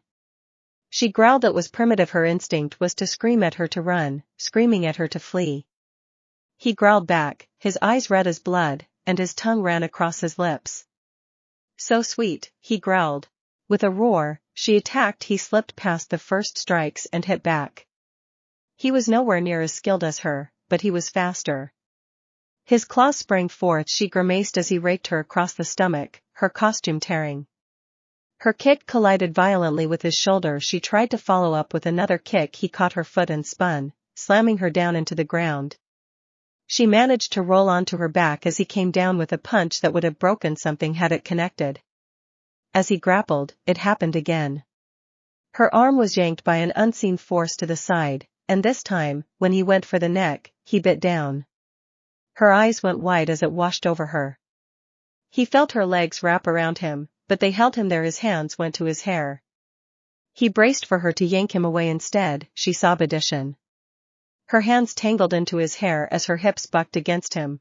He pulled away from her neck, quickly closing the wound. As he did, he was able to rise some to look down at her. Rumi looked up at him. She could feel it in her core. Her body ached for him and wanted to ed by him. His blood once again painted his lips. She rose and captured them. He was surprised when she kissed him. He could feel her hunger and need, her hips bucking against him in an almost desperate plea. He let her hands free, and she reached down frantically, trying to remove his pants. When she managed to free him, the look in her eyes was almost desperate as she yanked the fabric of her suit to the side, exposing her drenched to him. Izuku didn't hesitate to drive his into her hungry. Rumi screamed in pleasure as he pierced deep into her. So much warmer than anything she had dreamed of. She raised her hips frantically, wanting him to her. "Devour me, master, please," she called out. His strength still pumped up, he began her, driving into her with reckless abandon, their flesh colliding in a romantic meeting of sobs and screams in pleasure. When he turned her over and entered her behind, she screamed again as another rocked her body. His total weight was on top of her, her into the ground. When his hand found its way around her throat, pulling him back, she came again. He growled in her ear. She took his hand and pushed it tighter to her throat, holding it there as darkness started to creep in. She removed her, and so did he. She began to again, 1, 2, 3. One right after another. Her eyes rolled back in her head as she almost passed out. "Breed me, master, breed your little bunny," she begged. When he finally came, he pushed as deep as he could go. Rumi screamed out in pleasure, begging for his. "Me, master," she begged, pushing her against him, squeezing her to him back to life. "Me and breed me, I am yours," she whimpered. "I am yours," as she felt him harden again inside her. "Yes, yes. More, I want your," she mewed. He pulled her into a reverse cowgirl position with her. She began to ride him, begging for his seed the entire time. When he started to meet her frantic hits, she came again. She rocked her hips, leaned back, and pulled his head to her neck as he bit down. She lost herself in a haze of pleasure from the kiss and his. She came again and again till it all just blurred. When he released inside of her, she just collapsed. She couldn't move, and when she felt him withdraw from her, she let out a cry, but then he came up to her face. She took his in her mouth, sobbed, and began to him off as her hand went between her legs. "Use me, master," she sobbed around his. When he hilted himself in her mouth, she almost came. He held her head as he ate her mouth. He looked down at her as she stared up at him, her eyes watering as she gagged on his. She whimpered when he pulled it out, trying to pull him back in. "Master," she whimpered. He continued to her mouth. She kept handwork herself, stopping just before, till she felt him begin to twitch. When the first splash hit her throat, they came. She swallowed everything she could as he softened her mouth and pulled out. She looked up at him through lidded eyes. "Thank you, master," she whispered as she fell unconscious. Everything was a blur as she felt him lift her, and then she felt him bathing her. Her eyes opened listlessly, and she felt the gentle caress of the sponge and water, and then she was in a bed, wrapped in his scent. She drifted off to sleep. Nizu. Nizu was in a foul mood as he had received a message from Recovery Girl about the events that had transpired. Snipe was already up, but now Endeavor and Aizawa were receiving treatment in the medical wing. They weren't supposed to be training him, and they had gone behind his back, and things had gone very wrong. He logged into the security feeds and found Izuku sitting outside his cottage with blood packs all around him. The boy looked like hell, but Nizu watched as he saw more and more wounds heal. He instantly sent an order for more blood to be sent over. Once he returned to campus, he made a beeline for the cottage, wanting to get Izuku's statement and see if things had reached a point of no return. He calmed himself as he stepped into the clearing. He saw the guards who had delivered the blood walking away. The captain stopped looking like he was about to talk, but Nizu dismissed him, telling the man to wait outside his office. He saw Izuku still sitting in the same spot, draining blood bags as he gazed into the forest. They weren't supposed to take you into training like that anymore, Nizu said. Well, you see how well they listened to that, Izuku responded. Nizu watched as the blackened and burned skin healed back to perfection as Izuku drained another blood bag. I am tired, Izuku said. I am tired of being called a monster for just trying to live. All my life, someone had been telling me to die or pushing me to kill myself. Why do I have to die so they feel better? Why can't I live? Izuku's voice cracked some at the end. Until I became what I am, I never did anything to anyone. But I knew I couldn't turn myself over to them. They wanted me dead. I tried to run, but they chased me down. Himiko is the first person I spent time around who didn't want me dead. Yet she betrayed you? Nizu said, walking up. She did it to survive. We had no other options. I understand that. I forgive that. But when I came to them, what did they do? Cut off my head, Izuku responded. When did it become okay to blame the victim? It isn't Izuku, Nizu said, sitting beside the boy. I understand what it is like to be seen as a monster in person. Second. I was not welcomed with open arms and had to fight for my place. I understand what it is like. I brought you here for the incredible potential you have for the future. This cage is not ideal, but the thought of it disgusts me. We have to show them the person you are and not the thing they assume you to be. I will kill them next time, Izuku responded. I told them I would uncage the beast and let it devour them. There won't be a next time, Nizu said. The door will be changed to a regular door, no more guards, no more confinement to your cottage. You can roam and do as you wish. The gates close at 10 p.m., so I ask that you be back on the grounds by then and that you do not hunt others for blood. I will see to a weekly allowance for you. You are aware of the requirements for the entrance exam. You will have to attend classes, and I will provide some training options if you wish. Freedom of a sort? Izuku said, finally turning and looking at Nizu for the first time. Yes, my boy, exactly that, freedom with responsibilities, with requirements, but freedom to spend your evenings and weekends how you see fit, to meet others who know nothing about your past or your state of being, Nizu said, meeting his gaze. I believe you when you say that you want to live, that you do not wish to be the monster some paint you as. With your marvelous abilities, you can be a great hero, a huge asset to the community, and others like you who may be in the shadows because they don't think they can come out. Nizu reached out and touched the boy's arm. Do you still want to be a hero, Izuku? I do. He looked away and up to the sky. I just wanted to help people. I still do. That is good, Nizu said. Come see me tomorrow after your classes so we can get some more things squared away. Is there anything else I can do for you? My mother, Izuku said. I want to see her at least, maybe try to help her. Our relationship is complicated, but even when I knew I was going to die, I wanted to see her one last time. This meeting may not go as you plan, Nizu replied, looking to the sky as well. I have no expectations, Izuku said as he got to his feet. Nizu did the same. Then we will discuss things more tomorrow, Nizu said as they left. Rumi. She bolted awake. She wasn't in her home, she wasn't in her clothes.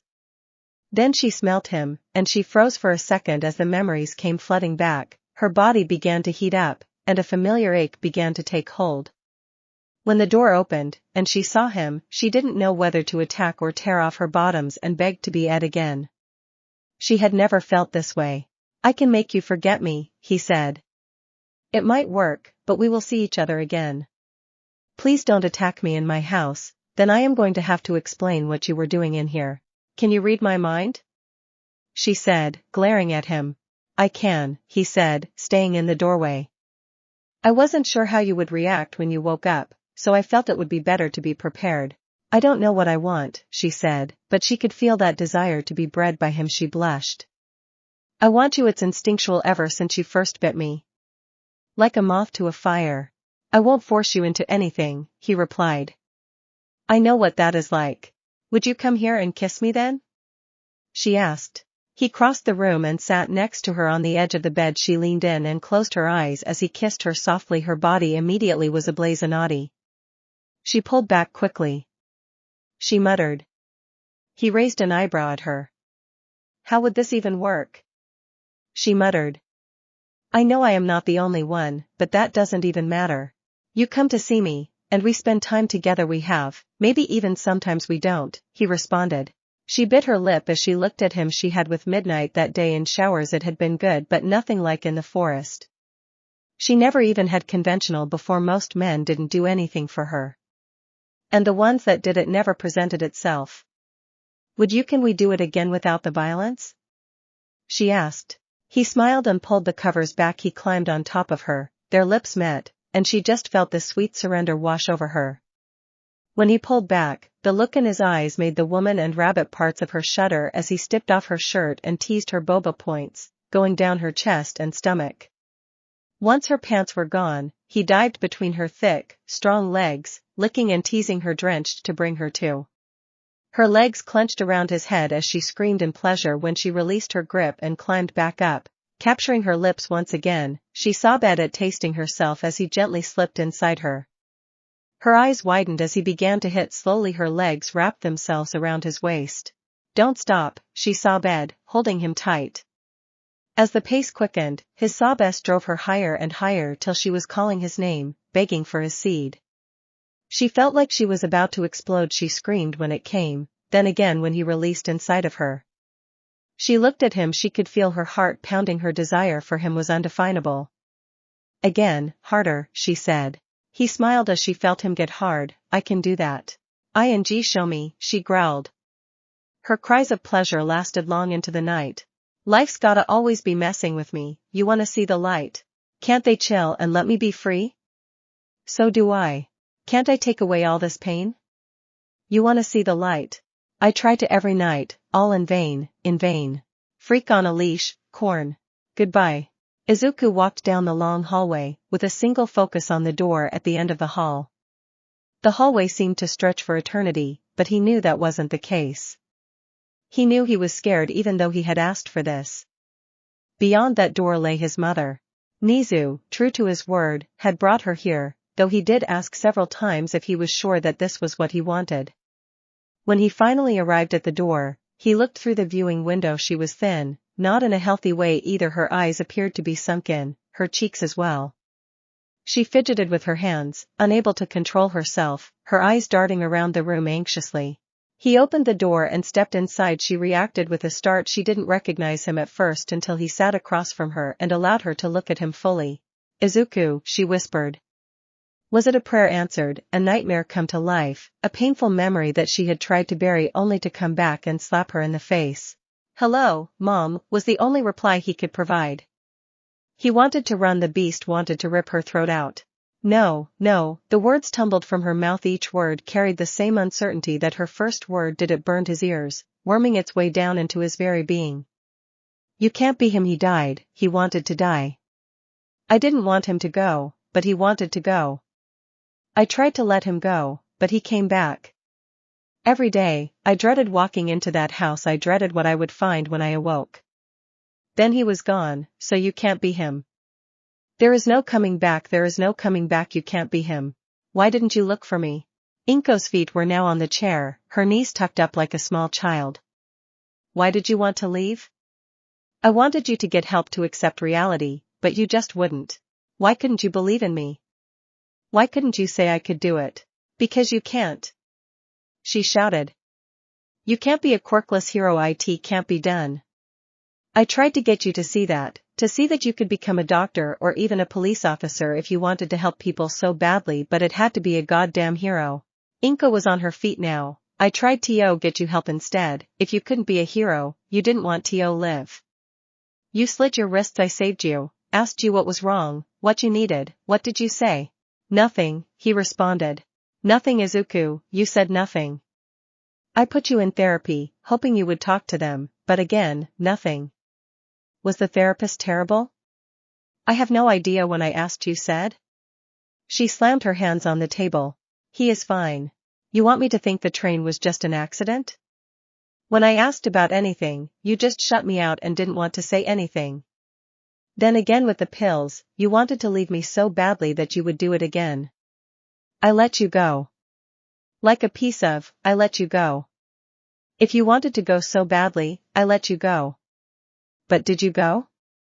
She was pacing now on the other side of the table like a wild animal. No. Did you think I didn't love you? Did you think I didn't see you practice tying a noose? Every day I had to wonder, was this the last time? What am I going to see when I get home? I get to find you, not your piece of father, no one else but me. I get to come home and see the child I carried for 9 months dead. What else would you have had me do? You didn't take medication for the voices? You didn't say anything? How am I supposed to know? She stared at him while paced, her eyes blazing in fury. Why couldn't you just believe in me? He said. Why couldn't you just say I could do it? That I could be a hero? Because you are quirkless, Izuku. Inko shouted in exasperation. In the last 100 years, how many quirkless heroes have there been? None. None, Izuku, Inko said, pacing back and forth, stopping. You want me to endorse you going into a profession where you have a 30% mortality rate, 50% chance of suffering some serious injury or trauma, and that is for those with an advantage of a quirk, and you have none? I am your mother, not a cheerleader to just cheer you on into any dumb decision you want to make. It is my job to try and keep you safe. Not watch you go to an early grave, but that is what happened anyway. I could have tried. He yelled. You could have. Inko's voice dropped as she fell back into her seat. You could have filed that report with the police after your first attempt when they discovered the scars. You could have said something when I asked you if something was happening. And you didn't, because when you were 4 years old, I couldn't tell you that you could be a hero because I didn't want you to die. She leaned forward and pointed at him. I worked hard to provide for us, to buy you all that stupid All Might merchandise, hero conventions, watching the hero news, or whatever documentary on goddamn heroes. Even in the silence, I still did it. Do you think that the psychiatrist was free? That the medication was free? That all that was free? After I died, you just walked away and left? Izuku replied as her words tore at him. What was I supposed to do, Izuku? Inko said. You had gotten what you wanted? How much more did I need to do to prove that I wanted you here? Should I have had you forcibly committed? Did I deny you your medication? Did I deny you help? I couldn't force you to stay if you didn't want to be here. I tried, and you still tried to kill yourself 3 times that I know of. So yes, I left, and I have tried to drown myself in drugs, alcohol, and... Because I am such a bad mother that my son would rather kill himself than stay with me. I am desperately trying to fill that gap. Izuku, for the first time, read her aura. She was telling the truth, at least. It was her looking to die just like he did, but without the violence. She was killing herself in her way. Every risk she took, every time she got high, she did it realizing she might not wake up, and when she did, she just did it again, hoping she just might get it right. Every time he would reach out, the voice in his head would stop him. The Lord of Blood wanted him dead, wanted him to die so he could take him. But why him? What happened to you? Are you my Izuku or some demon here to torment me? Inko asked, staring at him.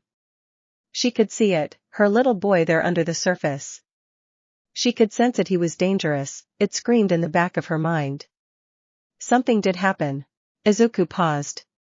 Yes, both terrible and, at some point, amazing. When I jumped, I was taken and made into this. After being imprisoned, I escaped and did what I could to survive. But I went to the apartment to see you when I knew it was over. I wanted to hear your voice again. I want to tell you that I am sorry for what I did. Holding a grudge because I was 4 and you didn't tell me what I wanted to hear was stupid.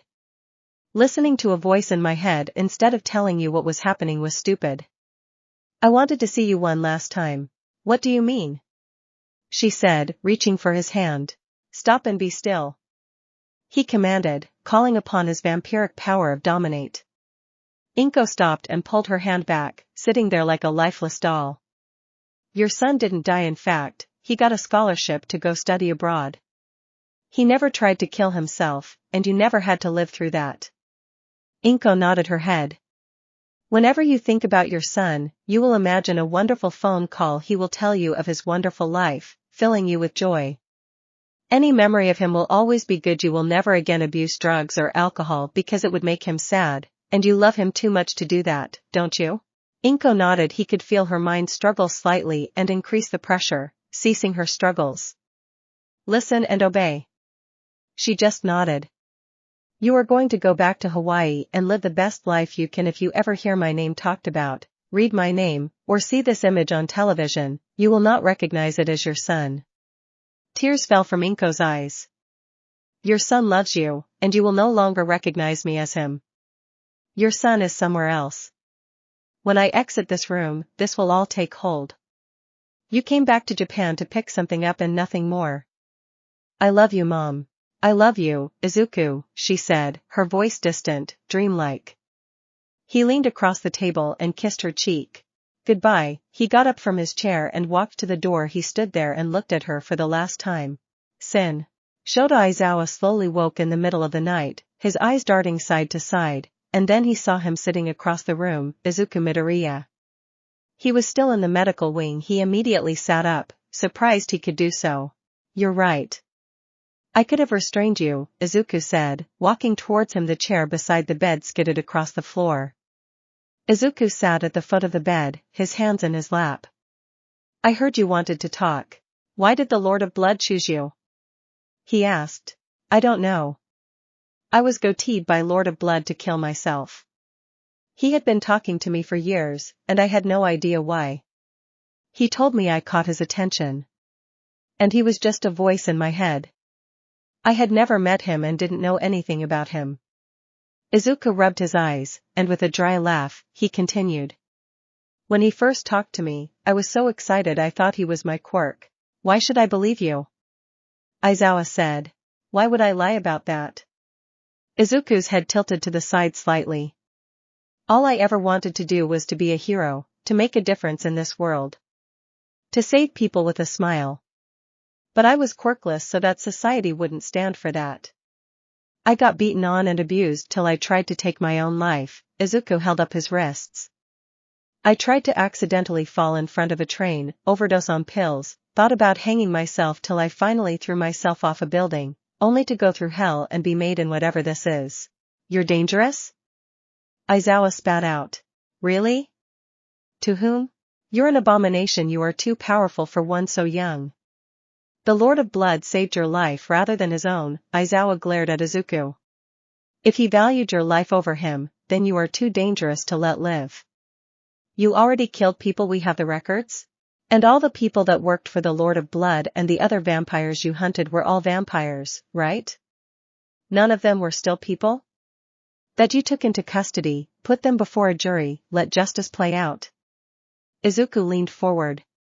You never crept up to their home and set the building on fire in the middle of the day to drive them out, did you? Aizawa was silent. I killed some Yakuza members and some gaps raping a girl. Oh, people who were trying to kill me in a fighting pit. Izuku smiled and wagged his finger at Aizawa. But you always ensured that the human retainers weren't being controlled, right? That the evil vampire hadn't taken over their minds, forcing them to love and serve them, right? I would ask how many you have killed, but it doesn't matter. Your aura tells me all I need to know. Izuku stared at the ceiling. If the worst villain ever had a child and that child came to you and said, I want to be a hero, to pay the debt my parent acquired with the world. Would you turn that child away? That is different? Aizawa said quickly. Now you are lying to yourself, Izuku said, looking Aizawa in the eyes. I am essentially the child of the worst villain you have ever dealt with. I am asking you to let me be a hero, train me to be a hero, and I can help make things better. Can I not be the best weapon for you to have against other vampires like the Lord of Blood? And when that thing manifests? Aizawa said. It is only manifested when my life was in jeopardy now. If the Lord of Blood chose to save me over himself, then he can't be the one who was going to use me as a weapon, Izuku replied. The Lord of Blood didn't just come from nowhere, right? Aizawa didn't say anything. I want an answer, Izuku said. I told you what I wanted and even came to talk with you. Aizawa looked at him. He looked past the specimen in front of him and thought about the file photo before he went missing. The scrawny, scraggly child. I will not punish the child for the father's sins, he said. But I will be keeping an eye on you. I can accept that, Izuku stood up. Make sure Endeavor understands as well. And don't ever call him my father. That man tortured and abused me. I am glad he is dead. Aizawa watched Izuku walk out the door. He laid back down, wondering if he had just made a deal with the devil or helped save a child from a dark and terrible road. Together. As he exited the medical wing, he found Himiko waiting. I thought you were asleep? He said. I was sort of. She got up and took his hand. I understand that you have been dealing with a lot over the past few days, and I wanted to be here for you. Thank you, Himi, he said, leading her back to the cottage. How about we go out this weekend since I am allowed out now? I could get behind that, but I have been a little lonely without you. She pulled his arm in between her bobas. I could use a good ing. You are right. I do owe you a good ing. Morning light. Izuku woke to the feel of Himiko's mouth on his hard. He pulled back the covers to see her naughty full gaze look up at him as she deep-throated him. She stuck out her tongue to lick his balls and held herself down there till she pulled up with a gasp before diving back down. He saw her hand tucked between her legs. He knew she was pleasuring herself. I want to taste you, he said. Himi popped his from her mouth before turning to straddle his face. She sobbed loudly as he traced up the slit of her with his tongue before she leaned down to continue ing him off. It wasn't long before they both found relief. He rolled Himiko onto her stomach and wiggled her at him. He could hear her breath catch when he lined himself up with gap and pushed his way in. Oh God, yes, baby, she sobbed. Addition. I love it when you my. She shuddered as he began to deliver long, hard, slow strokes. He was taking his time with her, and she loved it. Just like that, baby, please keep ing me just like that, she whispered. She pulled her hair to the side and bared her neck. She ed as his fangs bit into her. He placed his wrist before her, and she grabbed it greedily as she started to take back the blood he was taking for her. Lost in the throes of the kiss, he started ing her harder, her screams muffled by his wrist. When he unleashed in the sight of her, she pulled her head free and screamed in pleasure.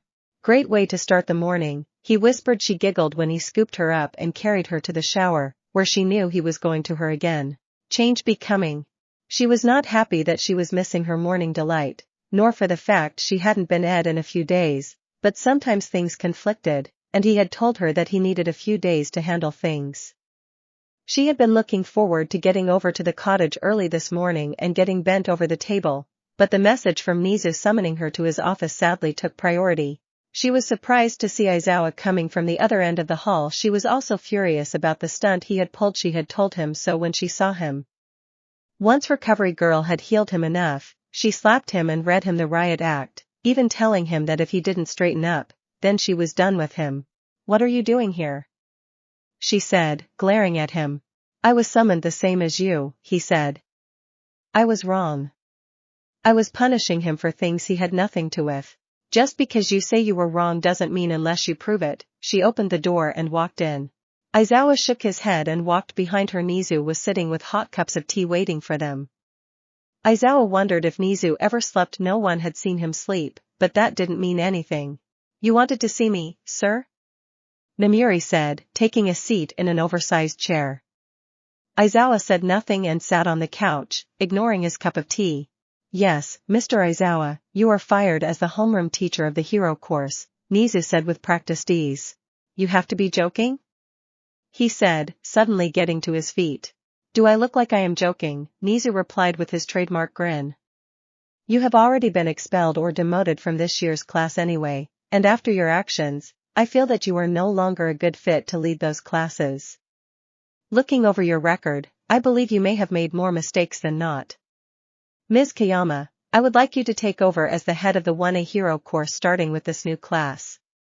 I want you to take over, ensuring Himiko and Izuku are academically ready for the entrance exam and monitoring Vlad's classes when you get a chance.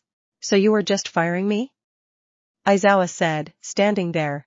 No, I would like you to teach crime scene investigations, stealth, and hand-to-hand combat, Nizu replied. I will no longer tolerate you or Endeavor's actions. If either of you choose to do anything like that again, you will be brought up on charges, and I will see to it that you both are prosecuted to the fullest extent of the law.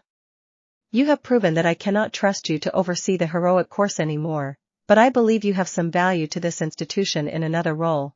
I need to think about it, he muttered. Understandable. You have till you walk out that door, Nizu said. Well, Ms. Kayama? Namiri was excited for multiple reasons now. She would have ample time to be around Izuku and Himiko, and she could make sure she had them in her class. Naughty thoughts immediately began to form, but she pushed them down quickly. I accept, sir, she bowed slightly. I am excited to get to work. She paused. I assume I will be able to assign mandatory counseling as well as court counseling or other such corrective measures? Yes? Have you seen something? Nizu said, his grin vanishing. I have seen some things on the applications that I would want to investigate further before passing judgment, but I believe that should some of the students make it in, they will need some adequate support, Namiri replied. Then, of course, but I am implementing a ban on automatic expulsion for questionable reasons, Nizu said, looking at Aizawa. Then wonderful, his face brightened. Your offer has been sent to your email. I am always available should you need anything. Namiri bowed and exited the room before shooting a glance toward Aizawa. You know that he can be extremely dangerous, Aizawa said, walking towards the desk. So can hundreds of others out there, Nizu said. You punished him for the sins of who made him, not for anything he had done. I caged him for the monster we witnessed at the docks, which was wrong.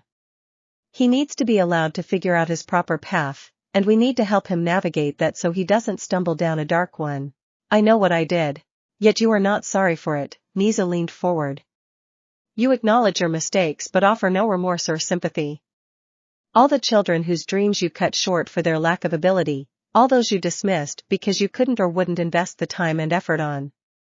By bringing you here, allowing you to teach these children, you could help them and, yes, even possibly protect them in the way you wished your friend had been. Leave him out of this. Aizawa slammed his hands on the table. Leave him out of this? Should I leave the tragedy of what happened to your family out of this? Nizu's voice was still even, not rising in the slightest. You poured yourself into heroics after Oboro died, then you poured yourself into vengeance after your family was taken. When that vengeance was satiated, you turned all that rage and anger on a boy who had nothing to do with it. What will you turn it on next? Aizawa was silent. Either you accept my offer and get the help you need, or you can continue to spiral down until you become the monster. I accept, Aizawa said, turning to leave. What about your monster? How will you help him? By letting him live, by teaching him how to live, Nizu smiled, but this one made Aizawa shiver. It was predatory and dangerous. Who better to teach a monster than another monster? Close McKeith man. Izuku sighed as he followed the overly giddy Namiri into the clothing store. Once she had learned of the date that was being planned between Himiko and Izuku for the weekend, she insisted that they both needed new outfits to wear. This was, of course, after the announcement that she would take over their education personally and be the new head of the 1A Hero course. She was rewarded with what she longed for. She had been bent over the table and dead senseless while her face was devouring Himiko's. Now she was out on a date with Izuku. She couldn't stop smiling. It was the first time he had been off campus since his arrival there, and she got to do two of her favorite things: shop and dress someone up. She wanted to hold his hand and cuddle up to him, but she didn't know if he would allow it. She was his toy, a release for his desires, and she enjoyed that, but she also wanted to be cuddled and get to go on dates as well. Izuku, if I told you I wanted to go on dates as well, she whispered. We can, he said. He took her hand, making her jump slightly. You, like Himiko, have accepted me and my appetites. I like you, Namuri, and not just for your body, but that is a great part of it. She blushed like a schoolgirl. She couldn't explain this desire to be with him, to be at his side. Then let me take care of everything today, spoil you, and tonight would you just us? Yes, that sounds good. Izuku leaned down and kissed her cheek. I enjoy it being nice and tender as well. He couldn't help but smile at her giggle as she went to find some outfits for him to try on. He was looking over some shirts when he heard a group of girls enter. Nothing major, but what he heard made him freeze. I am totes done with him. I am so tired of his bull. Her voice stabbed at Izuku's ears, and the beast rattled its cage. He turned and looked, and there she was, Kami Atsushimi. I will totes date you once you get a quirk. She was of average height, her straight, fawn-colored hair now reaching just below her shoulders, and her large, dark brown eyes were looking back at whomever she was talking to. He noticed her lips still looked plump. They always shined, as Kami had always liked lip gloss. He noticed the other changes in her body since he had last seen her, the even more generous curves she had, the larger amount of cleavage she showed with the top of her uniform undone. That is what you said like 2 months ago, an unknown voice said. Yeah, didn't you get back together like last week, a third added. He got all jealous and said how he wanted me back. I thought he was going to be different, you know, Kami said as they moved further into the store. Izuku activated his obfuscate, darkening his hair and removing the faint outline of his freckles. But he is just the same. He just was all jealous because I was hanging out with Ryo and... Izuku moved to get a better look. Well, it better be for real this time. This is getting old, said the second voice. The girl was shorter than Kami. If Kami was average height, then this girl was short, maybe 5 feet 0 inches tall. She had long black hair just below her knees, greenish-colored skin, that had a unique sparkle to them. Large black eyes, a devastating large bust, and a slim waist. Overall, it is beautiful. Yeah, Kami, you can't keep returning to him. You deserve so much better, the third said. She was in between the height of the other two. Her skin was beautiful alabaster, with these black lines almost tattooed on, pitch black hair with white tips, and her eyes were all white, except the black lines that ran through them. She was genuinely exotic looking and gorgeous. So what are we here for, Zuka? She said, looking at the short girl. I need a top, she said, looking toward the ladies section, something to go with that black skirt I like. I am supposed to go to dinner with my dad on Friday. Besides, didn't you want to get a new pair of pants, Dahlia? Izuku recognized them as part of Kami's little group. Dahlia was a she would join on in the talking or abuse as long as it wasn't too violent, pranks, and laugh at his expense. Zuka was there, but he always heard her telling them to leave him be or that it wasn't worth it. Izuku could see it. He could pull her in with presents, dominate her to do what he wanted, rob her of her free will, but he knew it was wrong. He knew what that felt like. He wanted to taste her, drink her in, make her his, get sweet revenge. He stopped dropping his obfuscate. If he was going to do this, he wanted to do it right. Holy, he roared, catching the girls' attention as he was staring at them. Kami? Kami Atsushimi? Her friends looked at the hot guy standing there and then at Kami. Kami was trying to place him, but she just couldn't. Of course, she wouldn't say that. Yeah, that's me, she said, coming forward. She didn't even realize it. It's me, Izuku said, stepping closer hesitantly. Don't you recognize me? He could see her struggle, wondering what she would do, but he kept silent. I am so sorry, Kami said. Have we met before? I mean, you know my name, so obviously. But I don't recognize you. She held her hand in front of her face as an apology. I am sorry. Izuku just smiled and made sure she saw him look her over some. He took a gulp and stepped closer. Kami, it's me, Izuku. Izuku Midoriya. Kami looked shocked, and so did her friends. Holy. Izuku? No way, Dahlia said. You are Damien Izuku, like quirkless Izuku? What the hell happened to you? Zuka said, stunned, looking him over. Oh, you know, got a quirk. He did his best to look bashful, rubbing the back of his head. You got a quirk? Kami muttered as a look of dread seemed to cross her face. Yeah, Izuku stepped closer to them. Is Bakugo around? he said, trying to sound nervous. He is at the gym, Cammy said quietly, her mind flashing too many things. She wondered if he was about to yell at them or. Good, he locked eyes with them, activating dominate. Don't tell him or anyone else you bumped into me. I don't want to see him right now. They all nodded listlessly. He shut it off. Look, I would love to catch up later. Maybe we can text, he said shyly. Yeah, that sounds cool, Cammy said, not knowing what to do. So what are you doing here? Oh, I am here on a date, Izuku said, perking up. A date? Dahlia said suspiciously, though she could see it. He was damn hot, but she was wondering. Where are they? Izuku pointed towards Namiri, who had just come around the corner with some clothes in her hand. She was surprised to see him talking to not one but 3 girls, so she glided up to him. Hey baby, she purred, kissing his cheek, who are your friends? The 3 girls were shocked. She was an older woman, attractive and gorgeous. When Izuku tenderly kissed the top of her head, she knew something was up. Oh, Nemi, these are some girls I used to go to school with. Cammy, Dahlia, and Zuka.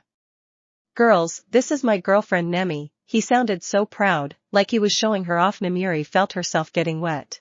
Well, come try these on. I want to see how you look. She pouted at him. Okay, I will be right there, he said as she let go of his arm and strolled away. Hey, sorry, but I got to go, so want to text? I would love to catch up. The girls nodded and exchanged numbers with him. They were too curious not to. He had disappeared only to appear out of nowhere looking like a hunk, with a woman on his arm, and saying he had a quirk. Once he was over with Namiri by the dressing room. Who were they? Namiri asked. Izuku fed her the Cliff Notes version telepathically, thanks to his Auspex strengthening. Namiri glared at the group as dark and evil thoughts played out in her mind. What are you going to do? Devour them, of course, especially Cammy, Izuku responded. But that isn't what's important. He made sure Cammy could see them as he leaned down and kissed Namiri tenderly, weakening her knees. When you kiss me like that, you make me want you so bad, she whispered. She looked towards the changing room. Can we just have a quick one? Izuku smiled. Sure, not like anyone would hear us. Cammy blushed, seeing them slip into the dressing room together. She would have to discover what had happened to him. Maybe she should tell Katsuki. No, not yet. She kept peeking towards the dressing room. People walked by it but didn't notice. 20 minutes later, she saw Nemi emerge, slightly messy. It was apparent what had happened. Cammy also saw Izuku standing there without a shirt. She quickly snapped her gaze away. Did I check out Deku? I mean Izuku, what is wrong with me? I wear this crown of thorns. Upon my liar's chair. Full of broken thoughts. I cannot repair. 9-inch nails, hurt. Izuku. Izuku looked down at Mirko, who was between his legs and worshipping his. She had come over, and they had started with just dinner and sitting on the couch before her hand started playing with him through his pants. He just let her take the lead, not pushing her. He was pleasantly surprised when she freed him from his pants and lowered herself between his legs. Once she had brought him to intense pleasure, she ate him hard again before she stood up. She was almost bashful as she slowly stripped out her clothes in a striptease. He could see that it was something that she had never done, but he could see the determination in her eyes as she nodded at him. She was so strong and fierce. Seeing her in such a different state was revealing of the girl under the hero mask. She was happy when she saw how he looked at her, how his eyes wandered over her body, the appreciation that radiated from his eyes. It excited her. It enticed her when she finally lowered herself onto his. It was pure ecstasy. She moved to her rhythm, finding pleasure multiple times before she felt his seed flood her. Once that happened, her mood shifted. Soon, she was desperate for him. She started to beg for him to dominate her. When he gave in to her desires, she lost herself for the night in her pleasure. Himiko. Izuku. Himiko stood outside the cottage, fidgeting. Her nerves threatened to overwhelm her. She wore a red lace shirt with a black camisole underneath, a short black skirt, knee-high stockings, and black heels. No messy buns. Instead, her head was styled in an elaborate braid down her back.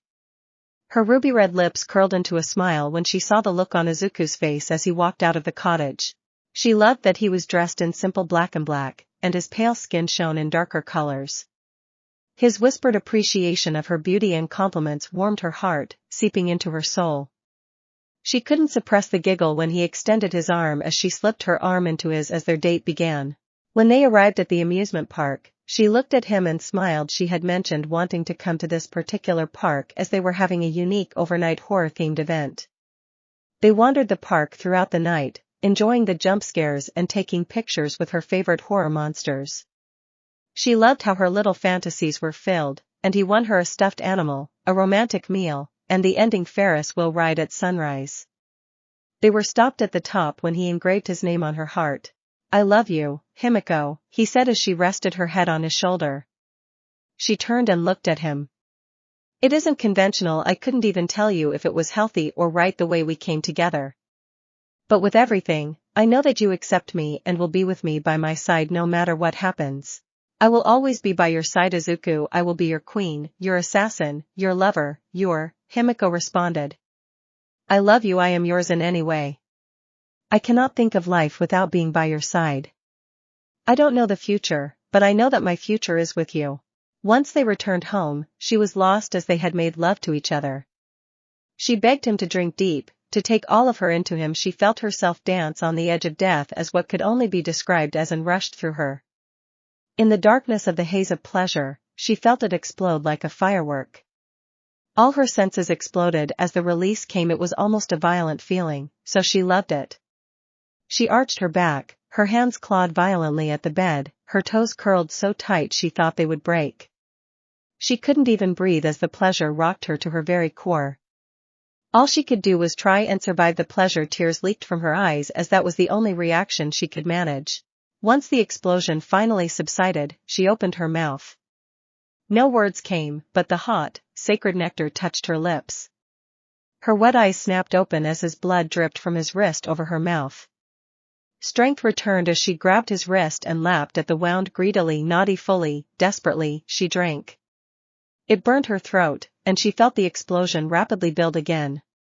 She gripped his arm as it rocked her body again, but she didn't stop drinking. She felt him penetrate her. She just fell into a wave of pleasure and heat as the blood flooded her body. Then it all went dark. She awoke nearly violently, and her eyes snapped open. She clawed at her throat, and the fire that burned her throat erupted through her body. She felt Izuku grab her. She felt the call, the urge. Her canines had always been longer than others, but she felt them descend more as she bit his neck. The blood had always been sweet, but now it was divine. She intense pleasure ed as he tore her away when his fangs pierced her neck. She intense pleasure ed again, and she felt a seed splash against her stomach. The process repeated until they both fell again into darkness.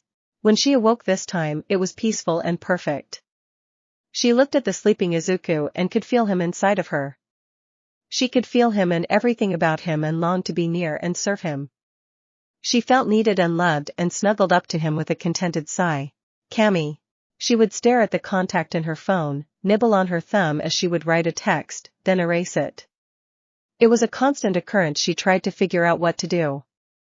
It had been 2 weeks since she had seen him. She fretted and sighed as she deleted the latest text. School had been different when she walked in the doors the day after meeting him. The atmosphere was nearly suffocating. She would see other parts of the school where she had sat back and made his life a living hell, where she had teased and flirted with him, only to embarrass him. She had done it because she was a. She was young and stupid, but it didn't matter. She just wanted to fit in. Then he had gone missing, and it gnawed at her when he stopped showing up. The lack of his presence was wrong. She had gone to his home, wondering if he had finally transferred schools. But no one answered her when she asked the neighbors. They told her the family had moved out and just disappeared. She hoped that maybe he had found someplace to belong and returned to her life. Cammy had an uncanny ability to accept, process, and deal with things. One thing kept her up at night and would bring her guilt: Izuku Midoriya. All she had done, all she had allowed to be done, her inaction, her complicity in the evils perpetrated upon him. It had started in light teasing, then it descended quickly into fool and bullying. It had happened so fast that she didn't even notice it at first. When Katsuki had gotten into a fight, he told her it was because Izuku had done something wrong. Then she saw it. She saw what was happening and did nothing. Then she did that terrible prank. It would play through her mind, the look on his face as she said, "Sure, I will date you once you get a quirk." What kind of was she? She had been nice to him, and she watched as he latched onto that like he was drowning and she was a life preserver. She felt bad at the times they would spend in the library and how earnestly he would help her. Once he was gone, she would go back to Katsuki. She was stupid. She thought that since she cared for him and he had asked her to do it, then it was okay. She quieted that voice that screamed at her. She screamed and told her what she was doing was wrong. What she was doing was not what a hero would do, and her actions were that of a villain. She thought she could ignore and quiet that voice, but it would scream louder when Cammy couldn't stop it when she slept. Now he was back, reappearing like a ghost, and she didn't know what to do. She knew that she needed to atone. She needed to apologize. He may not accept her words, but she could do it through her actions. Katsuki. Katsuki walked over to Cammy. "Hey, let's go do something," he commanded. "Nah, I am good," she responded, turning her back to him. He didn't sputter, but he hesitated. "I said let's go do something." "I said nah, I am good," Cammy said again. "Look, you're my girlfriend. You are always bugging me for some alone time and," Katsuki nearly growled, especially when the girls at the table with Cammy began to snicker. "We broke up about 3 weeks ago," Cammy said, turning around. "Did you not notice that I wasn't talking to you, texting you, or sitting with your little cronies?" "No, of course, you didn't." Cammy sighed. "I cannot believe I wasted so much time on someone who didn't even notice when we broke up." Katsuki stood there, almost expecting her to fawn over him. "Whatever," he said with a tongue click and walked away. He may have started storming off when he heard Zuka and Dahlia congratulate Cammy on telling him to pound sand. "Izuku Cammy. Cammy Izuku, I'm sorry I haven't messaged you. Would you be willing to meet for coffee?" "Izuku, that sounds nice. Tell me when and where." "Cammy, tomorrow after school, there is a place in the old town called Divine Drip. About 430? "Izuku, I will see you there at 430. Divine Drip." Cammy arrived early, taking a spot in the back of the small shop that provided her with a view of the front door.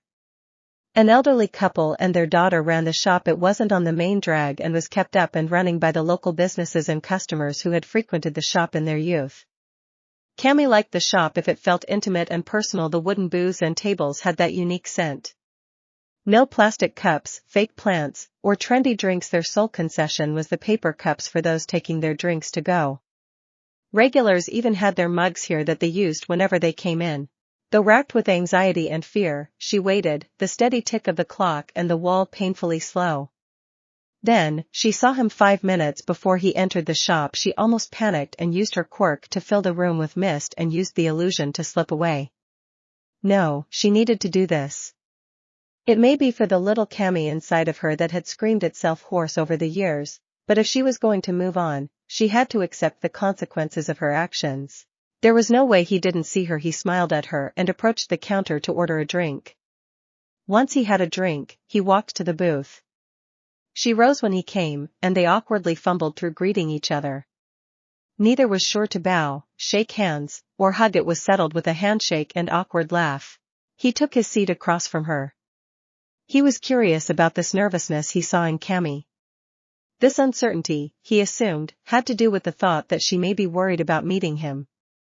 The fact that she had come alone surprised him. He didn't like what he was reading in her aura: regret, self-loathing, anxiety, fear. Cammy took a deep breath. "I am sorry." Izuku felt his eyebrow twitch. The beast rattled its cage. "I did you wrong," Cammy continued. "Everything, too. Should have never gone along with stupid. I should have known better. Then I stood there laughing with the rest of them. I would stand there and let them bully you and all that stupid." Her eyes watered, and Izuku's mind screamed at him. "This isn't what I wanted. I wanted the smug Cammy, the one I could break. I have no right to ask anything of you." Cammy wiped the corner of her eyes. "Everything I did was wrong. When you disappeared, I would lie and tell myself this fantasy that you had moved away to someplace better, that everything was okay. I went by your house, and your neighbors told me you had moved. It allowed me to lie to myself. Even when things were happening, I knew it was wrong, but I just sat around and didn't do anything." Izuku was stunned seeing her ramble. "Then, when I saw you, the little voice that would scream at me for being a dumb just got louder." Cammy's tears were coming faster. I know that I don't deserve anything, that the way I behaved and I let happen, all I can say is I am sorry. Izuku could see her breaking, he could see her crumbling, her aura was a mess. Lost inside the haze of blood and violence inside of him was the same little Izuku. The one that screamed about being a hero would sit in the corner, away from the beast that raged and rattled the cage. But it was there the same fire that fought against the control of the Lord of Blood, the fire that rejoiced at freedom, that didn't allow him to kill the woman outside the club but instead made her tip off the heroes. The same fire that saved the poor shop owner who strived to keep the innocent safe. The fire that, despite all the bull, cried out to be a hero. Why did you do it? He said. Because he asked me to, Cammy whispered. For the dumbest reason that I liked him, I was in love with him, and since he asked me to do it, I did. I would lie to myself and say it was just a prank, that it wasn't anything. But then I would look at you when we were in the library, and I knew it was wrong, but I did that anyway. I will date you once you get a quirk, he said. She winced. I wanted so badly for someone to accept me, to show that they cared. When we were alone, it felt like this private little world, this little dream world where I was a person. She could hear the hurt and anger in his voice, her hands and legs were trembling. I thought you liked me, I had never had that feeling, I never believed that someone could like a quirkless piece of like me. Every day was a struggle to try and keep living, and in those moments, I thought that this was what I was struggling for. Then, Cammy couldn't say anything. She couldn't even look him in the eye as she sat across from him. She just hung her head and listened. Nothing she could say would make it all right or take back what she had done. Hearing the pain that she had put him through, that she had sat back and watched be perpetrated on him again and again, she listened. Those words have lived in my head rent-free since that day, Izuku continued. You were the first girl ever to make me dare to dream of a life I had felt was forever beyond my reach.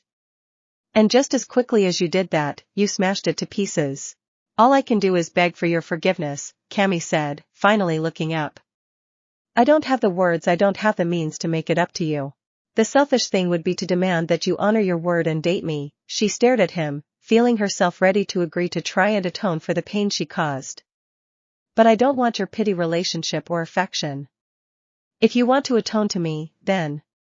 Cammy braced for whatever he would demand. Then be my friend. Cammy just stared at him in shock. The girl I saw in the library, the one I spent all that time with, I don't think that girl was all an act. I think she is a real, and she is you, the real you. I want to see if that girl still exists. That girl was pretty amazing. Cammy composed herself. I don't deserve you letting me off so easy. I deserve to be punished. There is very little that I can do to you that you are not doing to yourself, Izuku responded. I could make terrible demands of you, demand you give me your body. I could prey upon your guilt and probably get you to agree. Cammy wanted to tell him no, but her desire to be punished. But what I want is for us to be friends. I want to see if that girl from the library still exists. If she does, then maybe that girl will go on a date with me. Cammy paused, hearing his words. Let's be friends then, she said. I want to see if that girl still exists. But don't you already have a girlfriend? A few, actually, Izuku responded. They all know about each other, they hang out and stuff. Cammy was shocked. So, like an open relationship kind of thing? Cammy said. Essentially, he responded. Oh, that is cool, Cammy said, remembering the pretty woman from the clothing store. So, that woman in the clothing store? Izuku nodded. Cool, so what does your quirk do? Physical enhancements, Izuku responded. Once it triggered. How does it work? It is a blood quirk, Izuku responded. Cammy's eyes widened. It triggered when I ingested someone else's blood. It was during a fight. I was losing, obviously, and I bit his arm. So you have to drink other people's blood? Cammy asked. Well, yeah, but mostly from blood banks and stuff, Isuzu said. It fuels my physical enhancements, but if need be, I can get it from an opponent in battle. It is a dietary need. If I don't drink it, I get all weird. Like a vampire? Yes, he grinned. I always thought vampires were pretty cool, she said, smiling to lighten the mood. I read these books, the Last Dance series.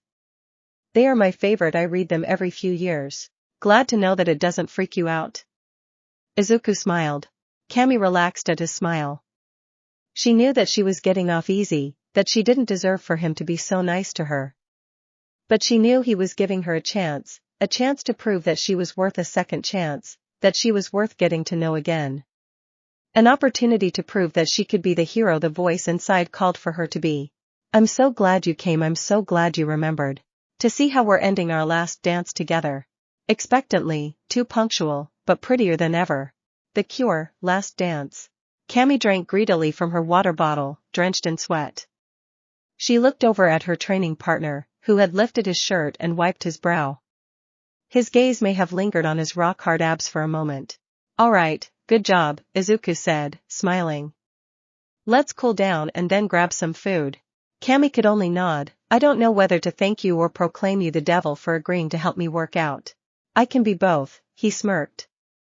Cammy laughed as they started their walk around the lake.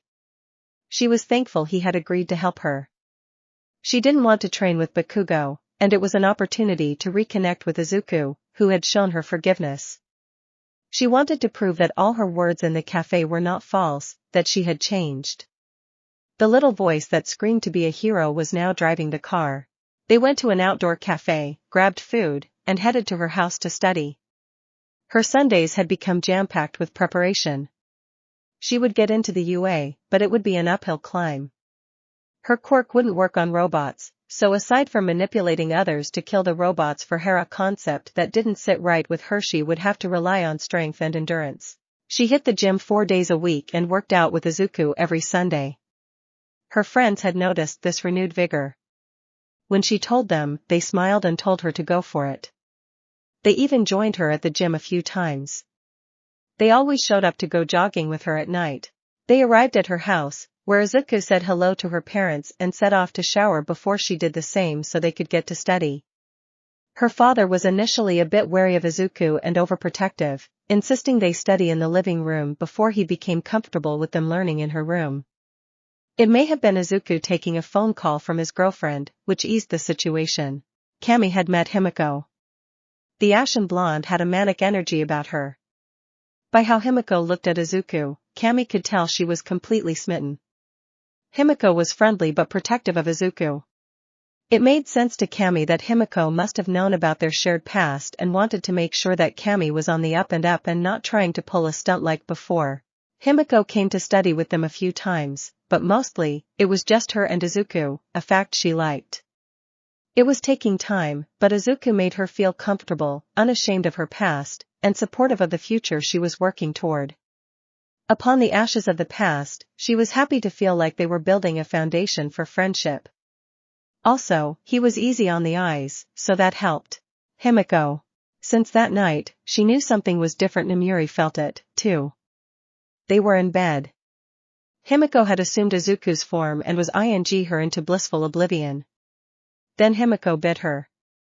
It wasn't the first time Himiko had drunk from her, but it was a rare occurrence. But this time, when Himiko did, the wave of pleasure and bliss screamed that something was different. That was when Nomuri had to get to work figuring out what had happened. The easiest way to begin her investigation was to talk to Vlad King. Ask how vampires were made. She played it off as a curiosity. It also helped that she noticed how he looked at her. She could see, almost feel, the naughty full nature of his gaze at times. She learned about the different euphemisms that vampires used, turning and changing, but the common one was the embrace. A vampire had to drain a subject of all their blood, then give their blood in return. If the subject survived, their body would die, and they would be reborn as a vampire. Izuku wasn't a vampire in the truest sense. His ability to day walk, breathe, and life functions made that clear. But his access to the various vampire powers spoke of something different. Nomuri knew that eventually, Aizawa would learn of what had happened to Himiko, and of course, he would lose his. It would have to be revealed safely and securely, but the thought intrigued Nomuri. If Izuku could do that to Himiko, could he do the same for her? She bit her lip in thought. First, she needed to tell Izuku what she had discovered and what she thought had occurred. It was easy to confirm that she snuggled up with Himiko one Sunday and bared her neck, begging Himiko to drink. Namiri could feel Himiko's breath hit. Nemi slid her hand between Himiko's legs and began to lightly run her fingers teasingly over Himiko's panties. Then she thought about it, the sweet embrace of the kiss, the flood of pleasure and ecstasy as Himiko drank of her. Himiko pulled back as the taste of Namiri's blood washed through her. Don't forget to like the wound, Namiri said through the naughty full haze. What happened? Himiko said, shaking her head. I think that you have become like Izuku, Namiri replied. That felt like when he drinks from me, Namiri explained the process, asking Himiko if something like that had occurred. Himiko could only point to one night when things had gotten intense and that it was the best night they had ever had. You should call Izuku, but we must discuss this. Izuku came over that night, and after some simple instruction, it didn't take long for Himiko to call upon the blood, as Izuku does, to increase his strength. After that, Himiko and Namiri had to calm him down as he became distraught over the fact that he had done this to Himiko without her consent. The part that hurt him the most was how much it satisfied him to know he wasn't the only one. Himiko cradled his head to her boba as he clung to her. I dreamed of this, she told him. I begged this to be like you and walk the same path. Now you are not alone, my love. Read my mind and aura, and know my words are true. Don't think of this as something to be ashamed of. Our love has united us even more. We can bring those we love on this journey with us. But the question lingered, had he made her entirely like him? Did that other thing lurk inside of her? It was a question that had to be answered, and the only way was to jeopardize her life. If it were inside of her, she would not be harmed, but if it weren't, there would be pain. Izuku knew they needed to find the answer, and he knew who he needed to tell, so he went to Nizu. Nizu sat stunned, listening to what Izuku was revealing to him. He had inadvertently embraced Himiko, and now she was like him. The thought of two beings running around on the planet with Izuku's power uncontrolled was enough to make the chimera sweat. He agreed with Izuku that they had to find out. I can tell you are beating yourself up over this, Nizu said as he did his best to calm down. It was something we never considered a possibility, and it wasn't something we prepared you or Ms. Toga for. Naughty UAL reproduction, yes, but not the thought that you could create progeny in such a fashion. Nizu clasped his hands together. Let us begin the testing, and we can decide how to proceed from there. Nizu stood and walked over, placing his paw on Izuku's hand. The fact that you came to me speaks volumes, Izuku. I will not betray your trust. Izuku nodded, and together, they left to head to the testing area. The test was simple. Izuku's other had always reacted to fire, so Himiko would undergo a trial by fire. They had plenty of blood on hand, as she could heal if she did not possess the same other as Izuku. Himiko stepped into the box. Nizu's paw hovered over the button, and as different thoughts ran through his head, he slammed his paw down. The fire erupted, and Himiko's screams reverberated everywhere. Izuku could feel his other about bursting forth to save Himiko. He screamed for Nizu to stop, who did immediately. Izuku ripped the chamber open and cradled his charred lover, and she whispered to him that she was still with him. She even tried to smile for him. He coaxed her into healing. The slow, arduous process of healing from fire. It took over an hour of constant healing and consuming blood for her to recover. Exhausted, she fell asleep in Izuku's arms. Once she was resting, Nizu and Namiri looked at Izuku. It almost burst free. It knew she was in danger and wanted to come free. Izuku looked tormented, and his voice was rich with pain and worry. Namiri had to resist the urge to comfort him in a way that might divulge their relationship. Nizu placed his paw on Izuku's shoulder, but it didn't, and that is a good thing, as is the fact that Himiko didn't change Izuku. People do not understand what it is like for those like us. Izuku stopped and looked at Nizu. We were both created, reborn in cages, tormented and subject to humiliation after humiliation, till we broke free. We ran, scrambling to find just a safe place to breathe. Then we were alone. There were no others like us, and people would say we should take pride in being unique. But being unique means that we are alone. Longing for touch, to fulfill that very primal need not to be alone, to not be the last is something that burns inside all. Himiko is proud to be like you. She wants you not to be alone. Now you know you can create others like you and further your line. Whether you should or not is not for me to tell you. As I said, I will not cage you but guide you. Nizu took a step back. I will talk with Chiyo, and we will orchestrate a training accident where you will feed Himiko your blood, which will explain the change. Izuku opened his mouth to speak but closed it before saying. Thank you, Nizu. Go and be with her. I will arrange everything, Nizu said as Izuku returned to be with the sleeping Himiko. This is very kind of you, Namiri said. He is in a situation I understand. There is no way once the news of him being able to create more like himself is not going to cause trouble, Nizu said as he walked away. The birth of new species will always be met with fear and anger. New species? He is not fully human, nor a vampire, Nizu paused at the door. He is a progenitor of a new hybrid between the two. Once word gets out, both will come to fear him, while there will be those who will worship him. Humans are a strange lot. See to them, Namiri. Aizawa. What happened? He bellowed. There was a training accident, and Ms. Toga was gravely injured. Mr. Midoriya, in a panic, fed her his blood in an attempt to heal her or at the very least stabilize her so she could receive medical treatment, Nizu said, a small hill of paperwork regarding the accident on his desk. Now she is like him? Aizawa fell back against the door. Yes, it seems that way, Nizu sighed. We will test to see if she is like him at our first opportunity. I want to be there, Aizawa said. We didn't know he could embrace others. He said softly. Neither did he. He wasn't even aware of how to do it. We are still not sure how the process is done, Nizu looked to Aizawa. If you could share how it is usually done with Recovery Girl, maybe we can find a correlation between the two processes. This is dangerous, Nizu, Aizawa said, opening the door. If two of them have that same thing under the surface. I am well aware that All Might and Endeavor will be on hand for the test, Nizu said, returning to his paperwork. Himiko was placed in the box for the test. This time, after she was slightly obscured, a second box was erected around her to keep the flames away. Footage from the original test and audio of her screams were looped in. Chiyo ensured Himiko was immediately taken to the medical wing, with Izuku trailing right after. At least she isn't completely like him, Endeavor growled. I agree that fighting two of those things could prove problematic, Nizu replied. Endeavor glared at Nizu before walking out, trailed by Aizawa. Is she going to be okay?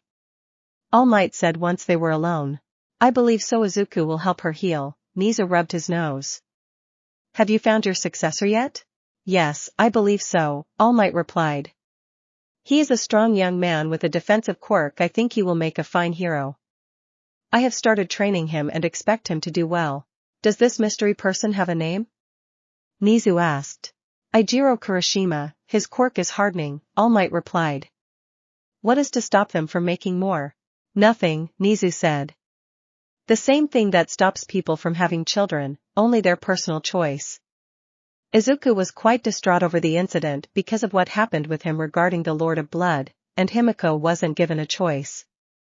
But it wasn't something that Himiko believed was possible, but she was delighted with the change. I hadn't thought about it that way, All Might said. I was thinking about it anyway, but now, with finding young Kurashima, young Midoriya, and young Toga, I believe it would be best if I accepted the teaching position you offered. Worried they will make more? Nizu said. No, that is their choice and the person being mate's choice, All Might said. But I want to give back as much as I can before I can no longer do so. If I had told him yes on that rooftop, maybe the Lord of Blood would have never been able to reach him. All Might disappeared in a puff of smoke, leaving a skeletal man wearing his suit. He wants to be a hero. I owe to him to help him achieve that goal. What do you plan to do? Endeavor asked Aizawa. I am going to watch them, Aizawa said. Namiri will be their homeroom teacher, and I will judge them on their actions. They are too dangerous. Endeavor countered. Yes, they are, but they can also be a great asset in our battle with the others of their kind, Aizawa said. This is an opportunity to study and learn more about the vampire's abilities than anyone else in history. Besides, until we figure out a way to send him to his final death. Fine, Endeavor growled. I don't like it, but we must bide our time for now. Also, the Lord of Blood gave his life for this. You and I know that man prioritized his life more than his children, Aizawa said. What could be the only thing that could make him do that? His sire, Endeavor said quietly. If his sire ordered him to do it, then that means at some point the Lord of Blood sire is going to come for the boy, Izuku said. And we will need everything we have when the Dark Mother comes. Chiyo sat late in the medical wing looking over scans of pre-change Himiko and post-change Himiko. When Himiko was first brought in, there was evidence of some scar tissue from her life on the streets and a less than ideal home life that had led her to the streets. Nothing Chiyo's quirk could do. The body had healed naturally, and the scar tissue was the result. Himiko was missing some cartilage in her knee, which was nothing major but something that would have to be addressed many years later. When Himiko began drinking Izuku's blood, it was noted that I caused the cartilage to replace itself but not the scar tissue. Now that Himiko had been changed, the scar tissue was wholly gone. Himiko was never healthier. Chiyo had begun to test the samples of Izuku's blood to see if she could unlock the healing properties, but she was hitting a dead end. The blood's unique properties started to become inert within hours of being extracted, and it lost all properties within 24 hours. Chiyo stood up and walked over to the storage unit of the fresh sample she had retrieved from Himiko earlier that day. She stared at the bag and the endless possibilities it may hold. Chiyo had lived a long life, not to say that there weren't mistakes or regrets littered in that life, but that was the definition of life. She has always been driven to do more and save more people. A possible answer was sitting right in front of her, but she just wished she had more time. Trying to get such an experiment sanctioned was laughable. She switched on the recorder. This is Chiyo Shizenji, a 70-year-old female. I will administer a starting dose of 2 milliliters to test the healing and regenerative process of blood collected from subject B. It is the hope that this will trigger some regenerative process and help to restore function to my legs and other ailments brought about by old age. Chiyo drew the amount she stated, showed it to the camera, and injected it into her arm. I feel it. Something is happening. Oh, my. Chiyo's cheeks flushed. It is pleasurable, exciting even. Chiyo's head fell back, eyes closed as an unnatural warmth washed over her body. She sat up and looked at the camera. It has a euphoric-like effect. It is brief, yet intense. I wonder if receiving an injection in a quirky fashion after the sample has been extracted would increase the sensation. There has been some improvement, but that could be due to the placebo effect. Chiyo stood, grabbing her cane. She took a few hesitant steps. The pain is still there, but it is lessened. A scan will be needed. Chiyo returned to the camera later. Scans show that the deterioration of the knee was to levels of 3 years ago. She held the scans up to the camera. Skin and parlor seem a touch better, but it could be the placebo effect. I will do another injection after 24 hours using the same sample to see if there are any noticeable effects. Bakugo. He sat at the bench press machine, annoyed as he pushed through his rep. Are you good there? Skin asked. Bakugo racked the bar and sat up, wiping away the sweat from his head. At least Skin decided to come to work out today. Fine, Bakugo snapped, get your rep in. Calm down, Skin replied. Hey, do you know who that guy Kami has been hanging out with? What new guy? Bakugo said quickly. Well, I add up, Skin thought. I heard from Kino that Maya saw Kami coming out of Apostle's gym with some dude and running in the park together. No, but I don't give a. Bakugo said, glaring at Skin. Now do your ing rep and quit wasting my time. Rumi. She felt nervous that people were staring at her and felt like a complete idiot. She had called and asked him to go to the movies, like some lame schoolgirl, but when he said yes, her heart fluttered, her chest heaved, and she felt her desire for him threatened to derail the rest of her day. Now, here she was, waiting for him by the train station, under the clock, hat and sunglasses, ears tucked away, chewing on her cheek, wondering if she looked stupid. A new pair of boots, tight blue jeans, and a white blouse. All brand new. She had spent 2 hours in the ing store, 2 hours if she spent 20 minutes, she was annoyed. She was a get-an-ange-out kind of girl, not a window shopper, by what she came to get and leave. But nope, this time, 2 hours just picking the outfit and another 2 hours at the lingerie shop buying new undergarments. She mentally blasted how stupid it was until she heard her name. Looking up, she saw him wearing black jeans, a dark green button-down fitted shirt, and muscles on display. He had gotten a haircut, which made him look a bit older, even a little dangerous. Before she could respond, she saw him looking her over. "You look beautiful, Rumi," he said. He leaned in and kissed her right there in front of everyone. She felt her knees wobble, and her womb woke, demanding his seed. "Thank you," she managed, pushing down her instincts. "I think you look very nice as well." She shivered when he reached down and took her hand. "Well, we have some time before the movie. What did you want to do?" he said as they took a few steps. "You on the bench," her mind screamed. "I thought maybe we could do something." Her voice quieted. She wanted to say something like, "I thought maybe we could do something together, like a couple, go play a few games, take some pictures in a photo booth, bowling. I want to be a girl and you to be my man. Whatever you want, Rumi?" He kissed her cheek. "It is just us today." Rumi took a deep breath. "Then I want you to treat me like a girl." She felt like an idiot and wanted to scream. "Rumi, there was never any doubt that you were a girl." He squeezed her hand. "I think I know what you mean. Did you want to maybe go bowling or fun center? We could goof around on the carts or mini golf. Or there is an art museum not too far, but I don't know anything about art." "Neither do I," Rumi said. "I like to be physical, so let's do the other stuff. Maybe we can go to the fun center." "That sounds like fun.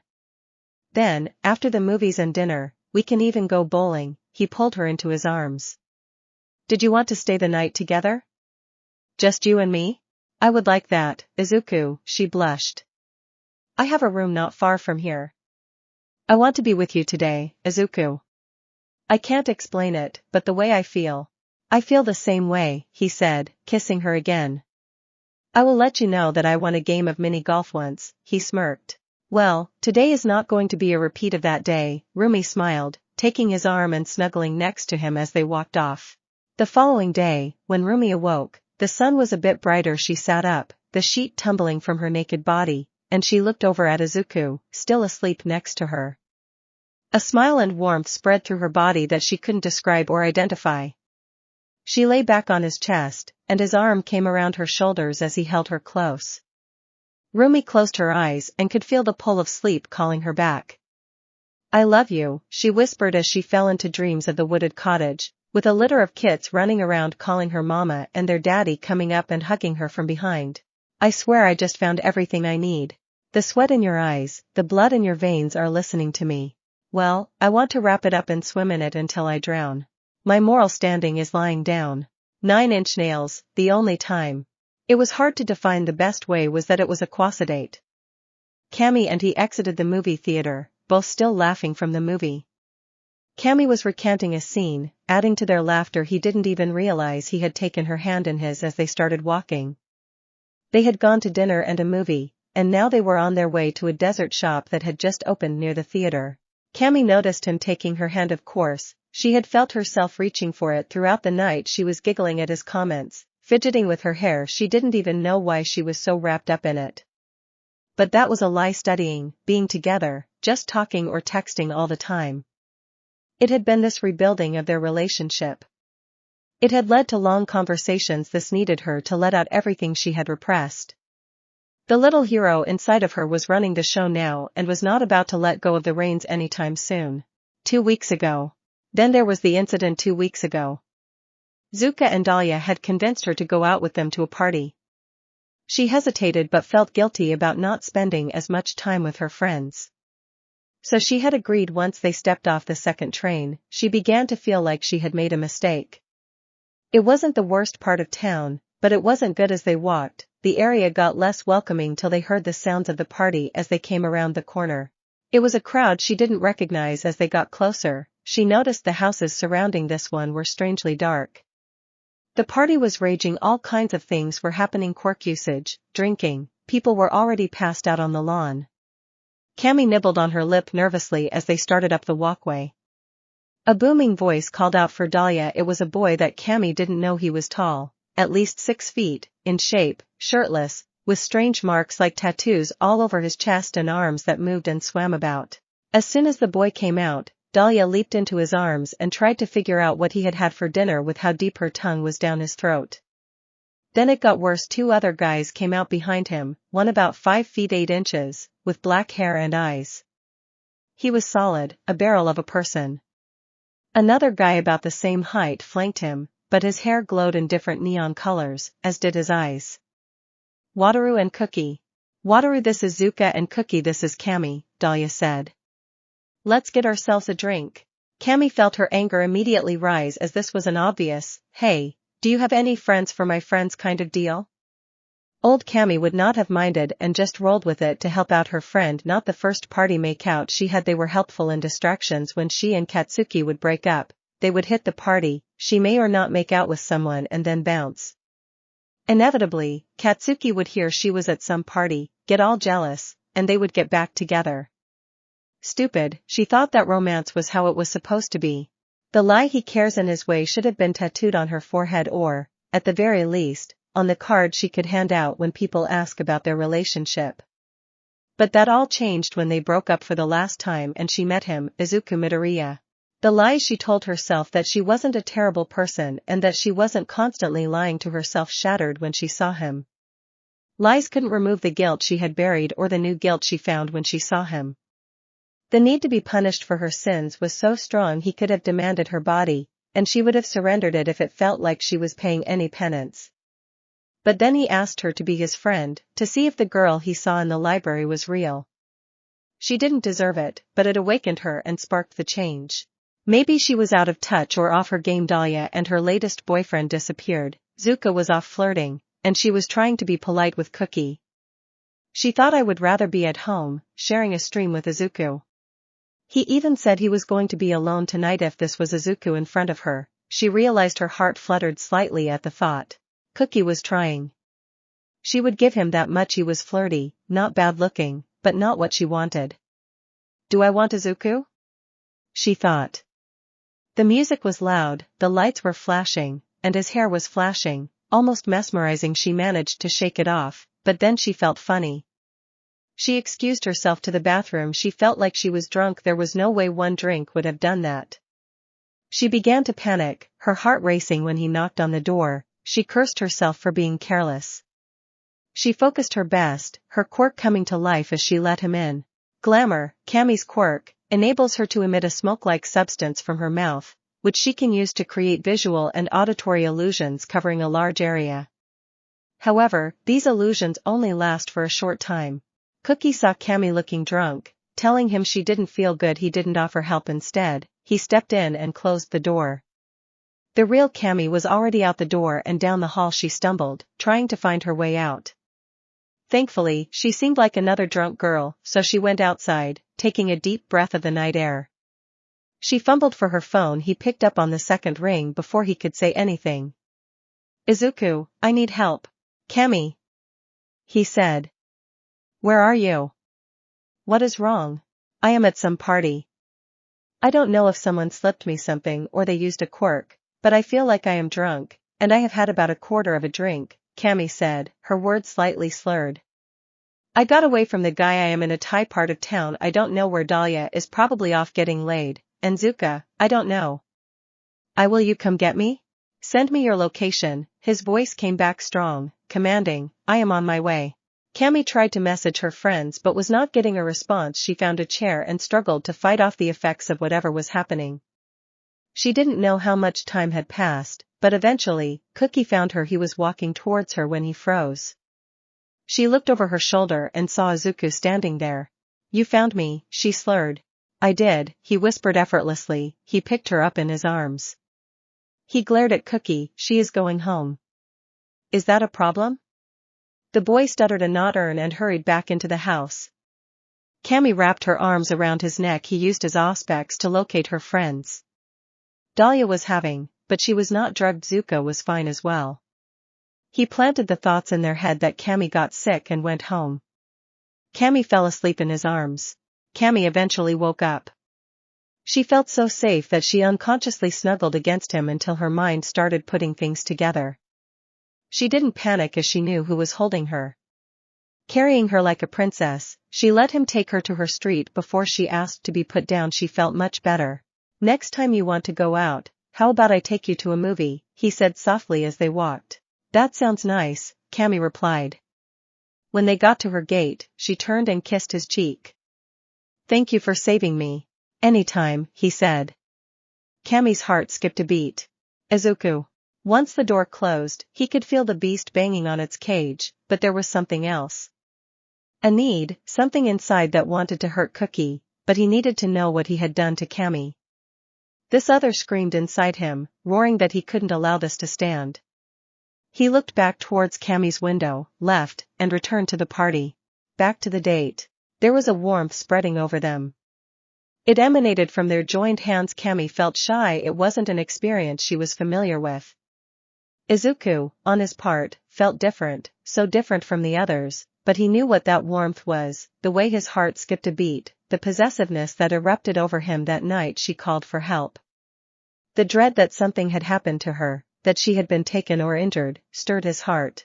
As they walked, they were lost in their little world. When they passed an alley, a voice called out, asking for change. A tremor ran through Izuku. He whirled and could barely grab Kami. He jumped back as this massive claw came lunging out of the darkness. Kami yelled as this gigantic creature came stalking out of the darkness. It was a damn werewolf. It had dirty, matted brown fur, and it tore a ragged blanket from its shoulders. Kami's mind was wavering. The thing before her was a werewolf, and then it seemed to be just some massive animal that kept blurring back and forth. They said you were quick, it growled out. I wonder why they called a silver pack together for you. Its claws clacked off the pavement, and screams from the other people on the street began to fill the air. Don't run. It will only worsen things for you. I promise I will make it nice and clean, leech. Izuku immediately called upon the blood, strengthening his body. His heart was racing, and while his education from Agatha was nowhere near complete, one of the things he had learned was that while true werewolves were rare, they were a hazardous and terrifying species. Even the most potent vampires had fallen under their claws and fangs. What is that thing? Kami managed to say. Izuku, we got to get out of here. Kami, use your quirk to confuse it, she heard him whisper. You think your pathetic little abilities will be able to save you, the creature said. Die leech, and you're little as well. Kami couldn't see the thing move. It simply disappeared, but Izuku saw it with supernatural speed. It leaped from its spot, attempting to bring its massive claws down in an X-swipe. Kami felt her body pulled to the side. She just let her quirk go. The creature came down. Izuku spun them to the side, ducked under a backward claw swipe, and barely moved Kami out of another attack that looked to sever their hands.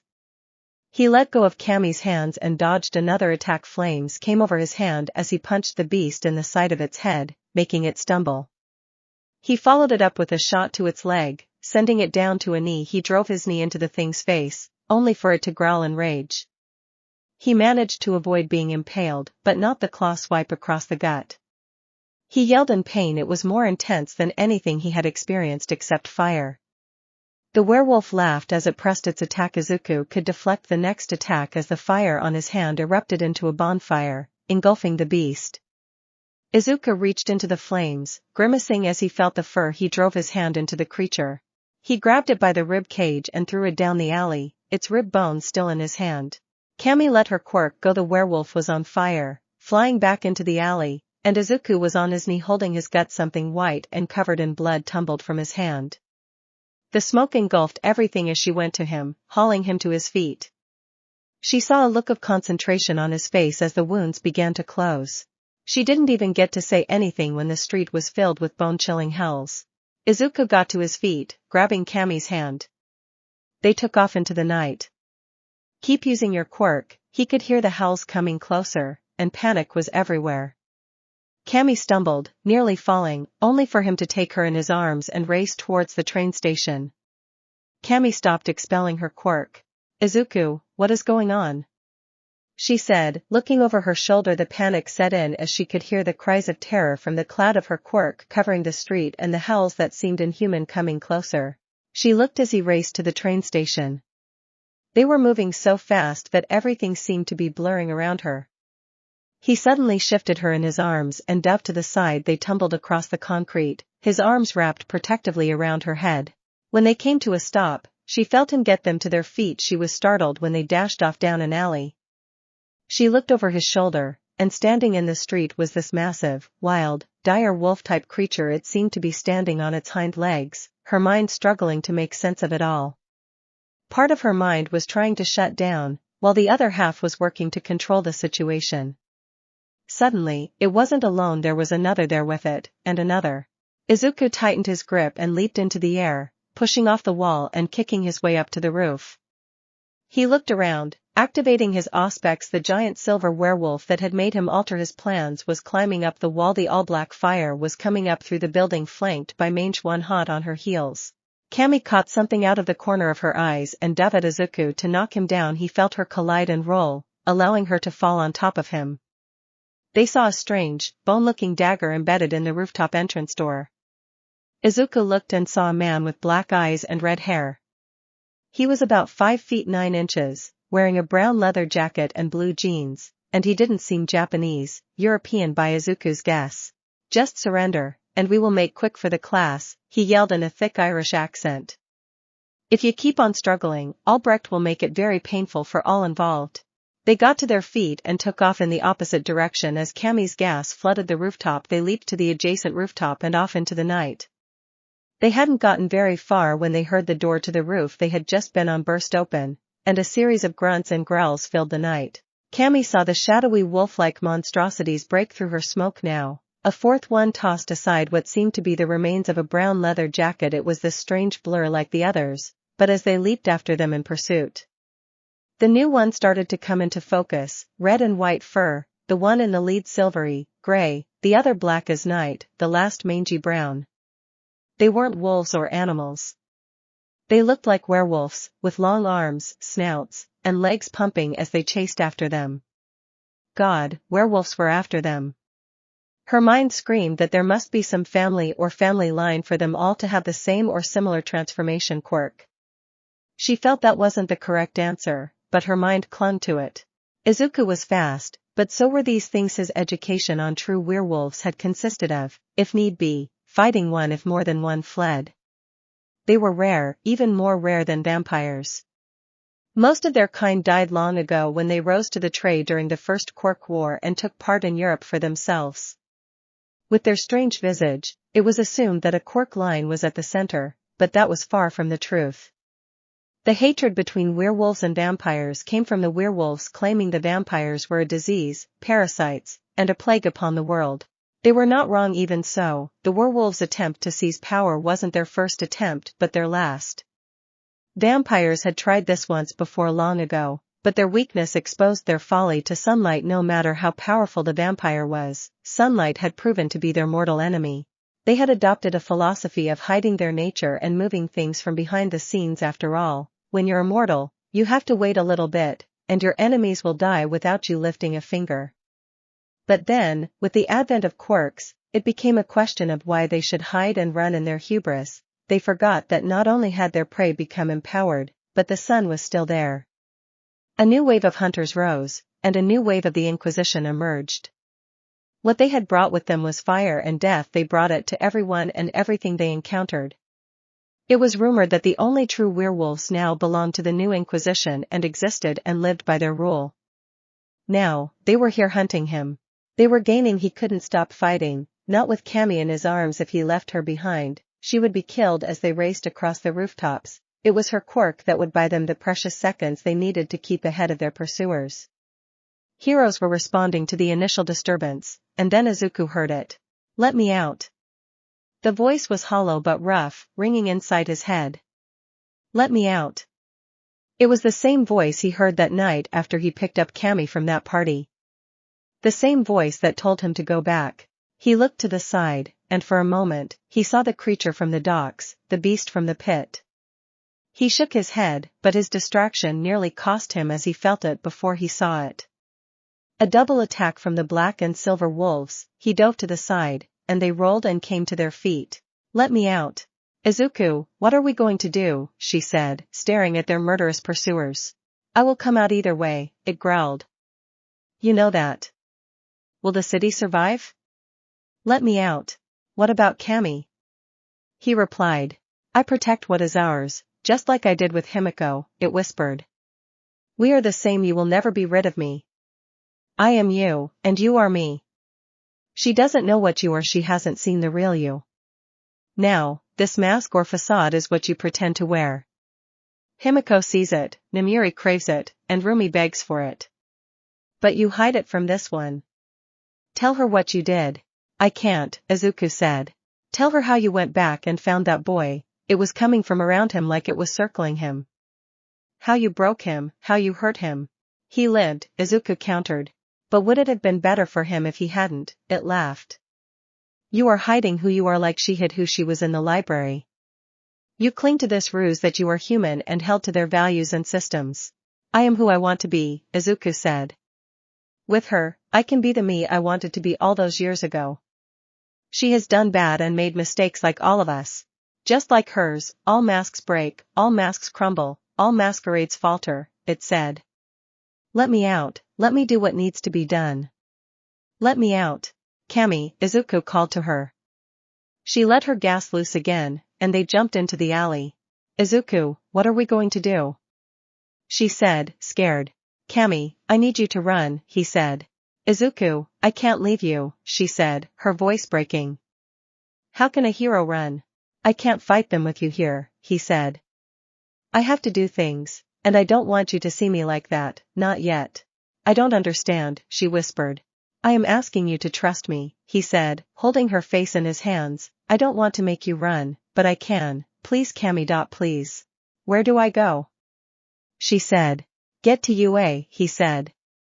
When you reach the gate, ask for Midnight or Nizu and tell them something attacked me. You better live, she said. I wanted to kiss you tonight. I wanted to kiss you too. He looked up towards the sounds of the battle and the pink cloud began to fade. Kami, go. I don't care what you are holding back, she said, I will be by your side. She took off running.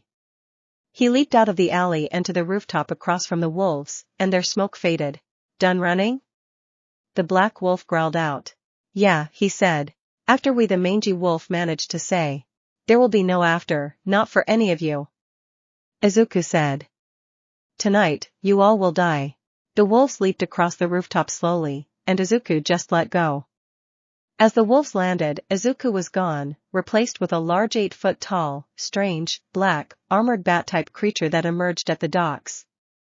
Large black bat wings, skin hardening, 2 long silver talons descended from its elbows, with similar long silver talons on its hands. The once unobstructed moon began to run red. Himiko Toga. Himiko Toga sat on the edge of the couch as Namiri had her face buried in her, slowly licking and teasing Himiko to intense pleasure while Rumi was topless at her side, Sabai. Himiko had just pierced her neck with new and improved fangs. She teased and pinched Rumi's boba points, eliciting sobs of delight and pleasure. The 3 girls had gotten together tonight to spend some time. It had devolved. At first, Rumi sat back and watched as Namiri and Himiko played with each other. When she saw Himiko's fangs spring forth and bite Namiri, the rabbit hero's mood changed. As Himiko had Namiri bent over, filling her gaps with some toys, Rumi's hand slid down her pants, and she fingered herself, watching the display. They knew that Izuku was out with that girl Kami. Rumi and Midnight had looked into her. They found that the girl had changed since meeting with Izuku that day in the clothing store. There was some evidence of it starting before that day, but that seemed to be the catalyst. Himiko had signed off on the girl. She appeared important to Izuku, and that was good enough for them. They had decided to gather tonight to enjoy each other's company. Aside from some encounters, Rumi and Himiko had not spent meaningful time together. That minor problem had been solved. It was then that the moon turned red, and immediately everything shifted. It wasn't just that they noticed the strange phenomenon, and the suddenness startled them, which it did. It was the sudden feeling that raced through them. Himiko felt the call of her blood, and her eyes snapped open, completely glowing red. Mariko and Namiri stumbled to their feet, their irises glowing red. Izuku is under attack. Himiko said. She blurred, and the double doors to the patio burst open. Himiko leaped into the air and turned into exploding into a colony of bats, and flew off into the night. Rumi grabbed her top, and Namiri slipped on her clothes quickly. They burst out the same doors and took off at a run. Namiri called into her radio, Izuku is off campus and under attack. Shota Aizawa. You are under arrest, he growled as he held the villain to the ground, securing the cuffs, when he felt a shiver of unnatural cold run through his body. He looked up as the moon shifted, and panic began to fill his body. He pulled a second pair of cuffs and secured the villain to a pipe, calling in for emergency pickup. As he reopened his comms, he heard the calls of wild animals loose in the street, of large-scale gas attacks, massive villain attacks. The last report of gas was 8 blocks from his current position. Then he heard it. This is Endeavor, known threat located and targeted. All units stay back 4-block perimeter from the Nagarino building. A priority alert was issued for all civilians in the area to take shelter. Special designation 7843 heroes converge on the building. The enemy is on the roof. Shota's blood ran even colder than the chill, wild animals running in the streets, SD 7843. Werewolves were here, and he was calling in all the hunters he could. He was going after Izuku. Midoriya Aizawa's footsteps faltered. If there were true werewolves in the area, it was obvious that Endeavor had approached the council. Werewolves were a nearly extinct race. Less than 50 were known to be alive in the world. Something had happened centuries ago, and now they couldn't breed more true werewolves. If a pack had come to Japan, this would have been the best bet to kill him. Shota was torn between what to do. Try to save the boy and earn the council's wrath, or let the pack do its job. But he had said he would judge them by their actions if Endeavor had sent a pack after him. Of course, he had been forced to change. Werewolves were nothing to sneeze about. Their strength, speed, and spirit arts were the bane of vampires everywhere. A single werewolf was often enough to take out an entire coven. He had said that he would judge their actions. This was not that. Aizawa found his conviction, and he took off at full sprint again. Endeavor. The fire hero smiled when he heard they had made contact. True werewolves were a rare and dying breed, and getting a whole pack to answer his call to the council had brought him such hope. He worried about the damn leech transforming, but if anyone could handle it, the wolves could. Then, the calls over the radio, the strange effect that werewolves had when they changed shape around the populace. A person's mind would refuse to acknowledge what they were seeing. Instead, it was just some large rabid animal running around. A special few could see them for what they were. Not every hunter could. When the moon ran red with blood, he called only to allow hunters into the area. This would be the end of that cursed child. The final failure of the Lord of Blood would be complete. Izuku vs. the Silver Pack. The mangy brown faltered, black landed, and began to circle to the side, along with silver, and red let a guttural growl rumble forth. It blurred and was suddenly before the creature, and it drove its long claws deep into the creature's chest, drooling maw and twisting into a sneer of contempt. The creature roared in pain, and then its arm quickly crossed its chest. The blades at its elbows severed the red's arm clean off, spraying the creature with blood. Black rushed in, trying to take advantage. The creature's hand slipped across to Red's side and hurled into Black, knocking her down. Brown growled and tackled the creature in the back. It reached around, dug its claws in, and ripped them outward, spraying the area with blood. Bat rolled, throwing Brown free. A vast silver glaive emerged from Silver's palm, resembling a gladius, the pommel fashioned from some bone. Silver blurred, bringing the blade from a downward angle towards the creature's head, only for it to be intercepted by its claws. Now which Albrecht are you? The creature said. I remember when the second tried to come for my head, and I disemboweled him and feasted on his organs. He begged for mercy, will you? The silver response was a menacing growl. The creature pushed the blade away and brought up its blade, slicing him across the chest, and more blood flew. It kicked Silver back toward its pack. The wolf saw all the blood suddenly rush in, and its wounds healed. It snatched up Red's arm and swallowed it whole. It has been so long since I have tasted such pure rage, unbridled anger, and delicate failure. The pack growled in unison and rushed in as one. Their attacks blurred in the air, and that was all they hit. Red screamed as suddenly the creature was behind them.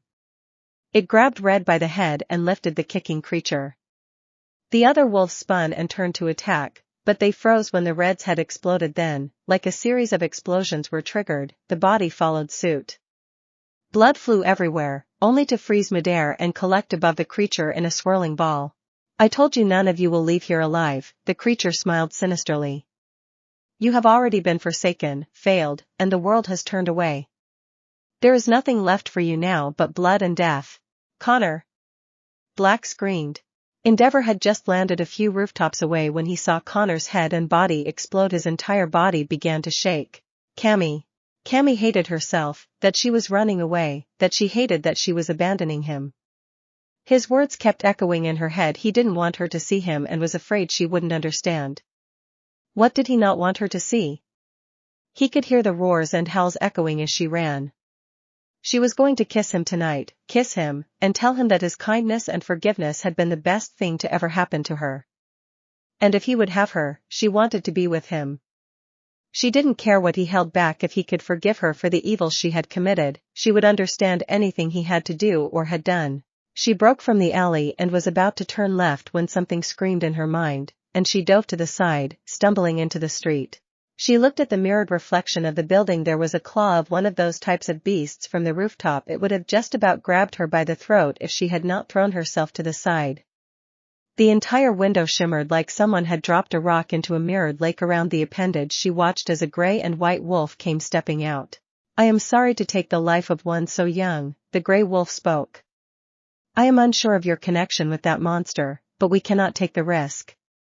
The thing leaped at her. She released her quirk and rolled to the side, hoping to get to her feet and make a run for it. She got to her feet, but a clawed hand came out of the smoke and sliced the back of her thigh, sending her tumbling to the ground. "Do not struggle, child," Gray said. "I will make this painless. The others will not be so merciful." Cammy fought back the tears from the pain. She spat, pushing herself away, using an arm and the uninjured leg to push herself away. Her chest was on fire, not only from the running but using her quirk so much.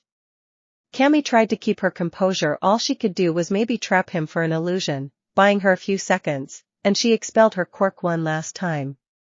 He walked through it like it was nothing. Cammy knew there was nothing she could do. She wanted to cry, but she wouldn't give this the satisfaction. "I wished I had kissed him," she whispered, staring at the beast. She would not close her eyes. She would meet death with her eyes open. The beast almost seemed to give her a small smile. Recognizing her intent, it returned its hand, bringing its claws into a single point. "This is a good death," it said. "Izuku and the pack. I will end you." Brown roared. "You're dead. Your leech is dead. We will track down all your and kill them. Kill their families, kill everyone who ever knew them. Do you understand, you piece of dead. It began to froth at the mouth. Its eyes went red, and it fell into a frenzy. Black and Albrecht tried to stop him. "Kenny!" Albrecht yelled, but Kenny had succumbed to the rage. Kenny rocketed in a savage display of fury and disregard. Blood from both creatures flew as Endeavor couldn't follow the blows, and even Albrecht and Black were having a hard time following. With the flurry of blows, Kenny was lost to the frenzy. His attacks, while swift, were animalistic, lacking control or grace. Many landed, tearing out chunks of blood and flesh from the creature. But the wounds were closing fast, quicker than anything Albrecht or Black had ever seen, especially from a leech. The beast was doing the same. The more blood flew from Kenny, the more blood collected into that sphere above the creature's head.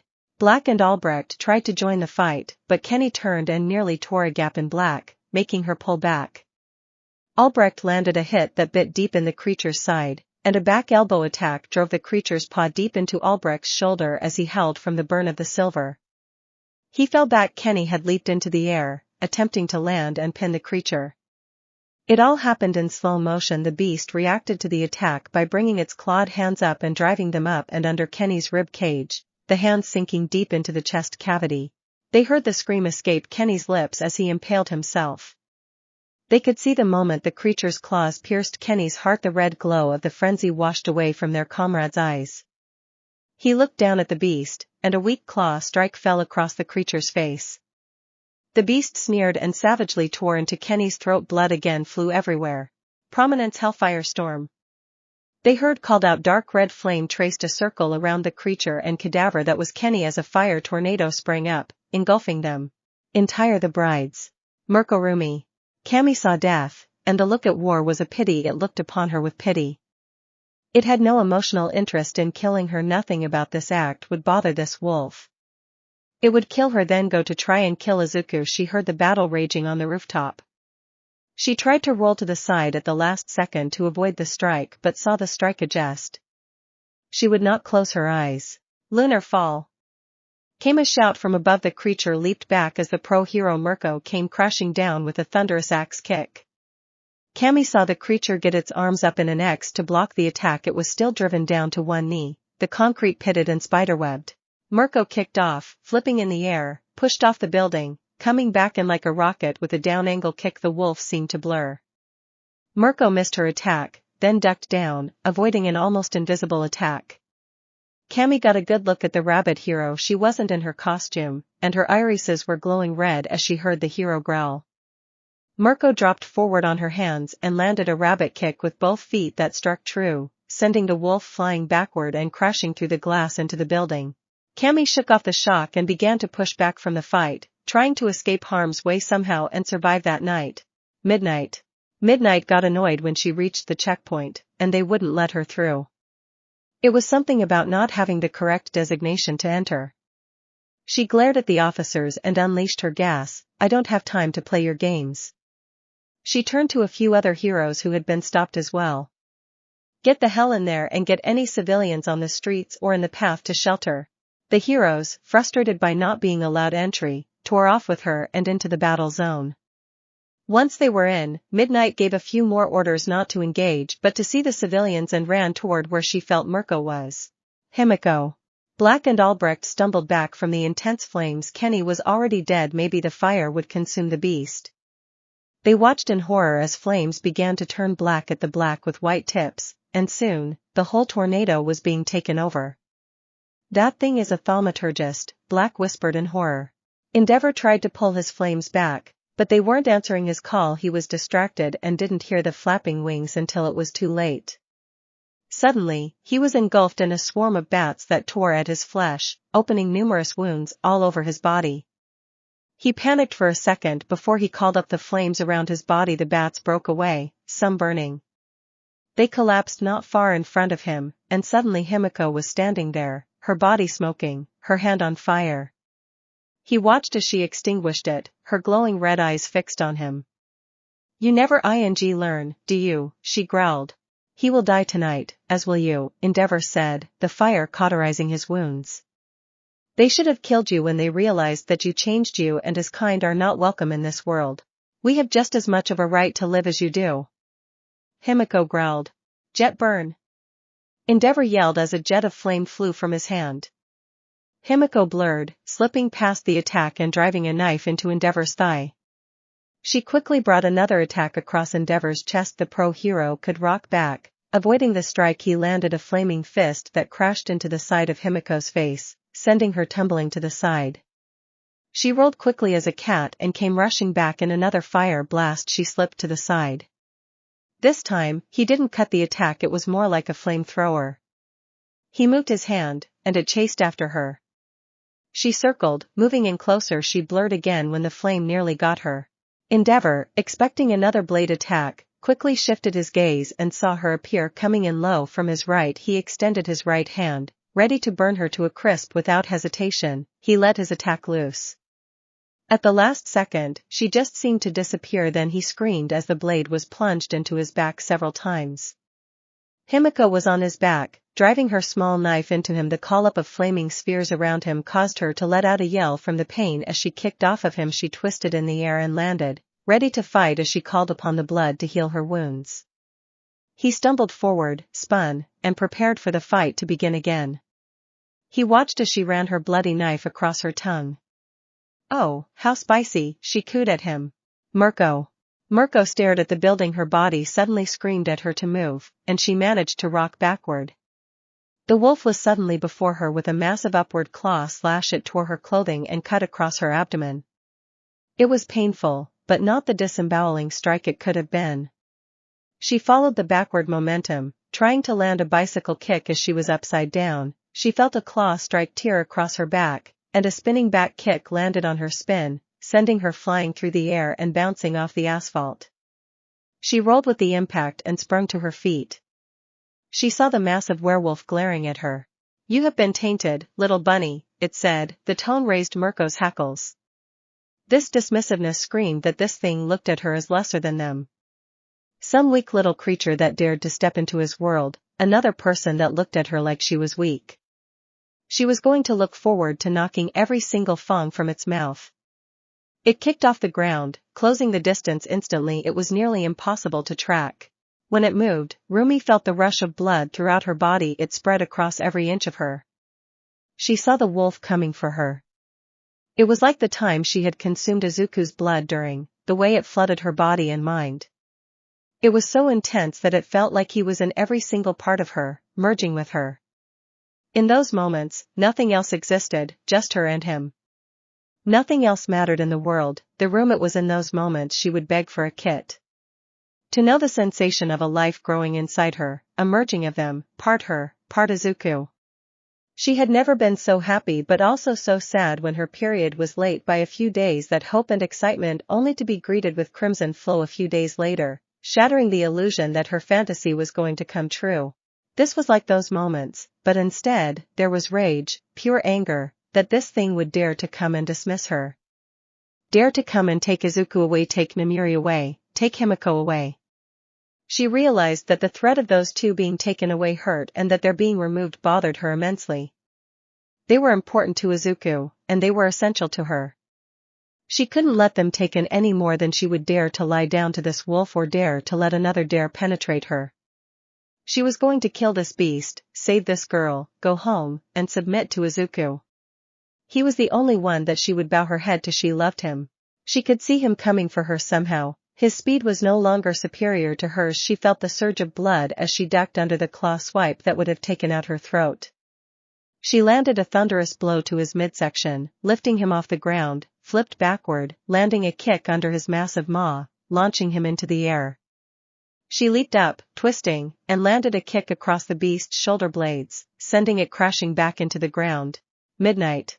Namiri was racing towards the battle when she saw a giant 7+ man wearing a long black cloak. She saw him extend his hand as he carefully aimed a blue howling flame that came to life. His target, Rumi. Midnight sprang forward, and she felt a rush flood her body as she moved faster than ever, speaking to the man in the back. The blast went errant, and the man rolled with the impact. Somehow, he grabbed Namiri and could throw her overhead. She twisted and landed on her feet, re-engaging instantly. The man's eyes widened. From under the cloak, suddenly, an enormous black panther sprung out. It moved faster than she could react, crashing into her leg and breaking it. She rolled forward, pushed off the good leg, and with a yell of pain, drove the knee of the broken leg into the man's face with all the force she could muster. She heard something break on impact as she tumbled past in pain. She looked up. The man still moved. The cat turned and charged back at her. The pain in her leg called to her. She thought about it momentarily and felt this surge rush through her. She could feel the leg healing. The cat took to the air. She rolled to the side, drawing her whip. It flashed out around the man's neck, and with a yank, she slammed him back into the ground. She felt the claws rack across her back and stumbled forward, expecting to collapse, but her leg was healed. She flicked her wrist to release the whip, and as she whirled, she dodged another claw strike. The cat was back on the attack. Namiri flooded the area with her quirk as she dived to the side just in case. She heard a thud. Out of the gas came skidding the cat, asleep, and the man if he wasn't out. He was now. She ran over to the man and rifled his pockets. Hero warlock. Must be a ing hunter, she muttered. She ran towards where Rumi was fighting the werewolf. She concentrated on her back and felt the same feeling as it healed. Aizawa. He came bursting onto the rooftop, gasping for breath, only to be greeted by Himiko and Endeavor, engaged in battle. Endeavor was bleeding from different wounds, but Himiko looked to be in worse shape as parts of her body looked burned. He saw them healing. Her glowing red eyes caught his attention. He almost thought she was in a frenzy, but her movements were still controlled. On the other rooftop, he saw the black flame tornado rising into the air. Blood raced across the sky, pouring into Himiko's body, the wounds closing. She smirked as Endeavor glared at her. Hell spider. Endeavor roared. Long, thin blasts of fire erupted out of the tips of his fingers. They were like a web of fire threads as they raced towards the girl. Endeavor, no! Aizawa screamed as his quirk sprung to life. Himiko dashed forward, long vampire claws forming from her nails. She was a blur as he ducked, spun, flipped, and raced past the attack they were about to close in on her. She knew it would easily sever a limb, but she would gladly sacrifice it to take Endeavor down.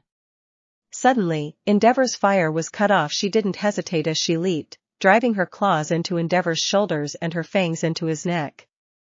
She drank deeply as his blood flooded her mind, and then it was something else happened. Images and memories were rushing in. Not hers but his. She heard a deep call in her very soul to take everything, to take every last drop, end him now and forever. Himiko, stop! Izuku screamed. Her eyes snapped open, and the hero stood just on the other side of Endeavor. She realized that Endeavor had fallen back. The only thing holding him up was her claws on his shoulders and her mouth on his neck. She watched as Izuku drew a wooden stake, and Himiko growled. He messed up, Izuku said. He ate up. Spare him, he thinks you and Izuku are nothing but monsters. I thought that way, too, but you are people who deserve a chance to live and prove that you are not monsters. If you kill him, there will be no going back. He is the number 2 hero in the country. If you kill him, all you and Izuku can do is run. Himiko pulled back, licked the wound closed, and dropped him to the ground. He who fights with monsters might take care lest he thereby become a monster, Himiko said, stepping back, her eyes turning to normal. This man is a monster, and I know his secrets. Miko landed as the beast landed a claw strike on her abdomen. She ignored the pain and landed a right cross, slid away from 2 more claw strikes, and landed a kick on the creature's knee, shattering it. She pushed off the ground and drove her knee into its face, sending teeth flying. She spun and dropped an elbow that could deflect slightly, and it clawed into her side. She growled and grabbed it by the side of the head. Her hand twitched as tiny, sharp claws popped. She dug her thumb into the beast's eye socket. It thrashed, tore its other claw free, and blood sprayed. She took her legs and pinned the creature's arms to the ground, grabbed the other side of its head, and dug the other clawed thumb in. The thing was trying to buck her off, and her knees landed in her back. Mirko growled and tightened her grip. This thing must heal, she thought. You tried to kill me, you tried to kill this girl, you dared to try and kill my master, Mirko roared, pouring every ounce of strength she could muster as she crushed the creature's skull in her hands, blood and other matter spraying everywhere. She stumbled to her feet, but before she fell, she was caught on both sides. She saw Namiri on one side and the girl Kami on the other. Think about your wounds healing, Namiri whispered. Mirko did that, and they closed some, but not all the way. You have to help him, Kami pleaded. My friend is up there. The silver pack. Albrecht watched as the black flames rose off the ground into a massive ball above the creature's outstretched hand. Nayla, Albrecht whispered. Run, tell them we failed. I will not run while you die, Nayla responded. Yamato may still yet live. Let him run back and tell them of our failure. I will die as a warrior, as an Around should. I am honored to die with you this night, Albrecht said. May our deaths reawaken Gia, may our song find its way to the great cairn and the ears of those who come after. The 2 werewolves howled to the blood moon and raced in to try and kill the beast. Albrecht took the lead, his silver sword in hand. As he raised it to attack, he let it drop behind him into Nayla's hand. He brought his arm down as the creature used its one free arm to raise its claws to deflect the blow. At the last moment, Albrecht opened his massive hand and impaled his hand on the creature's claws. He grabbed the creature's enormous arm with his free arm and wrenched it to the side.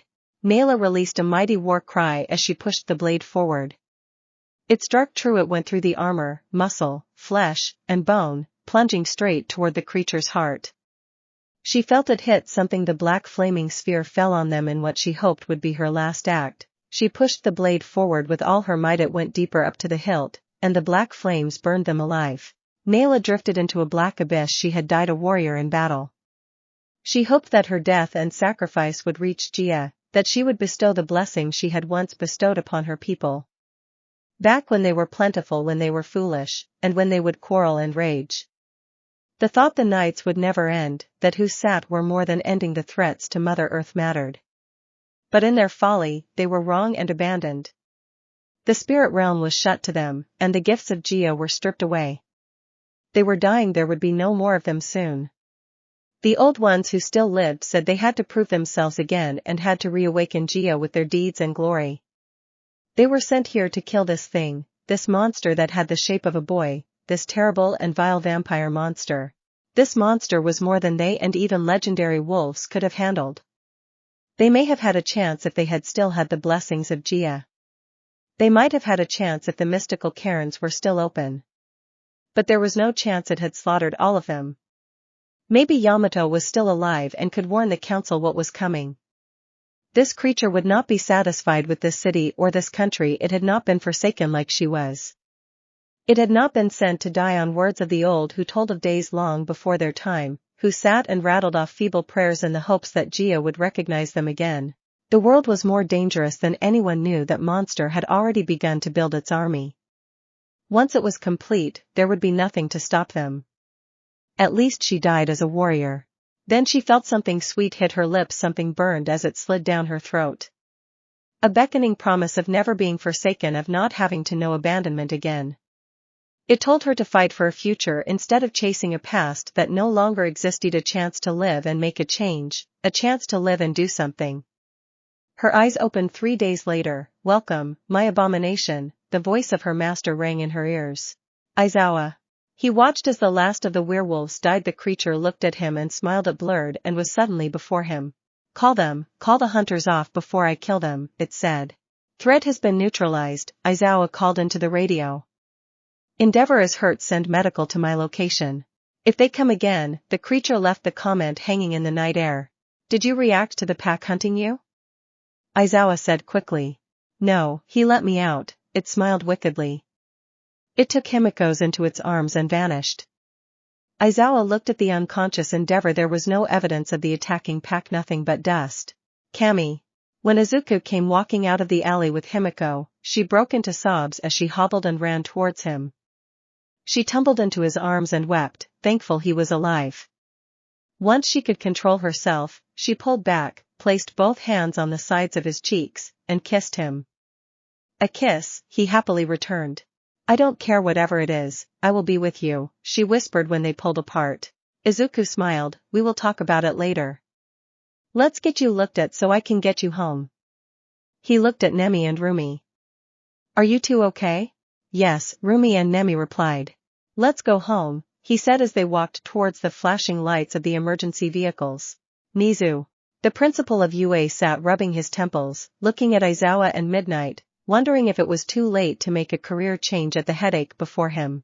I want to make sure I understand this, Nizu said as he looked at his cup of tea and wondered if he needed something more substantial. Endeavor went to this high council of the hunters and told them about Izuku and how he believes his existence is a threat to humanity. The council then pulled together a pack of true werewolves to come and kill Izuku while he was on a date with a young lady. He was forced to reveal some of his abilities to her. They ran, and he sent her away. Then he unleashed his other form willingly? Izawa nodded. It talked to you and appears to be a different entity than Izuku and issued a threat. That is correct, Izawa answered. You, Namiri, were talking with Himiko when suddenly her eyes turned red as a reaction to the moon, and she burst from home. Turned into a flight of bats and raced to the battle to engage in unknown combat with Endeavor and won. Nizu continued. I did not see the fight, but the first part is accurate, Namiri said. I wanted to make sure that Himiko was okay with Izuku going on a date with another girl. Due to the nature of their relationship, I was concerned that it may trigger negative emotions, so instead of risking her having some outbursts, I felt it would be good for us to bond. Girl time, essentially. She and I are close, and I wanted to tell her I was there and willing to listen. How is her reaction to this other woman? Nizu asked. Izawa was curious as well. Good, Namiri said. There is a past between Izuku and this young lady, Kami Atsushimi. They meet by chance, and it has blossomed into a friendship and, as you can tell, romantic feelings. It is a part of his past that he was able to put to rest and move forward in such a surprising way. The lady had done something that one would expect would have caused Izuku to react cruelly or violently, but his reaction was quite the opposite and very wholesome. He is different since meeting her in our sessions. During the battle, Kami used her quirk to help them try and escape, Namiri continued. She expels a gas that traps the subject in an illusion. I believe that due to the nature of their pursuers, they were able to break free of the quirk and continue their pursuit. Okay, so Izuku decides to send her away to confront this pack, only for her to be attacked by a fifth member. Nizu paused and read over a paper. Who materialized from a window like it was stepping out of water? Nizu looked to Aizawa. An ability that werewolves call stepping sideways, Aizawa answered. It allowed them to travel the spirit realm in the past.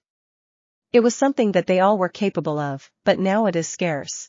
You mentioned that they are a dying breed and that the loss of this silver pack is a great blow to their community, Nizu said. Why are they dying off? No one knows, and if they know, they are not saying, Aizawa said. All that has been heard is something about atonement and the blessing of Gaia, an ancestral spirit believed to have been worshipped once upon a time. But as a quirk passed down, true werewolves are born in a bloodline. They have no quirk factors, which is not a mutation at play. Most are barren, and those holding on are barely doing so. This barren issue is believed to be tied to the Gaia issue. What can we expect for a response? Nizu said, leaning forward. This is a significant blow not only to the werewolves but to the council, Aizawa said. They will be very cautious in approaching from now on, but when they do, it will be in great force. Izuku will be in danger every time he steps off campus once he graduates and goes pro. He will have that shield to help protect him, and the same is true for Himiko and, I guess, this Kami girl. The higher profile they can garner, the more it will protect them. Popular heroes going missing or being attacked brings much attention. And when others cross over? Namuri said. Others? Aizawa said, shocked. Himiko was an accident, Namuri said, but we would be foolish to think that once Kami becomes aware of the truth, I imagine that Izuku will tell her if this relationship progresses, she may want to be part of him, this, whatever we want to call it. She does have a point, Nizu said. As discussed before, the desire not to be alone and to propagate your species is a powerful instinct. Himiko and him are the only ones, according to Recovery Girl. She has said that he is producing live manhood liquid. Himiko has refused an egg harvest, but her body is still going through the normal cycle one would expect. I am torn. Part of me screams at how wrong the concept is, Aizawa said. Years of hate and hunting these things, the Lord of Blood gave his life to save Izuku. But he is a victim in all this as long as he doesn't force this on another. I can't generate a logical protest beyond the illogical. It scares me, and I don't like it. Good to see this change in you, Namuri smiled. This other, Aizawa said. Now that scares me if it is a different entity altogether, we don't know its motives or what it wants. So far, it holds that it comes out in times of crisis when his life is in danger, Nizu said. Until that proves otherwise, we must take it as it comes and learn more when those instances arise. Until this incident, we have not seen it emerge. Back to the situation. Ms. Utsushimi was seriously injured. Mariko was able to save her and, between her and Midnight, killed this last werewolf. Correct, Namuri said. Then Izuku and Himiko appeared, and we could seek emergency services.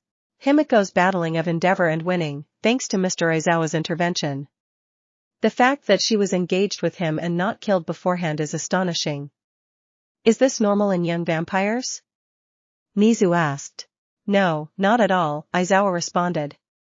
The ones made from old or very powerful vampires are the exception, with the power and strength that Izuku has demonstrated and the other, that would explain her superior capabilities. Understood, Nizu said. Where is Izuku now? He has gone to the hospital to check on Kami, Midnight said. He insisted. Kami. She was taken to the hospital and admitted due to her injuries. Her parents were notified and reached the hospital as quickly as they could amongst the chaos of the evening. Kami couldn't formulate her thoughts on what had happened that night. All she knew was that she had stared death in the face, and her biggest regret at that time was that she had not kissed Izuku. If it had happened before, there would have been questions about how she lived and what she had done to Izuku.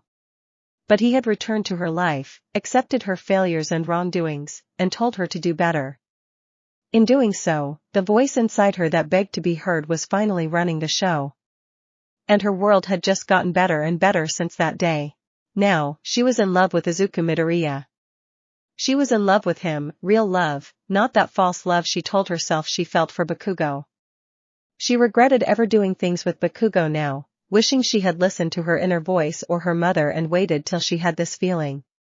But what was done now. If Izuku would have her, she would give herself to him. Give herself to the man she loved. She didn't want to die tonight because she had not kissed him now, she wanted to live to build a tomorrow with him. To be a hero by his side. There were the questions of his other girlfriends, but they knew they were on a date tonight, and Himiko had seemingly given her approval. Was he dating Midnight and Rumi? They were both pro-heroes. She saw how they looked at him as he carried her to the emergency service vehicles. The kiss they shared when he had to let them take her away still lingered on her lips. The pain in her leg was throbbing alongside it, but she instead focused on the kiss. When her parents arrived, they were by her side, and Cammy didn't know what to tell them. How do you say to your parents that while on a date, the two of you were attacked by freaking werewolves?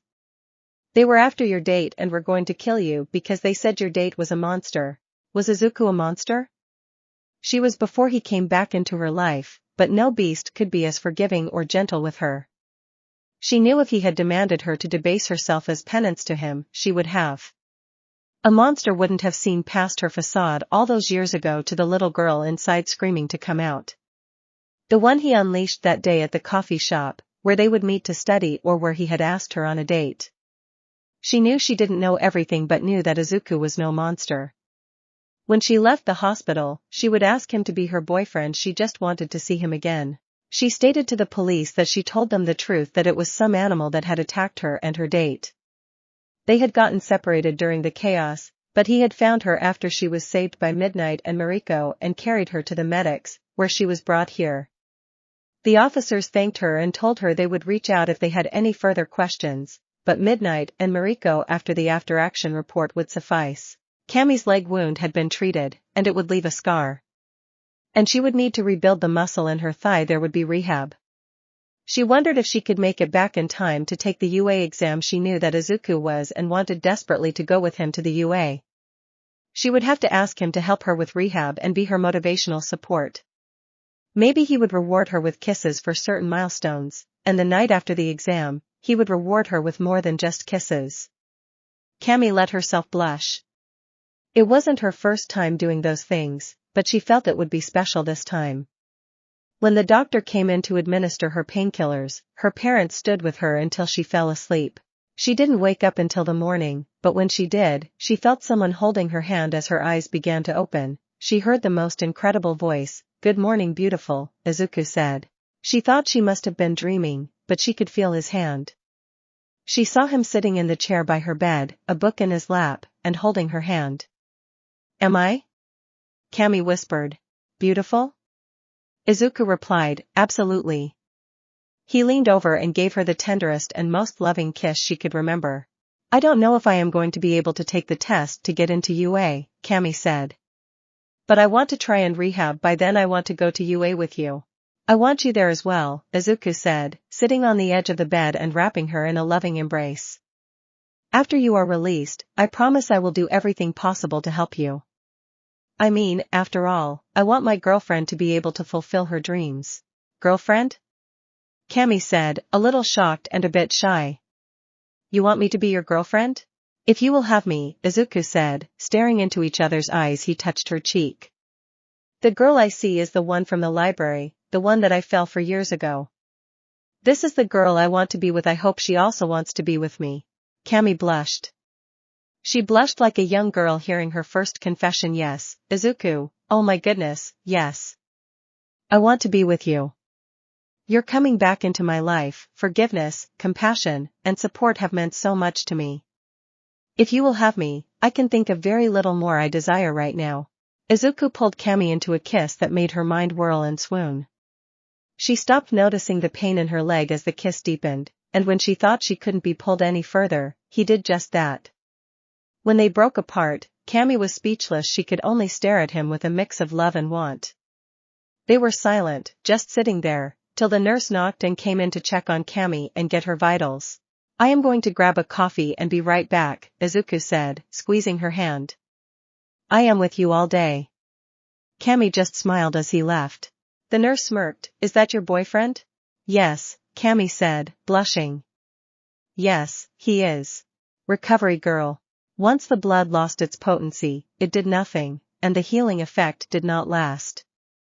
Chio was sitting in her office, rubbing her aching knee. She had no more blood so that she couldn't continue her experiments. Chio felt frustrated. After the first injection, she managed only a few more, but the effect was outstanding. From her calculations, a steady dose would be life-altering for her. She began to wonder what it would do to All Might if this process could do something about his missing organs. This blood could give the world back the #1 hero in Japan. She sat wondering. Should she approach Izuku and Himiko and tell them what she needed the blood for? Should she tell them she wanted to draw blood to investigate the healing properties? But that would require a daily draw. How would she explain where it was all going? But she needed more. The painkillers for her knee were barely having an effect, and she almost fell twice today. In the name of medicine, she would have to press forward. She could avoid asking directly, as she could have asked for samples of their blood due to the battle last night. She nibbled on her lip and wondered if Izuku knew how to prolong the blood so she wouldn't have to ask him for more soon, or if she could keep her experiment going until she could show him that I would work. She sent a message to Himiko asking her to come in for a sample draw and one for Izuku for tomorrow, as he was off campus today and not expected back till late. Would his blood have a stronger effect? She wondered. She didn't notice that her knee had stopped aching. Rei Todoroki. Rei had been locked away since that fateful day when she made a monstrous mistake.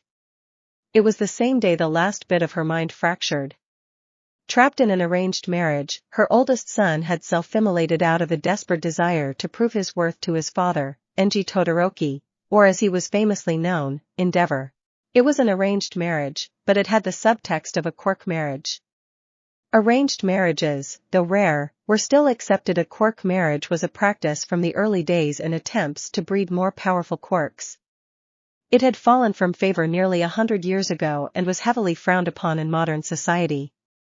Enji had made it clear to her parents that he was buying their daughter for that reason. Her family had been one of those families once upon a time, renowned for their ice quirks. They participated in quirk marriages even to second cousins if they thought it would breed the results they were after. That was until such desire led to her great-aunt earning the moniker of Killer Frost, a renowned villain who killed thousands and terrorized a nation till she was brought down. The shame destroyed the family, leaving the once rich and powerful destitute, living in a decaying estate. That was until Enji Todoroki came to their doorstep. Rei had a powerful ice quirk, nothing like her aunt's but still very formidable. Still, when her uncle had tried to rebuild the family name by attempting to go pro, the stigma had hounded him into obscurity, and too many descendants of Killer Frost's rampage still lived. So Rei wasn't allowed to even dream of heroics. She was sold like a prized cow, a piece of meat for money. She was happy to escape the decaying walls that symbolized her existence, hoping that at least she could grow and perhaps thrive. But she was wrong. The prison bars were now gilded instead of decaying. Enji was a strong and domineering man, not unlike her father. She had practice in dealing with such types. The wedding was private and quick. That night was the first time she had laid with a man. He had been attentive that first night and in the beginning, making her feel like an actual prize and not just a piece of meat. Her family name was erased from her history. No ties to her disgraced family could be linked to her or Endeavor. Visions of a better future began to take root. The home was lavish, his attention was focused on her, and his passion overwhelmed her. Once she became pregnant for the first time, he had this joy about him that pulled the veil of lies further over her eyes. When Tuya was born with his white hair like her side, there was less joy. But Enji still could keep up the facade, and soon she was pregnant again with Fuyumi. He wasn't overly affectionate to the children, but he was present. He didn't mistreat them, but she ignored the signs. The facade cracked when it was discovered that Tuya only had a fire quirk. To make matters worse, he did not have the resistance to fire that came with such a quirk, but instead was resistant to cold as if he had an ice quirk. Enji had begun training him as soon as the quirk manifested, but the cracks grew more prominent when this weakness was discovered. Enji was relentless with his training despite Rei's protests. Tuya, wanting to be a great hero to dethrone All Might in his father's name, would throw himself into this training.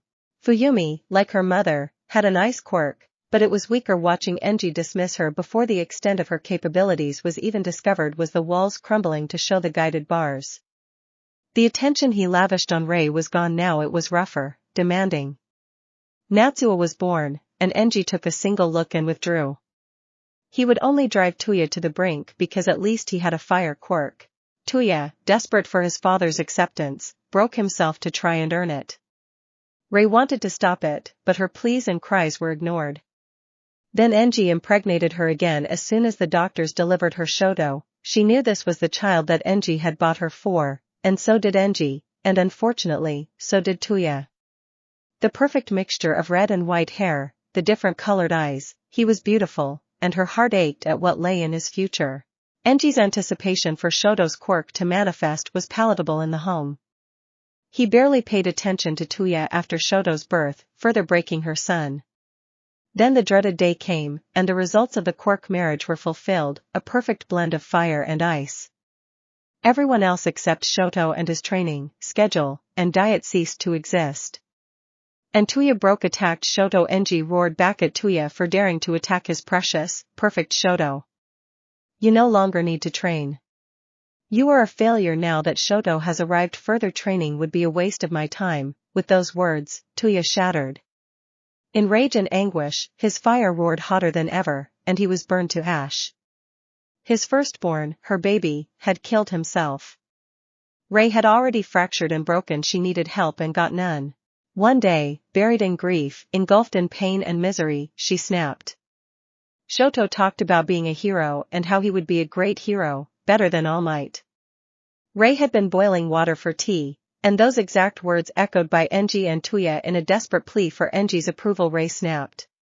She didn't even remember her words or her actions, but when it ended, the boiling water had been thrown at her sweet, innocent Shoto, leaving him scarred, and Enji had shut her away in a mental institution. He had what he wanted, not to get better but to keep her away and her from interfering. He didn't need the piece of meat anymore to damage his perfect Shoto further. For years, she sat in the facility, and she did get better, though the nightmare of Tuya's death, the scaring of Shoto, and how she had left her other two children alone tormented her. Ate at her deep-seated anger aimed at her parents and Enji.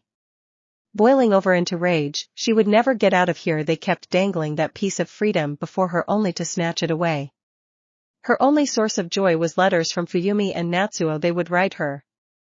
They weren't allowed to visit, but they were allowed to write to her, and as long as Rei behaved, she would be given the letters. Rei was reading a book late, but sleep had proved elusive when she was startled by a knock at her window. Rei was on the 8th floor of the ward. She turned and nearly screamed. Standing outside her window was a young girl with ash blonde hair and a toothy grin. Rei was about to hit the alarm when she heard the girl say, "I know what Endeavor did to you." Rei froze. "I know all his secrets," the girl said as Rei got closer. "I want to help you." "Why?" Rei said, her hand on the window. "Because Endeavor came after someone I love," the girl responded. "I have been called a monster, but I know a monster when I see one. And watching one parade around like he does angers me, and you, your children, deserve better. And better is being away from him." Rei opened the window. "Who are you?" "My name is Himiko Toga, and I want to bring Endeavor down." Himiko smiled sinisterly. "Care to help?" "The brides. I want to be brought over," Namiri said, staring into Izuku's eyes. "But why?" Izuku said, stunned. It had been a week since the attack and the destruction of the silver pack. He looked at Himiko, who smiled while Rumi appeared to be lost in thought. "Himiko was an accident, and we could describe it as such. What will we say about you?" Izuku got to his feet. "You know how the faculty will freak out if then the nature of our relationship is known. When you were attacked, we all felt it," Namiri said. Himiko and Rumi nodded. "But Rumi and I couldn't get to you. We couldn't get to you to protect or help you." "That saved Kami's life," Izuku countered. "It did, and that fight nearly cost Rumi hers if she hadn't had some of your blood." "If I didn't have your blood," Namiri countered. "I love you, Izuku, Himiko, and Rumi love you. I don't want decades, I want centuries. I wish not to be on your side. I want to be able to respond when the blood calls me." I cannot explain what it was like to hear that call and not be able to answer the way that Himiko did. "Rumi?" Izuku said. "I want to bear your child," Rumi said. "I want kits running at my feet after Namiri is changed, and we test to see if that is still possible. Then I would want the same thing. I know that your seed is still viable." I feared that it was me, so Rumi fidgeted. I was tested and can carry children. If my coming over was to reduce that even more, she bit her lip. I want the kits more. I will join you after a litter or two. I knew you wanted children, Izuku said, stunned.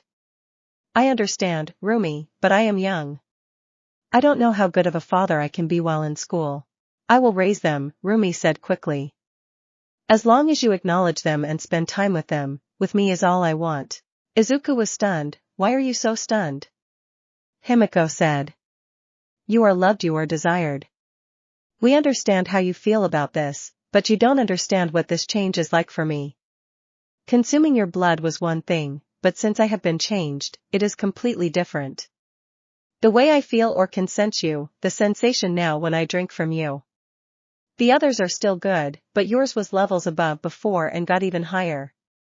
We are yours, Izuku, we are yours, she whispered the last part as she pulled him down for a kiss. How would we even explain Nemi? Izuku said once the kiss between him and Himiko ended. The council was dealt a blow, but they will come after you, Himiko, and Kami again, Namiri said. Aizawa said that once you make it pro, that will shield you, especially if you can rise in the ranks, but that will take time. I am already highly ranked. If I am brought over, I can be that shield for you until then. You are insane if you think that is going to fly? Izuku said. I could declare my love for you on a stage and let the chips fall where they may, Namiri said. I can leak our little movie, she shivered. I will sacrifice myself and let my love for you ring nationwide. I promise I will resign on the day you graduate and kiss you on that stage. I do not care then. This is insane. I can't believe I am thinking about it, Izuku said. This was forced on you, Himiko said. Had it not been, we would have never met, and this, she pointed to the group, would not be. I was an accident. Our passion led to me being turned, but when you were attacked, it allowed me to be there and help you. It also brought me closer to you, a deeper understanding between us. It strengthened my love for you, made our bond stronger. I want that, Namiri said.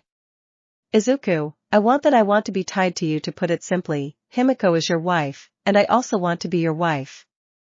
She will be by your side in class. Let me be your shield to allow that peace of mind not only for the two of you but for Kami as well.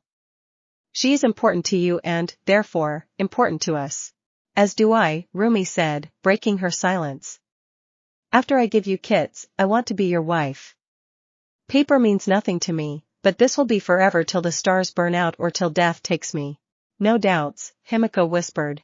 No unknowns, Namiri whispered as she came to stand before him, her hands on his chest. Himiko took his right arm. Together, Rumi said, taking his left. You three are insane, but damn do I love you, Izuku said as they all held each other. Kami.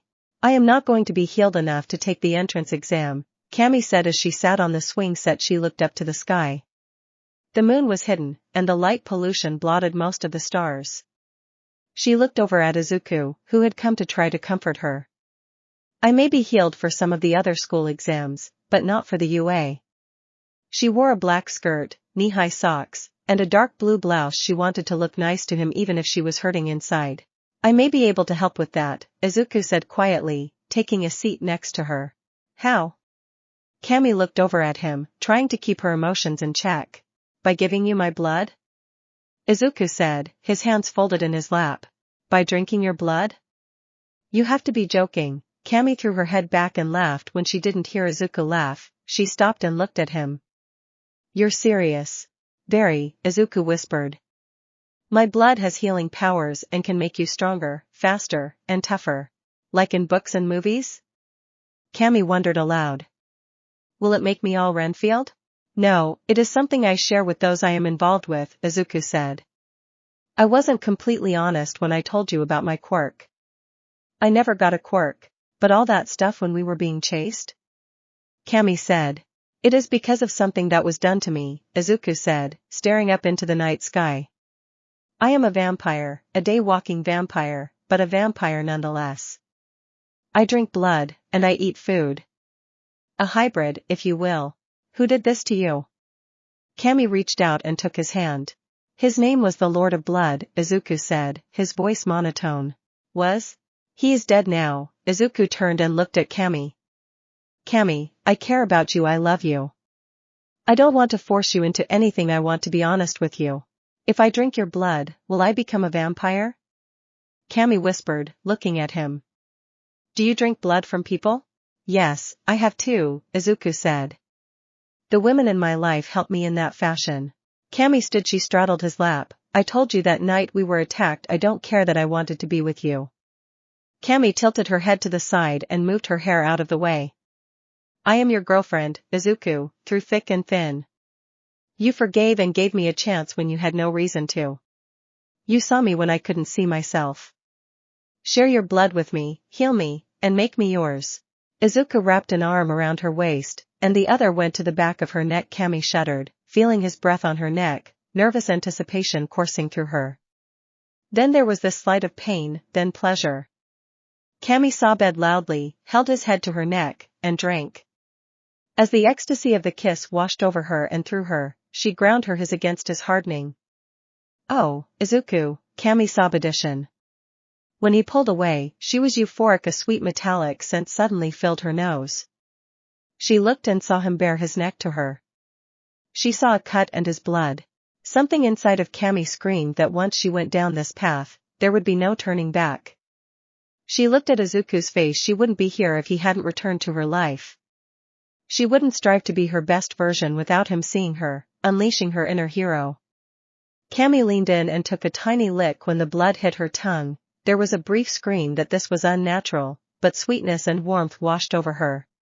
She sealed her mouth to the cut and tasted his blood again. Even more pleasure than when he had fed from her began to envelop her body, more than anything she had ever experienced in her life. Cammy's hips began to rock harder against Izuku's hard, and sobs of pleasure escaped them both.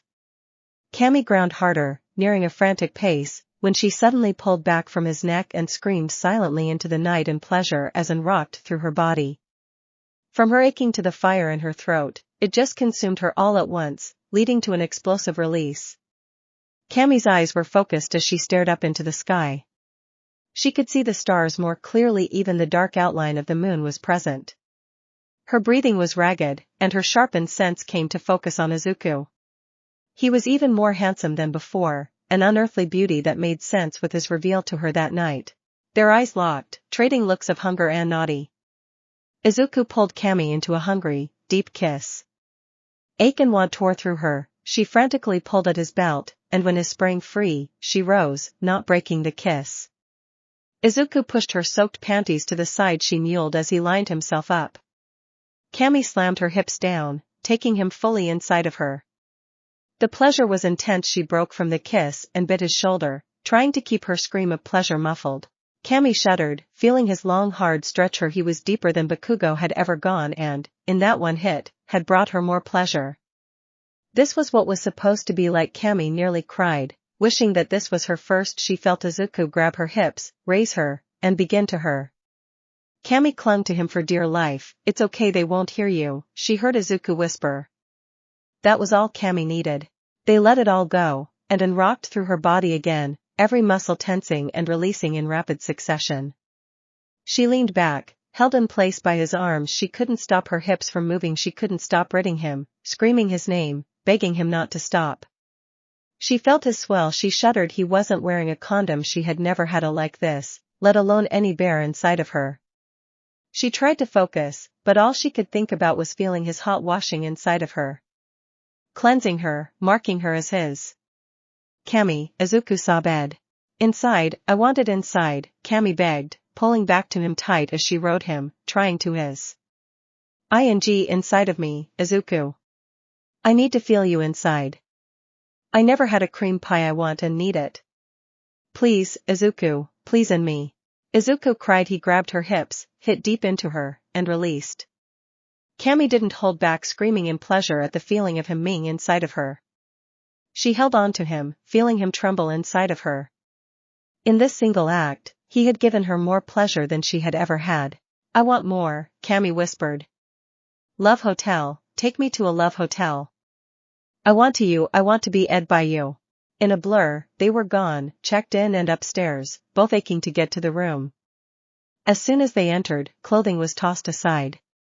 Cammy sobbed when he just bent her over the bed and plunged his into her. Cammy pushed back, trying to meet his hit. God, you are so good, the best darling, you are the best. You me so good.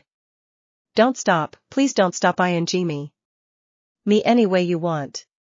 Just promise to inside of me. Soak my in your seed. Cammy screamed in pleasure as another rocked through her. His arms collapsed, but his grip was firm. Cammy clawed at the bed, screamed into the night as he ate her. All sense of time was lost as they ate until she passed out. Cammy woke in his arms, content and satisfied. Cammy shuddered as he whispered to her how to do it, how to pull on the blood inside of her to heal. She could feel it happening, but it wasn't enough. She was spooned against him. He brought his wrist up and made a cut. There was no longer any trepidation in Cammy's response to start drinking. She wanted it. To feel that fire and sense as it washed over her. As she drank, she saw bed and pushed her now wet back against him. Rewarded feeling his stiff. She didn't even have to ask as he slid it deep into her. The pleasure of drinking from him and him her drove her over the edge quickly, but she didn't want it to stop. Long, deep hits brought her to higher and higher planes of pleasure till she could no longer focus on drinking. The wound on his wrist closed as this sensual claiming of her body continued.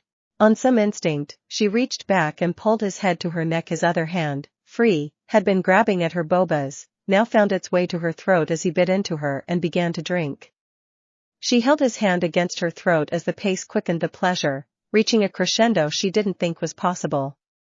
She moved her hand, and he did also, and that pinnacle was reached as she came hard all over his. He stopped drinking at that moment, and the pleasure was so much all Cammy could do was hold on to him and ride it out. When it finally started to come down, the overwhelming sense of emotions that had gone through her all night and now this morning was too much. Tears began to fall as she held his arms around her. I love you, Izuku, please, please never leave me, never abandon me, Cammy managed between the tears. I never knew that could be like this, or that this is what love felt like. I wish I were clean and pure so I would only have known this. But I need you, Izuku. Please. I will never let you go, Cammy. Nothing will take you from my arms, tear you from my embrace, Izuku whispered back, holding her tight, trying to convey comfort and love in his embrace. Our past shaped us into who we are, but it didn't and won't define us. Grow with me, continue to grow as a woman I love, and I will always be with you. Cammy sat in his embrace, letting her emotions wash over and through her and letting the feeling of love fill her body and soul. When she found her composure, she turned and kissed him tenderly, longingly. She took his hand and led him to the shower, where they made love again and again before they had to leave the hotel. Cammy walked out into the morning sun, and it seemed brighter. Like last night, everything seemed crisper and more focused than before. Her knee was healed, and she felt good and alive. She held onto his arm as they walked down the street, clear to everyone and anyone a girl in love. They found a cafe and ate. They didn't talk much, and no words were needed when he dropped her at her door. She felt this pang that they were separating. Soft, tender, long kisses helped to soothe her before he stepped back. He waited until she stepped in and closed the door. Cammy leaned back against the door. This is what it is like to be in love, Cammy whispered with a smile. She walked to her bedroom, where she needed to study and work hard. She had to make it to the U.A. and be with Izuku. Nothing else would work. Destiny had brought them back together, and nothing would tear them apart. Their trip home did not go unnoticed. Namuri.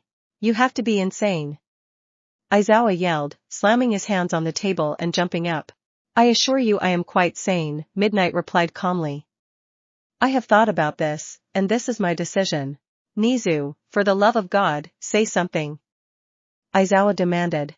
First, Mr. Izawa, please sit down, Nizu said, sipping his tea. Now, Ms. Kayama, please explain. I have spent the most time with Izuku, and coming to understand his condition, along with the problems he struggles with daily, has put things into perspective, Namuri said. Then, coupled with the attack on him that was orchestrated by this council, only goes to prove that he will be in a constant state of danger for simply trying to live. Being brought over will pause the council's desire to attack him repeatedly.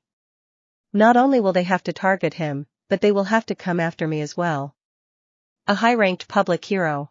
You desire to be a shield for young Midoriya, All Might said, taking everything in. Yes, I initially pushed for him to be treated better. I let him feed from me regularly and have said I would risk my life for him and for him to have a chance to live his life, Namiri said. I don't half commit to something, I commit fully, and I am committed to seeing him get this chance. I believe in the man hero, he will become so fully that I am willing to do this to help protect him. You care for him? Vlad added. I do, Namiri said. He should not be striving to be this good. He should not be working this hard to have a life, to pursue dreams, or to be a hero.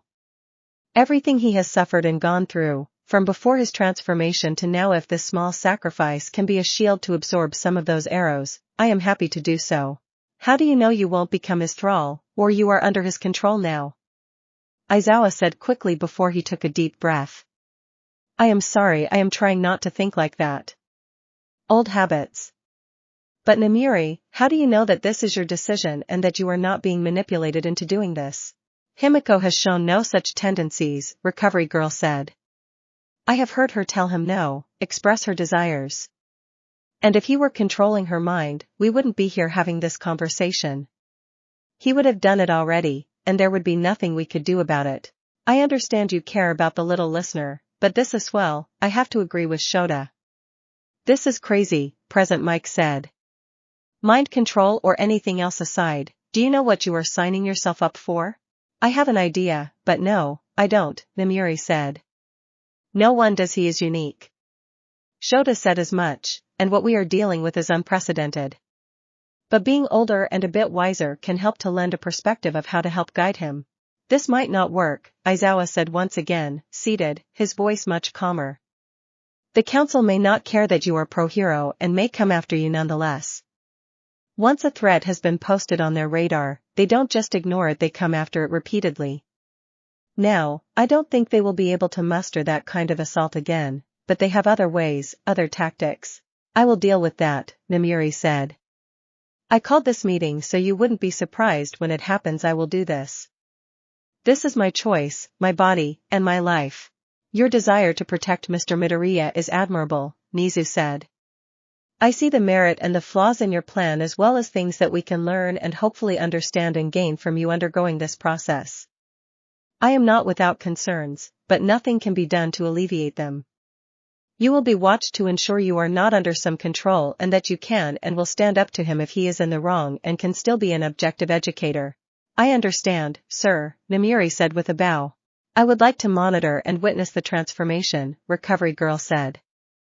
There could be some valuable information and knowledge that can be acquired. I have to say I don't like it, Vlad said. I appreciate your efforts, but something about it bothers me. I wouldn't dare to tell you what to do with your life, Namiri, but please think about this before you go through it. I will, Vlad, Namiri said, standing up. I will think about it, Chio, and let you know. Thank you, everyone. Namiri gave a polite bow and walked out. Then there were three, All Might said. Is this wise? I know we can't stop her from going through with it unless we take drastic measures, but, as we talked about when Himiko was brought over, Nizu said. We have to look at them as a new species. Having Midnight join them may not be wise, but it gives us an ally in that community. We all know the type of woman and, more importantly, the type of hero she is. It is clear that I have faith in Mr. Midoriya, but having someone who can help watch him and aid us in understanding him better is invaluable. Well, I may not be completely on board with this. I believe the ally we will have with this is worth it. Ray sat staring out the window, wondering if everything had been some hallucination, that the ash blonde was a sign of her deteriorating mental state. Like a ghost, she was there again. The girl knocked at the window and smiled. Ray took a deep breath, opened the window, and stepped aside. She called upon her quirk. It was dancing at her fingertips in case things went bad. Himiko climbed in, noticed the frost flowing from Ray's fingertips, and smiled. That was why he chose you. I know why he chose me, Ray said back harshly. And Shota was the result he wanted, Himiko replied. He tossed your precious Tuya aside when it was discovered that his fire was hurting him. Ignored your Fuyumi and Natsuo for having your ice. He had what he wanted when Shoto came. It broke Tuya, and when Tuya. He killed himself that murdered him. Ray said. Exactly, he murdered your Tuya, didn't let you grieve or mourn, and then you saw him pushing your Shoto harder than he had even pushed Tuya. And you broke. You snapped. You hurt him. Ray's anger broke, tears pooled. I didn't mean to. I scared him, I hurt him. Then he locked me up in here. I needed to be locked up, but he wouldn't let me go. He wanted I want to see him and tell him how sorry I am. I pray he will forgive me. I don't know if that will come to pass. I am not a psychic, Himiko said. But I do know that Endeavor is a monster that cannot be allowed to continue with his lies. Yushoto trains every day, but he refuses to use his fire. He stands defiant before Endeavor, proclaiming that his path to victory will only be with your ice. Through your quirk, will he stand tall? So if you are asking me if your son loves you. My precious Shoto, Ray said, collapsing into a chair and muffling her sobs with her hands. He hasn't come to see me.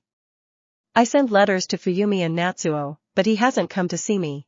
Maybe he is afraid that he is the one that broke you, that seeing him will hurt you. Have you told the others that you want to see him? Himiko knelt before Ray and placed a hand on her knee. No, Ray whispered. Then you have to go to him, Himiko said. You have to go to him and tell him what he means to you, how much you love him. I am in here, Ray said. They will never let me go. Never say never, Himiko said. One thing Endeavor will do is nearly anything to keep his image clean, and I know some people who know you and don't like him and will be more than happy to help get you out of here. Who? Ray said. Who would dare to help me? Midnight for one, Himiko said. Ray's head shot up. She wants to come see you, to help you. Can I tell her to come? Ray ran a gambit of emotion, hope and fear washed through her. But then she thought of her children, her 3 living children suffering under his roof. Then she thought of her dead child, cold in the ground, of how Endeavor was responsible for putting him there.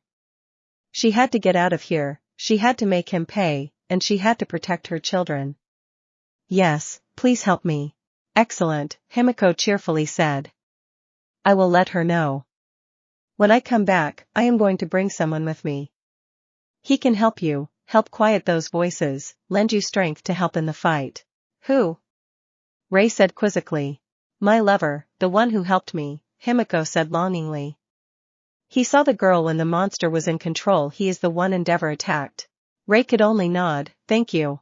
Don't thank me yet, Himiko said, walking towards the window.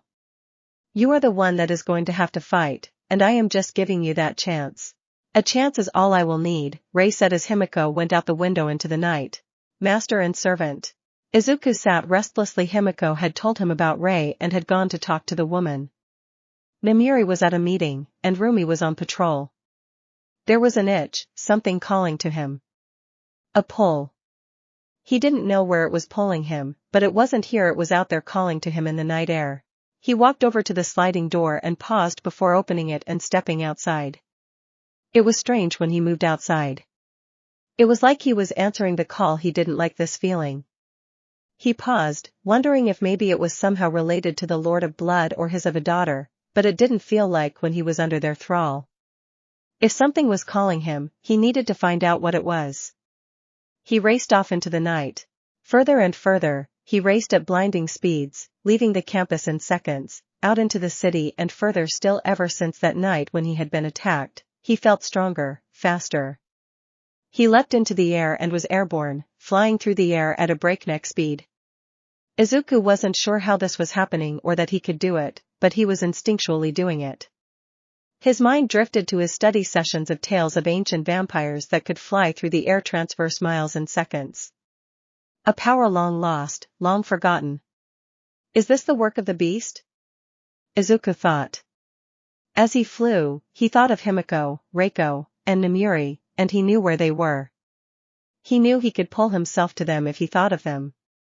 Then he thought of what had pulled him into the night, out of his home, and into the air. Izuku knew where to go. As he came to land in the park, he saw her, Nayla. He instinctively knew she had called him. The black werewolf, the last member of the Silver Pack, had attacked him, but something was different, something was off. He landed, and she whirled around to face him. Nihal was dressed in tight black leather pants with black mid-calf boots and a red blouse. Her long black hair shimmered in the moonlight, her swarthy skin highlighted her exotic features, and her black eyes twinkled. She didn't know that he was even close till he landed. He could have dropped on her, and she would have had barely any chance to react. Seeing him standing there, she was disgusted. This vampire boy had destroyed the Silver Pack and her allies, leaving nothing but dust. No great moon bridge had greeted her when death had come for her. Her ancestors were not there waiting to greet her, and there was no mighty cairn filled with all those who had laid down their lives in the name of Jia. Only darkness, darkness, and her master. This was not her master. It couldn't be her master. Nihal dropped low, her fingers turning into claws instinctually. Of course it is you, she growled. I want the Great One and get the husk instead. Husk? Izuku said he was ready to fight. The last thing I expected was to see some pathetic excuse for a werewolf standing in the middle of a glen. Shouldn't you have fallen on some dagger or tree branch for failure? You didn't beat me. Nihal bit back. I would never lose to something so pathetic or weak such as you. Then try and take my throat, Izuku growled, crouching low, his claws coming out. Try, and I will show you how pathetic you are. When I tear your throat out, you will be nothing but ash, Nihal yelled as she leaped at him. I will beat you down like the mutt you are and make you submit. Izuku answered. Something inside him called for this fight. It was instinctual, a deep-needed desire to prove his dominance over this woman, this wolf. Izuku slipped past the claw swipe attempt, bringing her claws down and drawing blood. Nihal hit the ground blurred, and came right at him, her claws tearing through the air with a hiss. Izuku danced back, avoiding the strikes. He had activated his celerity, but it felt like she was slow even then. He ducked under a slash, and as he came up, he landed an uppercut under her jaw that snapped her head up. A straight right sent her flying back, crashing into a tree. The scent of her blood filled his nostrils, and a deep hunger rumbled deep within him. Nihal crashed into the tree. She landed on one new, spit out some blood, and rushed in again. Maybe you should change, then maybe you could give me a fight. Izuku taunted. Nihal roared and feinted another claw strike but shifted to a sidekick that landed flush, knocking Izuku to the side. Be a waste of my time. She tried to pounce on him, only to grab nothing but ground. Izuku ran and tackled her to the ground. They rolled, each trying to gain a dominant position. I would never submit to someone like you, Nihal growled as a back elbow landed flush with her. You pathetic and weak. Izuku punched her in the ribs and turned her around so she was on her back. You're the weak one. Izuku hissed in pain as her claws drove into his side. Izuku answered in kind. Nihal rolled and shifted their positions, and she managed to bend down and bite into his shoulder. Izuku's blood splashed into her mouth, and she drank. Izuku managed to tear his shoulder away. He could feel a shudder run through her and him. Izuku landed ahead, but that watered her eyes. Izuku grabbed her by the neck and yanked her down, sinking his fangs deep into her neck.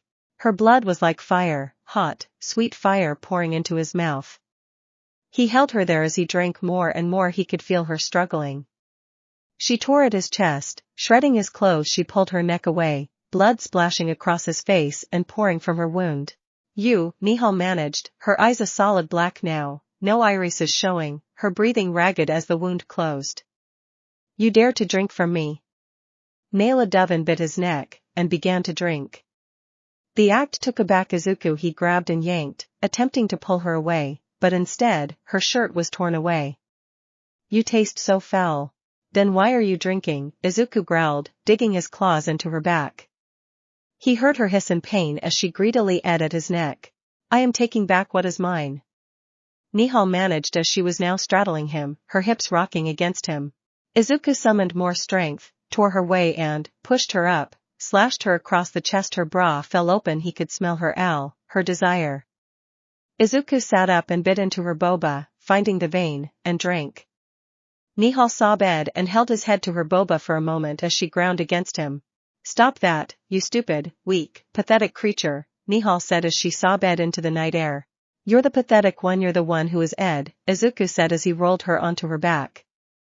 She reached down and tore open her pants, shoving his hand between her legs. I am not, Nihal cried out, even as she spread her legs for him. Someone like you would never eat me. She sobbed out in pleasure as his hand slipped past her panties, and he plunged his fingers into her soaking wet. She bucked her hips against his hand. You like this, don't you? You want this? Izuku said. No, it doesn't feel good at all. I could never feel good from you, Nihal responded. She bit into his neck to drink again. Izuku felt her clenching around his hand. Her hips shot up as she came. Nayla screamed in pleasure against his neck. He felt her hands tearing at his pants as she freed his hard. This disgusting thing, this thing would never give me pleasure. Izuku pulled his hand from her manhood and shoved his fingers in her mouth. She greedily lapped at them, tasting her owl. Then what is that you are ing on? You came all over my hand, you little. I didn't. You couldn't make me, Nihal said as he lined his up with her entrance, trying to shift her hips to plunge him inside of her. I don't want you. I don't need to feel you. Izuku pulled his away from her entrance. She whimpered in protest, but when he turned her onto her stomach, she lifted her as for him. He tore open her pants, exposing her fully. You're begging of it.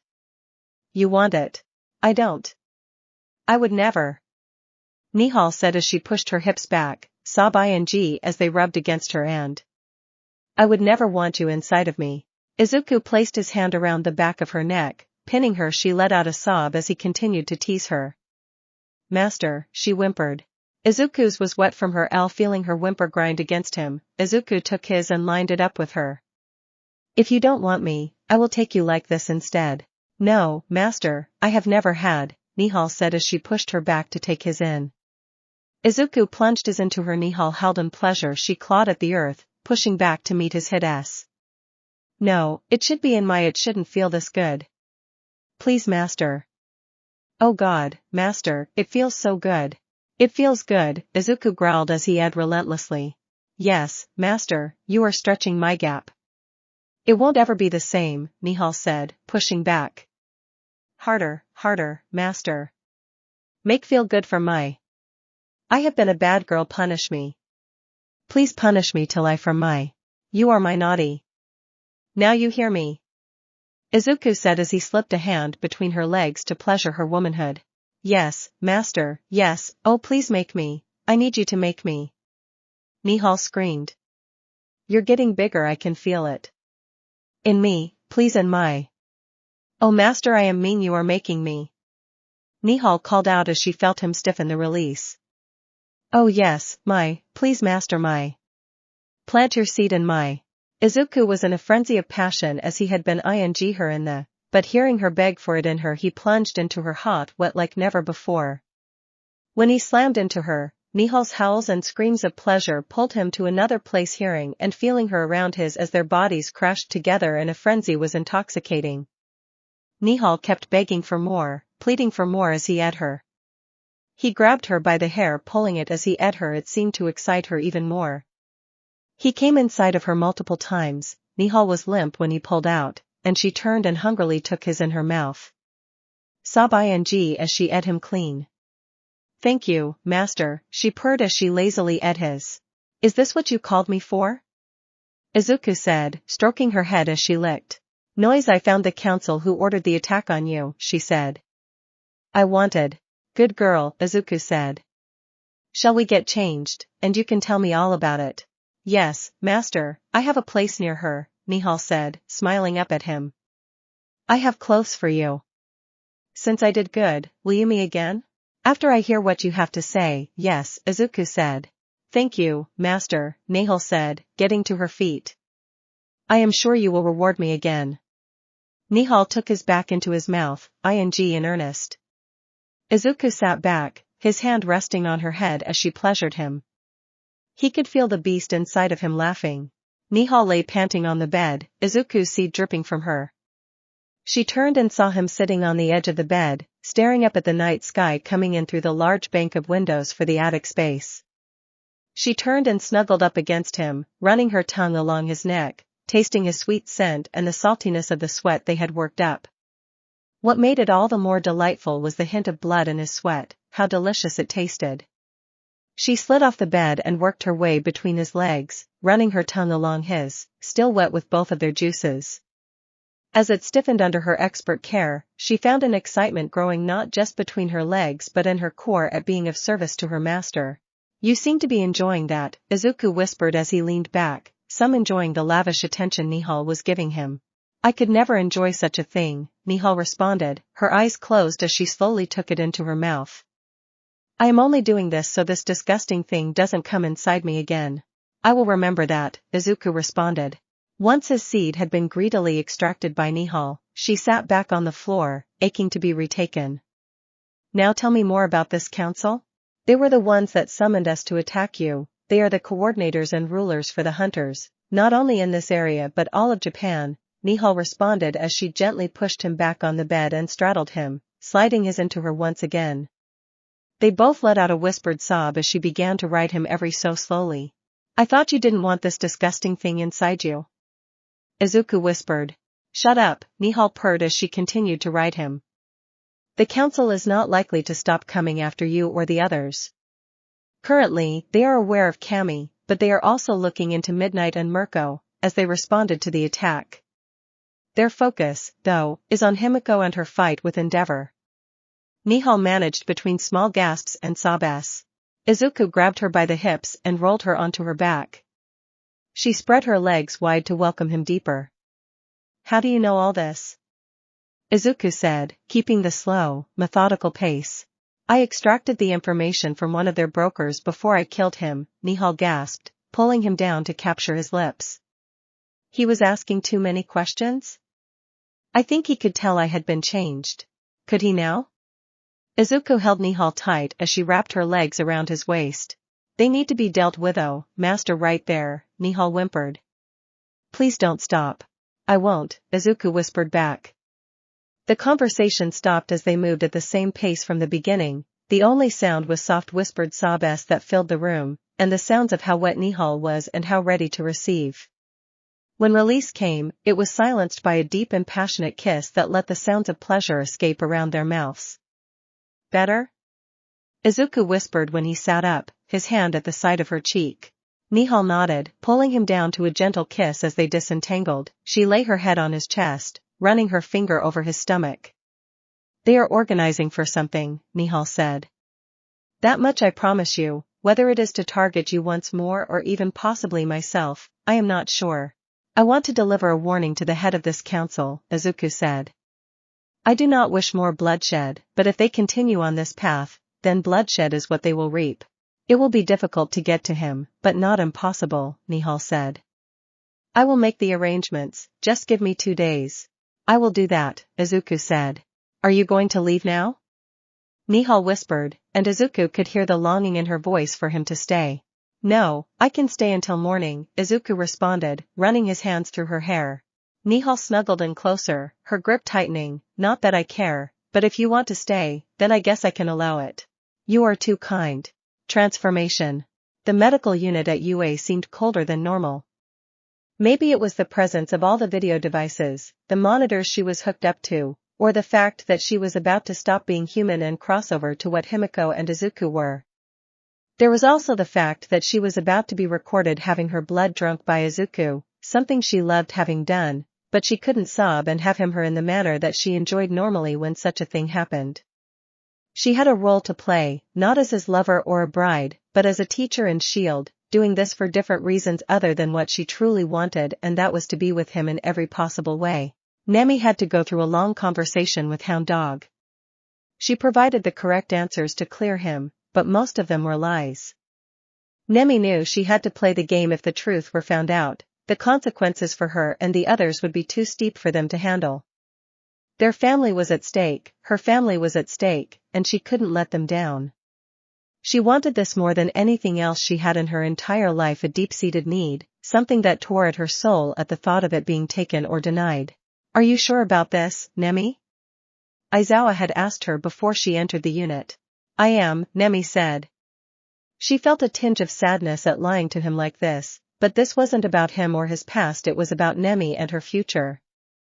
"I know things will be different, but I believe not only will this provide a shield but an invaluable opportunity for us to better understand what this transformation is and how we can best help Izuku and Himiko going forward. But becoming one of them is a drastic step and there is no coming back, Aizawa said. I know Shota, I know, Nemi said, trying to reassure him. This may make me a precautionary tale in the S of history, or it can be the start of something grander than anyone has ever imagined. I don't think Izuku is here to take over the world. I don't know about that transformation, but I know that he needs someone by his side who cares and is willing to risk their lives to protect him. A hero, Shota whispered. See you on the other side, Nemuri. See you on the other side, Shota, Nemi whispered as she walked into the unit. The door opening pulled her from her memories. Seeing it was Izuku, her heart rate spiked slightly. She was sure the reading could be explained by nerves. Izuku took a seat near her. Are you sure about this, Professor? Nemi didn't let the smile dance across her face, hearing him talk to her in this manner. I appreciate what you are willing to do, not only for me but for Himiko as well. But there is no coming back after we do this, and well, I am afraid of what this might do to you. I appreciate your worries and concerns, Nemi said. But I am sure, Izuku, this is what I want. Izuku nodded and began to lean in. Sorry if this seems a little. Izuku blushed, all an act for the cameras. It is alright, Izuku, at least I hope that I am still attractive enough that this is not such a chore, Nemi teased. You have fed me numerous times, and the experience has always been enjoyable. Thank you. And you are more than enough, you're very pretty, Izuku stammered out. Nemi slowly moved her hair as she tilted her head to the side. Of course, Nemi's heart was beginning to race somewhat as she felt the familiar sensation of his lips on her neck, the quick and sudden of his fangs, followed by the pleasure of the kiss. Feeling his hand slide around her back and up to her neck to hold her as he drank sent a shudder through Nemi. Whenever he did this, it always excited her. As he drank, though, she could feel the difference, feeling her life flow from her to him, not just the small drinks or feedings she had given him, feeling him taking her life into him. Doubt flared for a moment, that struggle to live, not sink into the darkness that with each drink he was pulling her into. It was a basic instinct to fight to live. She could feel it, the choice, to sink or swim. To try and push him away and not be changed. It may have been a moment, but it felt like an eternity. Nemi steeled her resolve and submitted. She let herself go down into the darkness, the beating of her heart echoing in her ears, slowing with every drink. Till that last pulse, that final flutter, everything was dark. Then there was heat, fire. It flared in her throat, then exploded throughout her body, bathing every cell of her in heat. Her heart thundered on defiant beat, then another, a calm pulsing beat of defiance and life anew. Nemi could suddenly feel his wrist at her mouth, the blood flowing into her. She grabbed onto his arm, drinking greedily from this new font of life. Her eyes snapped open, the light of the medical wing stung her eyes, and then they locked on Izuku. His green eyes flashing brilliantly, burning with the same fire that was coursing through her. His blood was so different than before, the sheer pleasure that was replacing the fire. It was better than any naughty UAL release she had experienced. It was calling her, the blood was calling to her, to drink, to fill herself with this sweet nectar. The Vitae spoke to her, sang to her. The beauty of the world filled her mind, works of art, music, and creation. They broke away from his wrist as her pleasure reached its zenith. She cried out not only in pleasure but to her new life. Nemuri had been reborn, and the world was brilliant. She nearly lost herself in wanting to fall into his embrace, to feel him inside of her, but the stark realization of where they were stopped her. When his arms slipped away from her, she noticed his warmth did not go with it. His presence was still with her, in her, all around her. She could feel him on a different level. Wow, Nemuri whispered. Indeed, Izuku's voice echoed in her head. Nemuri looked towards the mirror and saw a new visage. Her skin was paler, her sky-blue eyes shone with a brightness, and everything about her seemed magnified. She almost lost herself in her visage, but when her gaze shifted to Izuku, she lost herself in staring at his reflection. It was so different from before. It was magnified. The fire in his eyes didn't fade, nor did the tone of his muscles, the smoothness of his skin, or the allure of his presence. She was entranced until Recovery Girl called out to her several times, and Nemi shook her head. Are you okay? Recovery girl asked. Everything is just magnified, Nemi answered. It is like my senses are heightened, it is also intense. It takes some getting used to, too, Izuku said. Nemi just nodded. Izuku stepped away as recovery girl went to work examining Nemi. Nemi could smell the blood coursing through Chio, that call to feed dance in the back of her mind. But there was more than just the simple call to feed. Nemi could sense the vitae. She noticed the simple changes in Chio's skin, how she moved, leaning on the cane for show rather than need. When Chio drew blood samples, Nemi could see the slight tremble of excitement in the doctor. Not at the running tests, but a desire to possess the blood. To take it for her very own. Nemi could hear the slight shake in Chio's voice when she asked Izuku for samples to compare. If Nemi noticed it, then Izuku had to as well. Izuku said or betrayed nothing, giving the samples. Nemi was going to have to stay in the medical wing while more tests were run. She couldn't wait for tonight to be in her lover's embrace to consummate her arrival as one of Izuku's brides. That night was everything Nemi had wished for. Every sensation was new, and she was taken by her husband again and again. They had explored each other's bodies so many times, but he was akin to doing it all again for the first time. Nemi never felt such pleasure. The mix of blood and was her undoing as they went at it all night. Insatiable, they lost themselves in what had devolved into a primal act of pleasure and release. With every release, it built upon the other. It magnified the devotion she felt towards him, the sweet surrender. Tender, rough, hard, loving, it didn't matter. They needed the release, and they would have it that night. Ray sat staring at the ash blonde outside her window. Slowly, she opened the window, stepping back. You came alone again. Where is Midnight or this lover you spoke of? Himiko smiled. They will be here, but they are busy at the moment. Himiko looked around the room. It was comfortable, as comfy as a hospital room could be, but there were touches. Will you tell me how you know of all the things that he has done to me? Ray asked. His blood, Himiko said, not looking, as she picked up a photo of Ray's children. It seemed current, but it only had Ray's two oldest living children. Her youngest, Shoto, was missing from the photo. Shoto doesn't come to see you, does he? Ray's fist clenched. No, I hurt him. I scared him, not only his body but his. I understand, parents have that ability to hurt you in a fashion that nearly no one else ever will, Himiko responded, setting the photo down. Ray flinched. But you were broken, so you get a second chance. If you weren't, then you would be just as guilty as Endeavor. I am guilty. I knew what he was doing and didn't stop him, Ray whispered. You had been beaten down into a sensation of powerlessness, much like the elephant that has been chained its whole life by iron, not realizing that it was just a rope now holding it in place, Himiko said. You said you learned this all from his blood, Ray said after a pause. Is that your quirk? Nope, Himiko said, turning to face Ray. That is due to my rebirth. Himiko's eyes glowed as her fangs popped out. Human, I am no longer. Ray felt her body tense. Himiko's declaration should have made Ray laugh. Himiko's claim should be all the proof that Himiko was just another patient who had somehow gotten outside. Yet an unnatural sense of cold washed over Ray, a feeling not of ice but of death. Ray involuntarily stepped back. And this lover? He is the one who changed me. I loved him before that, now it is more than a single word can encompass, Himiko smirked. Do I need will he? Ray searched for the words. If you want him to, maybe, in time, Himiko said. But first, I am here to help silence those voices in your head. Himiko stepped forward, taking Ray's paper water cup and tossing the water into a flower pot. Ray watched as Himiko bit into her own wrist and filled the cup with blood.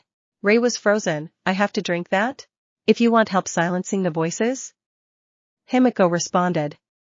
My lover's blood would be better, but he isn't here at the moment. You want revenge? A chance to be free of this place, then sacrifices have to be made. If I refuse, will you not help me? Ray said, staring at the cup. No, we can still try to help, but it will be much more difficult, Himiko answered. The blood will not only help to silence the voices, but it will help to make you physically stronger, tougher. Do you really want to fight for your children? I am offering you the strength to do that. Endeavor is going to be circling his wagon. You and I both know that he does not handle defeat very well. Himiko offered Rei the cup. Rei slowly took the cup. She looked at Himiko, and thought of Endeavor. Of breaking him, of destroying that false mask that man wore, of saving her children, of not letting another die. She drank from the cup, which was metallic but with a strange underlying sweetness. As Rei stepped back, she could feel it slowly washing through her. The voices that plagued her mind, that screamed how unworthy she was. How feeble and broken she was. She deserved all the punishments she was enduring and more. These voices that beat her down every day, that tormented her while she tried to sleep, when the drugs would pull her down into dark, dreamless slumber that she couldn't wake from. They slowly started to fade, to dissipate like static into the background, till for the first time in years, there was silence. Rei felt the tears begin to fall, and she made no move to stop them. She stared at Himiko in wonder and thankfulness. Can he take them away for good? Rei whispered. I don't know, but I know he can give you the control that you have been searching for, Himiko said. Would you like some more? Please. Cammy. Cammy was glued to her phone. She couldn't stop smiling as she texted with Izuku about getting together before the looming entrance exam. Her knee had healed after that night, and her mind kept drifting to them on the swings, and the longing to feel him inside of her once again. So, who was that I saw you walking with the other morning? Dahlia said, bringing Cammy back to the real world. Huh? Cammy managed to respond. I saw you the other morning, Dahlia teased. It looked like you were coming out of a love hotel. Cammy blushed. Who were you with? I thought I recognized him from the clothing store, but I can't place him. Oh, Cammy blushed but couldn't stop her smile. That is my boyfriend. Wait, you have a boyfriend? Zuku said, shocked. Is it serious? Cammy nodded. I saw them coming out of that hotel on 32nd. Dahlia said. Oh my, Zuku teased. Was it good, and when do we get to meet him? The best, Cammy said. It was strange that Dahlia and Zuku knew she wasn't a virgin, that Cammy and Bakugo had engaged in, and bad at that, but now talking to them about Izuku, she was a blushing, stuttering mess. Did Izuku leaned in? Did he do it right? Cammy just smiled. You go, girl, Dahlia said, clasping Cammy on the shoulder. What is his name, and when are we going to meet him? Cammy felt herself tense. She wasn't sure if she should tell them it was Izuku. They seemed to remember meeting him at the clothing store, but how could they not recall meeting Izuku? What boyfriend? A new, much more annoying voice suddenly rang out, making Cammy's good feelings run away in annoyance. Cammy looked and saw Bakugo glaring at her, along with his normal cronies. Cammy rolled her eyes and looked away. None of your damn business. You are hooking up with some random loser? Bakugo growled. Is this why you have been ignoring my calls and? No, I have been ignoring your calls because I am done with you, Cammy shot back. Now, can you go away? I am trying to talk with my friends. Whatever. Like I give a s what loser you're hooking up with, Bakugo spat back. Just go crawl into whatever corner you live in now and watch as I take over UA and become the next #1 hero. Maybe if you hadn't just given up and started spreading your legs for some loser, you might have had a chance to be an 8th-rate hero. At least as my woman, you could have ridden on my back to significance. I would rather die a cold, horrible death in a ing ditch than have stayed as your woman, Cammy bit back. I am going to take that test at UA along with my boyfriend. We are going to pass and show you what it means to be a real damn hero, not whatever you are. What did you just say? Bakugo growled. You heard me. Cammy said, getting to her feet. The class was silent. Don't talk to me ever again. I will see you're pathetic if you even make it into UA. Cammy stormed out, followed by Dahlia and Zuku, leaving Bakugo fuming. Who the is this loser she is talking about? No idea, Crony One said. I just heard he had green hair. Who the hell even cares? Bakugo yelled, storming out. Unheeded warning. Kenzo Suzuki, the head of the Hunters Council for Japan, was exhausted. Not only had the silver pack been lost in the attack on this strange threat that had been reported by Endeavor, but the #2 hero of Japan had been beaten in the battle as well and was still recovering from his wounds.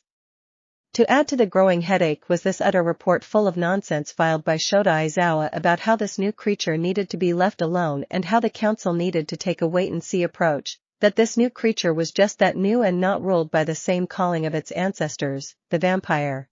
Not only was this creature a construction of the Lord of Blood, but now one of his top hunters was calling for a wait-and-see approach. The insanity of the proposal was almost enough to make Kenzo laugh. It would have made him laugh if he hadn't just returned from Rome, talking to the governing council and trying to explain how an entire silver pack had been lost. Actual werewolves were such a rare commodity in this modern day and age that the loss of a single one was a significant blow to the council as a whole, let alone an entire silver pack.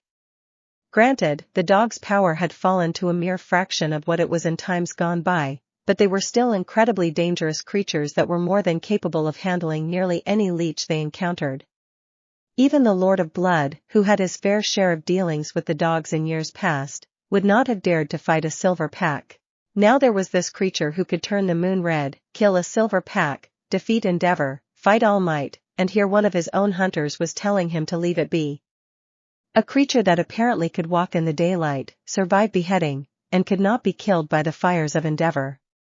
Not to mention that all attempts at staking had been met with futility, as the stakes would simply disintegrate. The HSPC was snooping around, and this monster was in Nizu's possession on the grounds of UA. Whatever game the rat was playing, he obviously didn't understand the forces he was tempting. As much as his bed called him, he needed to read the report on this monster that had been compiled for him. At least they had a name, Izuku Midoriya. An innocent had been caught up in the monster's orbit. Kamiya Tsushimi. Whether she needed to be saved or removed remained to be seen. Then there were some troubling reports regarding the pro-hero Midnight, but her involvement could have just been a result of the monster being housed at UA. Mirko's presence was a question as well. Kenzo walked past his guards and made his way to his office. He closed the door, about to make his way over to his desk, when the light on the desk flicked on. Kenzo froze from the reports at his desk. He saw Izuku Midoriya looking over his file. To his right stood Nihil, a member of the Silver Pack. Interesting file you have, Izuku said. Why don't you take a seat? Kenzo hesitated, and then Nihil suddenly blurred from her spot and was now beside him. If he has to ask again, her threat hung in the air. Don't scream for help, your guards have been dealt with, and the security cameras as well, Izuku said. Kenzo made his way to the chair, with Nihil's hand on his shoulder to ensure he sat. I have come here to deliver a warning, Izuku said. Leave me and mine alone, and we won't have any problems. It is as simple as that. You expect us to let a monster such as yourself wander the streets? Kenzo said, glancing back at Nihil. I am not a monster, but as your Silver Pack found out, I can be if the situation calls for it. Izuku leaned forward. You see, I am doing all I can to be good. To be more than whatever the Lord of Blood intended and more than this world ever deemed me fit for. But in that, I have found that I want to live, and have found those that I love. With that has come the knowledge that I will take any steps necessary to protect them and to have the life I am seeking. What have you done to Nihil? Kenzo demanded. What did I do to you? Izuku asked his companion. Nothing, I am free, Nihil responded. No longer bound by the lies and broken promises of yesterday, of the promise of a redemption and return to a life and existence that no longer exists. You have sold your soul to this monstrosity, Kenzo spat. Nihil's hand was on his shoulder, her unnatural strength coming to bear. Kenzo yelled as his shoulder snapped under her grip. Watch your mouth when you speak of him. Nihil, Izuku said. Nihil stopped and stepped back. Sorry about that, but she gets a bit protective at times. But you get the point, I know who you are, and we can get to you whenever we want. You stay away, and we will do the same. It has been a pleasure talking to you. Izuku stood, and in a gust of wind, he and Nihil were gone. Kenzo immediately hit the alarm and summoned his guards, who entered the room, confused but seemingly lucid. The monster had dared to come into his home and spew threats. He was the head of the council and would not be intimidated. Kenzo called his secretary, who answered on the first ring. Sir? Nihil is alive but in service to the monster, Kenzo said through gritted teeth. I want them dealt with. Send 3 full hit squads to put him and his associates down. Put Gentle in charge. Tell him if he completes the mission, he will be cleared, and his and La Brava's records will be wiped clean. Endeavor? He is still recovering. If 3 full-hit squads can't handle this thing, then we don't deserve to hold our positions, Kenzo said back. I want it done. Yes, sir. Thanks for listening.